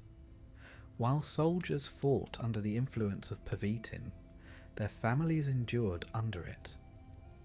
The same pill that kept tanks rolling also kept mothers smiling and workers standing. It was not just a military tool. It was social policy, hidden in plain sight. The drug did not make people evil or heroic. It simply made them capable of surviving longer than they should have had to. And, in that sense, Pervitin was the perfect drug for Nazi Germany. Efficient, deceptive, and unsustainable. It masked exhaustion with energy, despair with focus, collapse with movement. The regime's great lie, that strength could replace humanity, found its chemical equivalent in a white tablet that promised both and delivered neither. When the war finally ended, the factories fell silent, the posters came down, and the pharmacies ran out of stock. For the first time in years, Germany slept. It wasn't a peaceful sleep. It was the deep, dreamless kind that follows shock. The kind that comes when the stimulant wears off, and there's nothing left to do but lie still and wait for the body to remember what rest feels like. By 1944, the man who once held Europe in a hypnotic grip had become a pale, trembling shadow of himself. Adolf Hitler, who had preached the gospel of vitality, willpower, and racial perfection, was now a prisoner of his own bloodstream. The drugs that had once made him feel superhuman were eating away at what little humanity he had left. His speeches had lost their fire, his eyes their focus. The miracle of energy had turned to ruin. The empire of endurance was collapsing from the inside out, one injection at a time. Dr. Theodor Morell was still there, hovering dutifully beside his patient, his leather medical case always within reach.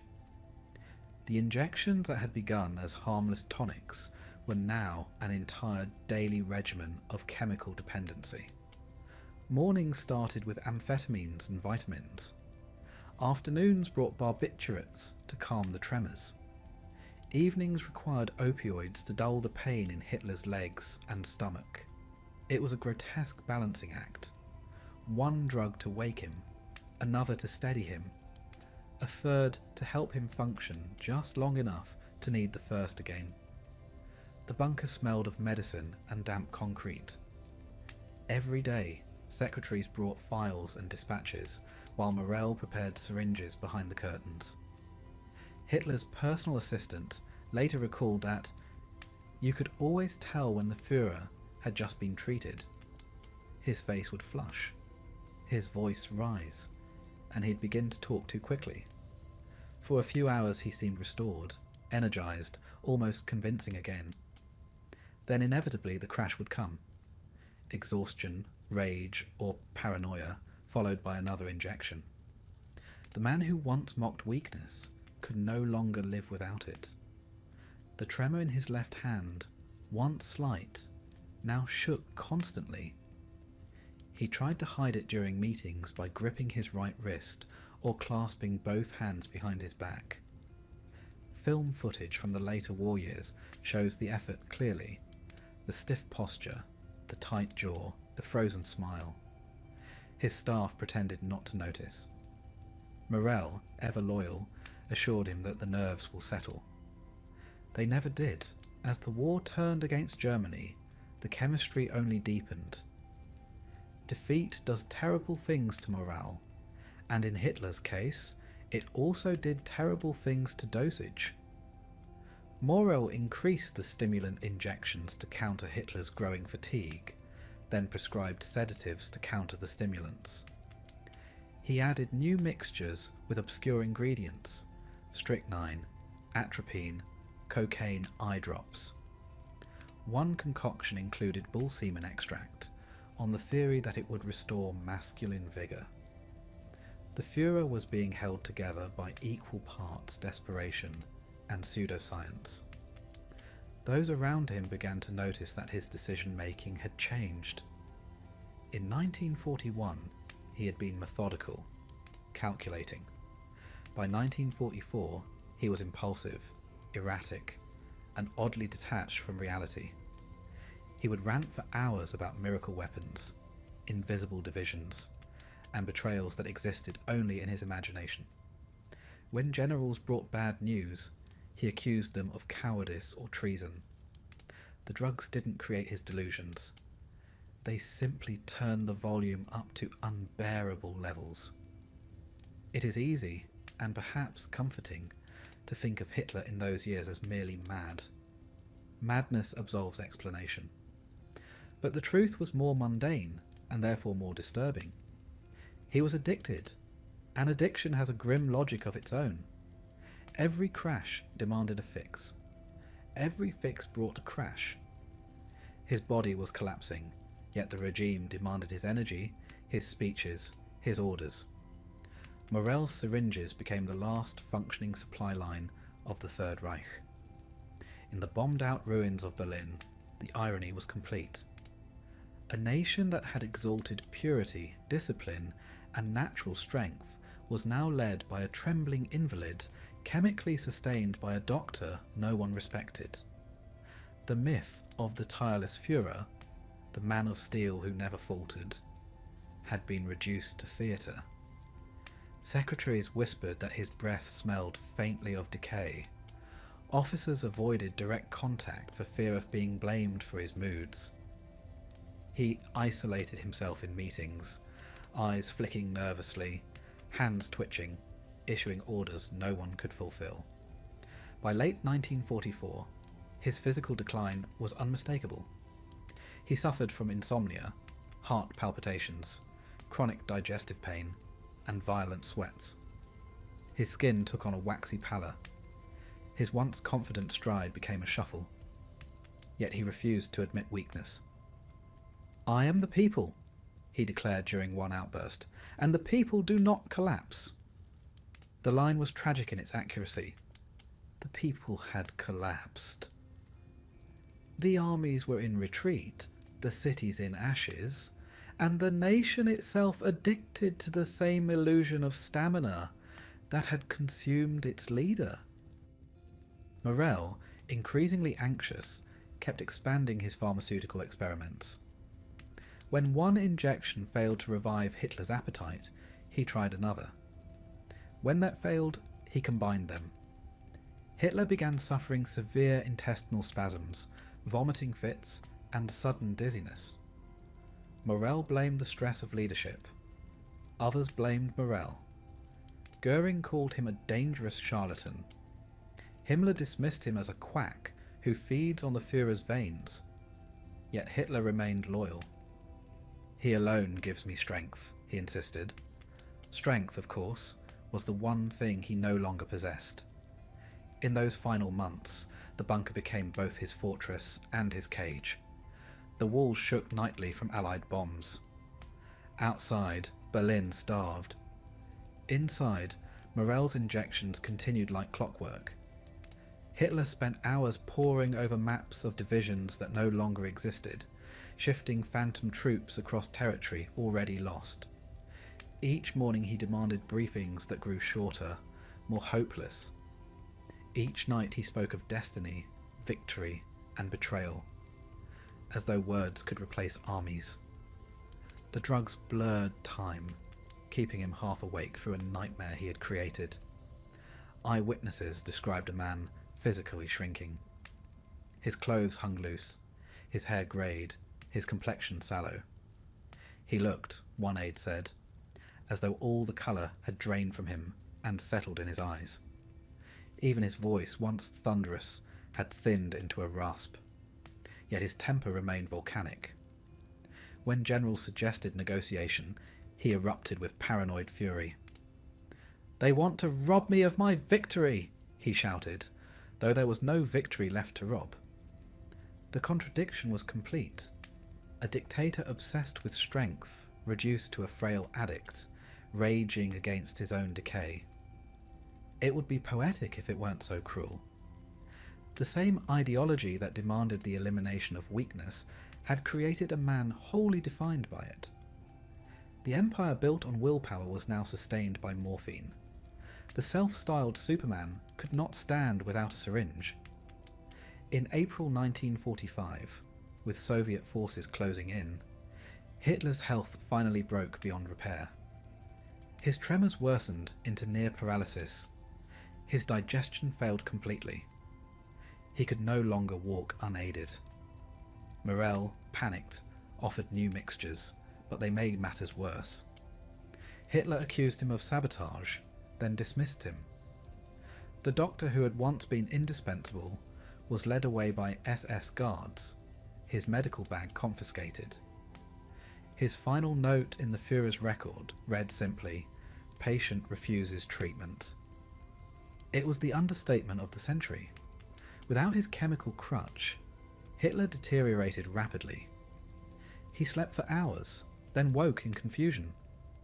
He ranted incoherently about armies that no longer existed, about vengeance and destiny. The withdrawal was savage, shaking, sweating, muttering. Those around him spoke in whispers, waiting for the inevitable. The man who had built a world on motion now sat motionless, staring at nothing.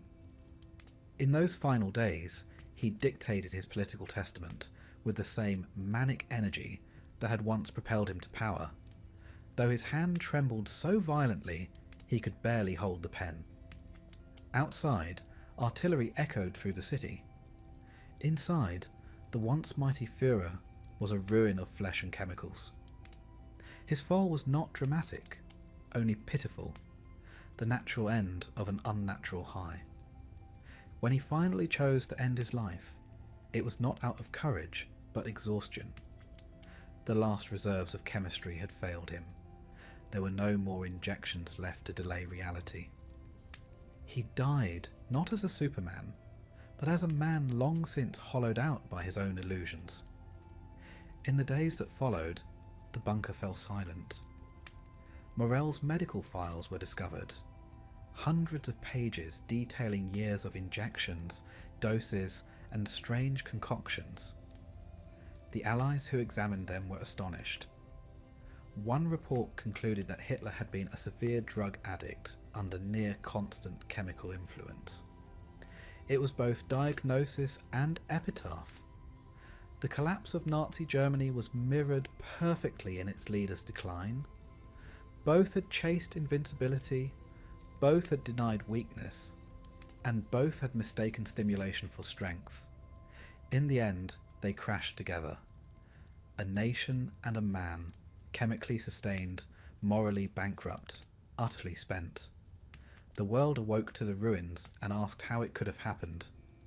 The answer, as ever, was simple and terrible. Nothing lasts forever, not even the high. When the war finally ended in 1945, Germany collapsed not with a bang, but with a sigh.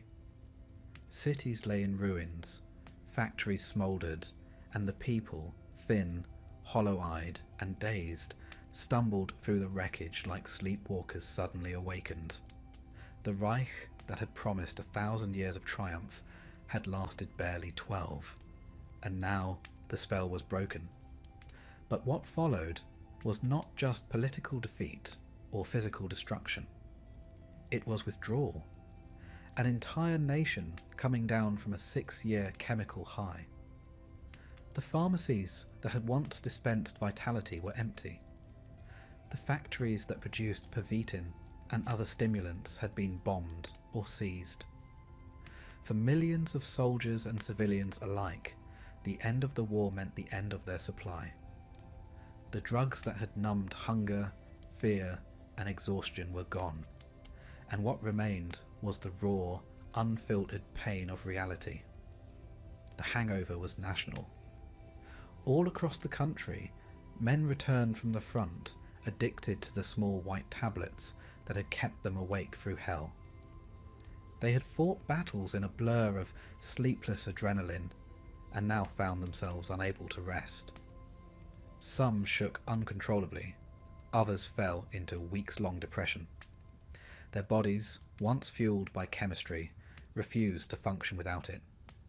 Allied doctors treating prisoners of war were startled by the symptoms. Tremors, delusions, violent outbursts, hallucinations. They are like men waking from a dream, one British medic wrote, but they cannot remember which parts were real. In the ruins of Berlin, addiction was everywhere but never named. Civilians who had relied on stimulants to endure bombings or endless work shifts now turned to whatever substitutes they could find. Alcohol, morphine, or the occasional black market tablet smuggled from army stores. Pharmacies reopened under Allied supervision, but their shelves were bare. The great pharmaceutical empires, Temmler, Merck, Bayer, were dismantled or placed under investigation. The Allies, who had their own chemical secrets to protect, examined the German drug files with morbid fascination. They found meticulous records, dosage logs, performance studies, even field reports rating the effectiveness of pervitin in combat. It was all disturbingly scientific, as though mass addiction had been an administrative success story. The soldiers who came home were not greeted as heroes. They were ghosts of a vanished regime, defeated, humiliated, and chemically frayed. Many suffered what we would now call post-traumatic stress, though in those days it was simply called nervous breakdown. In truth, it was often both trauma and withdrawal. Without their tablets, many turned to alcohol or stronger sedatives. Suicide rates among veterans spiked. One psychiatrist in Munich described his wards as filled with men who cannot sleep because the war will not let them. The civilians fared little better. Years of stimulants had left their mark. Women who had worked in munitions factories found themselves unable to slow down, even when there was nothing left to do. Housewives who had relied on pervitin to clean, cook, and endure began experiencing sudden fatigue, mood swings, and anxiety. Doctors prescribed rest and broth, as though exhaustion could be cured by soup. Nobody wanted to talk about the pills. After all, they had been legal once, encouraged, even patriotic. Now they were an embarrassment, a chemical reminder of complicity. The government that replaced the Reich faced an impossible task. How to rebuild a society that no longer knew how to rest. The Allies imposed rationing, reconstruction, and denazification. But there was no program for recovery from addiction. The new German identity had to be built from rubble and withdrawal alike. The people learned slowly to sleep again, to live without the artificial hum of pervitin running through their veins. But it was not an easy process. For many, the silence of peace felt unbearable. The adrenaline of crisis had been replaced by the dull ache of defeat. In the years that followed, the pharmaceutical industry quietly reinvented itself. Companies like Bayer and Merck re-emerged under new management and new ethics. Pervitin vanished from the shelves, replaced by gentler pick-me-ups and vitamin tonics. The scientists who had developed wartime stimulants moved on to peacetime projects. Painkillers, antibiotics, antidepressants. Some were even recruited by the Allied powers, their expertise in chemistry deemed too valuable to waste. It was a neat bit of moral laundering. Yesterday's war criminals became tomorrow's innovators. For the ordinary German, there was little choice but to adapt. The nation's recovery demanded work, and work demanded energy. Factories rose from the ruins, and once again the rhythm of production returned. But the fear of dependency lingered. For the first time, stimulants were viewed with suspicion rather than pride. The word pervitin became taboo, whispered as if it were an obscenity. Germany had learned that even progress can be poisoned. The irony, of course, is that the lesson did not stay confined to Germany. The same research that had produced pervitin would soon inspire post-war stimulant use across the world. American and British militaries adopted amphetamines for pilots and soldiers during Korea and Vietnam.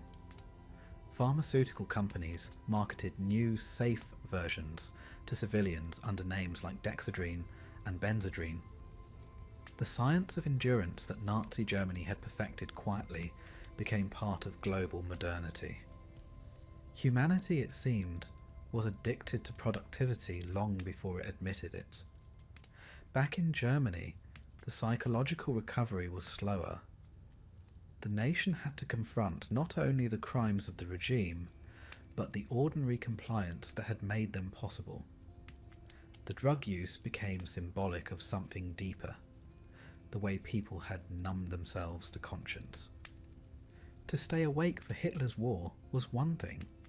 To stay asleep to its morality was another. Historians later called it chemical obedience. People did what they were told because the pills helped them not to care. It was the most banal kind of evil, bureaucratically measured, medically sustained. By the 1950s, the immediate addiction crisis had faded, but its shadow remained. Post-war doctors treated waves of anxiety, fatigue, and insomnia, calling it the exhaustion syndrome. No one mentioned that half the country had been dozing itself into alertness for years. The next generation grew up with parents who were jumpy, overworked, and prematurely aged, the children of the sleepless. When asked about the war, they would say only, "It was tiring." In time, the story of Germany's wartime addiction slipped quietly into the footnotes of history. The focus shifted to battles and politics, as though the chemistry of war were too embarrassing to mention. Yet it remains one of the most revealing truths about the Third Reich, that its myth of invincibility depended not on ideology alone, but on pharmacology. The soldiers, the workers, even the Führer himself, all were driven by chemistry. When the supply ran out, so did the illusion. In the decades that followed, Germany rebuilt itself into a model of discipline and restraint, perhaps in reaction to its past excess. The factories that once produced methamphetamine turned to medicine. The same laboratories that served tyranny now serving the welfare state. Progress, once a narcotic, became a penance. The nation that had once tried to conquer sleep learned to respect it again. There's something quietly poetic about that. The empire that tried to outrun fatigue was undone by it. The leader who preached strength became the weakest man in Europe. And the country that once lived on stimulants would spend the rest of the century rebuilding itself one slow, careful breath at a time. When people spoke of the war in later years, they often used the language of dreams, a nightmare, a delirium, a fever that broke. Perhaps that's not a coincidence. Germany had been wide awake for too long, kept on its feet by chemistry and lies. In the end, it wasn't defeated so much as it finally fell asleep. And in that sleep, the noise faded. The marching boots, the shouting, the machinery, the injections, until all that was left was silence. A silence heavy enough to make even history take a long, deep breath. Long after the smoke of the Second World War cleared, its chemical ghosts lingered quietly in the bloodstream of history. The factories were rebuilt, the laboratories reopened, and the language of science was politely rewritten. But the legacy of Germany's pharmaceutical empire never truly vanished. The same nation that had once weaponized chemistry for conquest now found itself using it for healing. Yet beneath the surface, the question remained. How had modern medicine been turned into machinery for madness?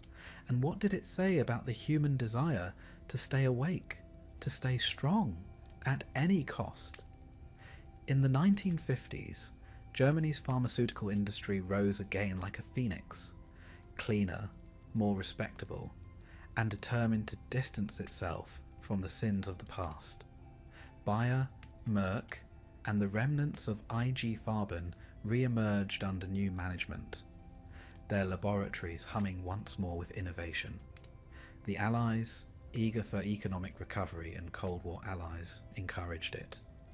Chemists who had once developed stimulants for soldiers now refined antibiotics, painkillers, and antidepressants. The same precision that had fed war now produced penicillin and insulin. The moral shift was as neat as it was uncomfortable. The hands that had mixed methamphetamine now mixed medicine for children. But the shadow remained. The idea that human efficiency could be chemically perfected had escaped the ruins of the Reich and spread quietly through the modern world. Western militaries continued using amphetamines in later conflicts, Korea, Vietnam, even the Persian Gulf. Pilots called them go pills, echoing their German predecessors with unknowing irony. Civilian life followed suit. As economies rebuilt and the new century of speed began, stimulants found their way into office desks and factory floors. The names changed, the branding softened, but the promise was the same. Alertness without rest. Confidence without cost. Humanity had inherited Germany's chemical dream and mistaken it for progress. Historians later pointed out that Nazi Germany's addiction to Pervitin wasn't an isolated horror, but an early symptom of something larger. The 20th century's obsession with productivity. The regime had merely taken a common idea to its logical, monstrous extreme. That exhaustion is weakness, that efficiency is virtue, that the body must be made to obey the will. In that sense, the chemical empire never really fell. It simply changed uniforms. Today's energy drinks, smart drugs, and endless work weeks all hum with faint echoes of that same belief, that sleep is a flaw and rest a luxury. In post-war Germany, the reckoning was both moral and medical. Doctors who had prescribed methamphetamine during the war rarely faced punishment. Most resumed their practices, quietly revising their CVS. Medical schools rewrote textbooks, omitting awkward references to combat stimulants and performance tonics. For decades, few Germans spoke of their wartime addictions. It was easier to blame ideology than chemistry. But in the archives, the records remained. Boxes of dosage logs, laboratory notes, and field reports, all testifying to how methodically the nation had dosed itself into delirium. When these documents resurfaced in the late 20th century, they shocked a generation that had grown up believing the war was purely a moral catastrophe. It turned out to be a pharmaceutical one as well. Soldiers hadn't just fought for the Führer, they'd fought for the next pill. Hitler's will of iron had been maintained by a man with a syringe. Even the Blitzkrieg, that symbol of unstoppable force, had been built on amphetamine. The myth of superhuman discipline crumbled under the weight of prescription records. Germany's power, it seemed, had come from the laboratory shelf. And yet, for all its darkness, the story remains strangely human. The desire that drove it to overcome fatigue, to push beyond limits, to stay awake when the world is falling apart, is universal. It is the same impulse that drives students before exams, nurses on night shifts, and workers chasing deadlines. The difference is that in Nazi Germany, that impulse was industrialized. Exhaustion became treason. Rest was treated as surrender. The nation's great crime was not simply that it used drugs, but that it turned stimulation into ideology. The ruins of IG Farben still stand today in Frankfurt, a massive concrete complex that once produced both aspirin and Zyklon B. After the war, the building became the headquarters of the American occupation forces and later of a university. Students now walk its corridors, where chemists once mixed the formulas of conquest. It is perhaps the most fitting memorial possible, a monument to knowledge that reminds its visitors how easily intelligence can serve insanity. In the decades that followed, Germany became a world leader in pharmacology once again, but this time in pursuit of healing rather than control. Medicines for pain, infection, and mental illness flowed from the same tradition of chemical precision. It was redemption of a sort, though history's aftertaste lingered. Even today, German efficiency carries with it an unspoken awareness of where too much efficiency can lead. As the century progressed, researchers uncovered more details of Hitler's dependency. Newly opened archives revealed hundreds of amphetamine and opioid injections, lists of substances that read like a catalogue of contradiction. Methamphetamine for alertness, morphine for calm, cocaine for energy, barbiturates for sleep. His bloodstream was a metaphor for the regime, restless, anxious, destructive. And as his body decayed, so did the empire it sustained.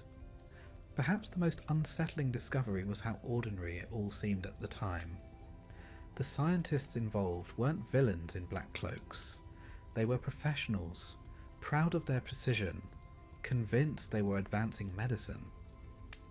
They published papers, held conferences, received awards. The moral blindness wasn't born of cruelty alone, but of ambition. The quiet conviction that progress justified the means. That is, in the end, the legacy of the chemical empire. Not simply the drugs, but the delusion that science is neutral, that it can serve any master without consequence. When historians speak of the Third Reich, they often focus on ideology, technology, or terror. But beneath those towering themes lies a simpler truth. It was also an empire of chemistry. Its wars were fought not just with bullets and tanks, but with amphetamines, opiates, and hormones. Its leader was not merely insane, but intoxicated. Its people were not purely fanatical, but medicated. It was, in a sense, the first truly pharmacological society, one that tried to replace the soul with chemistry and mistook the high for destiny. After the war, the world promised it would never happen again. And, in the grand sense, it didn't. But the quieter lesson, about dependency, denial, and the seduction of speed, proved harder to learn. The modern world still chases stimulation, still measures worth by output, still treats rest as weakness. The formulas have changed, but the philosophy remains familiar. Perhaps that is why this story still unsettles. Because it isn't only about them, it's about us. In the end, Nazi Germany's chemical empire left behind no lasting monuments, only questions. Questions about the limits of endurance, the morality of science, and the fragility of human restraint. The laboratories are gone, the pills replaced, the slogans forgotten. But somewhere, in the soft hum of a late-night city, in the glow of screens and the buzz of caffeine, you can still hear the faint echo of that sleepless age, the whisper of a civilization that once believed it could outwork the human condition. And perhaps, as the world keeps spinning faster, that whisper is worth remembering. Because history, like chemistry, has a habit of repeating itself, especially when no one stops to rest. So now, as the lights dim and the noise fades, we leave the story where it began, in the quiet aftermath of exhaustion. The empire is gone, the laboratories are silent, and the pills have long since turned to dust. All that remains is the stillness it once tried to escape. And for tonight at least, perhaps that stillness is enough.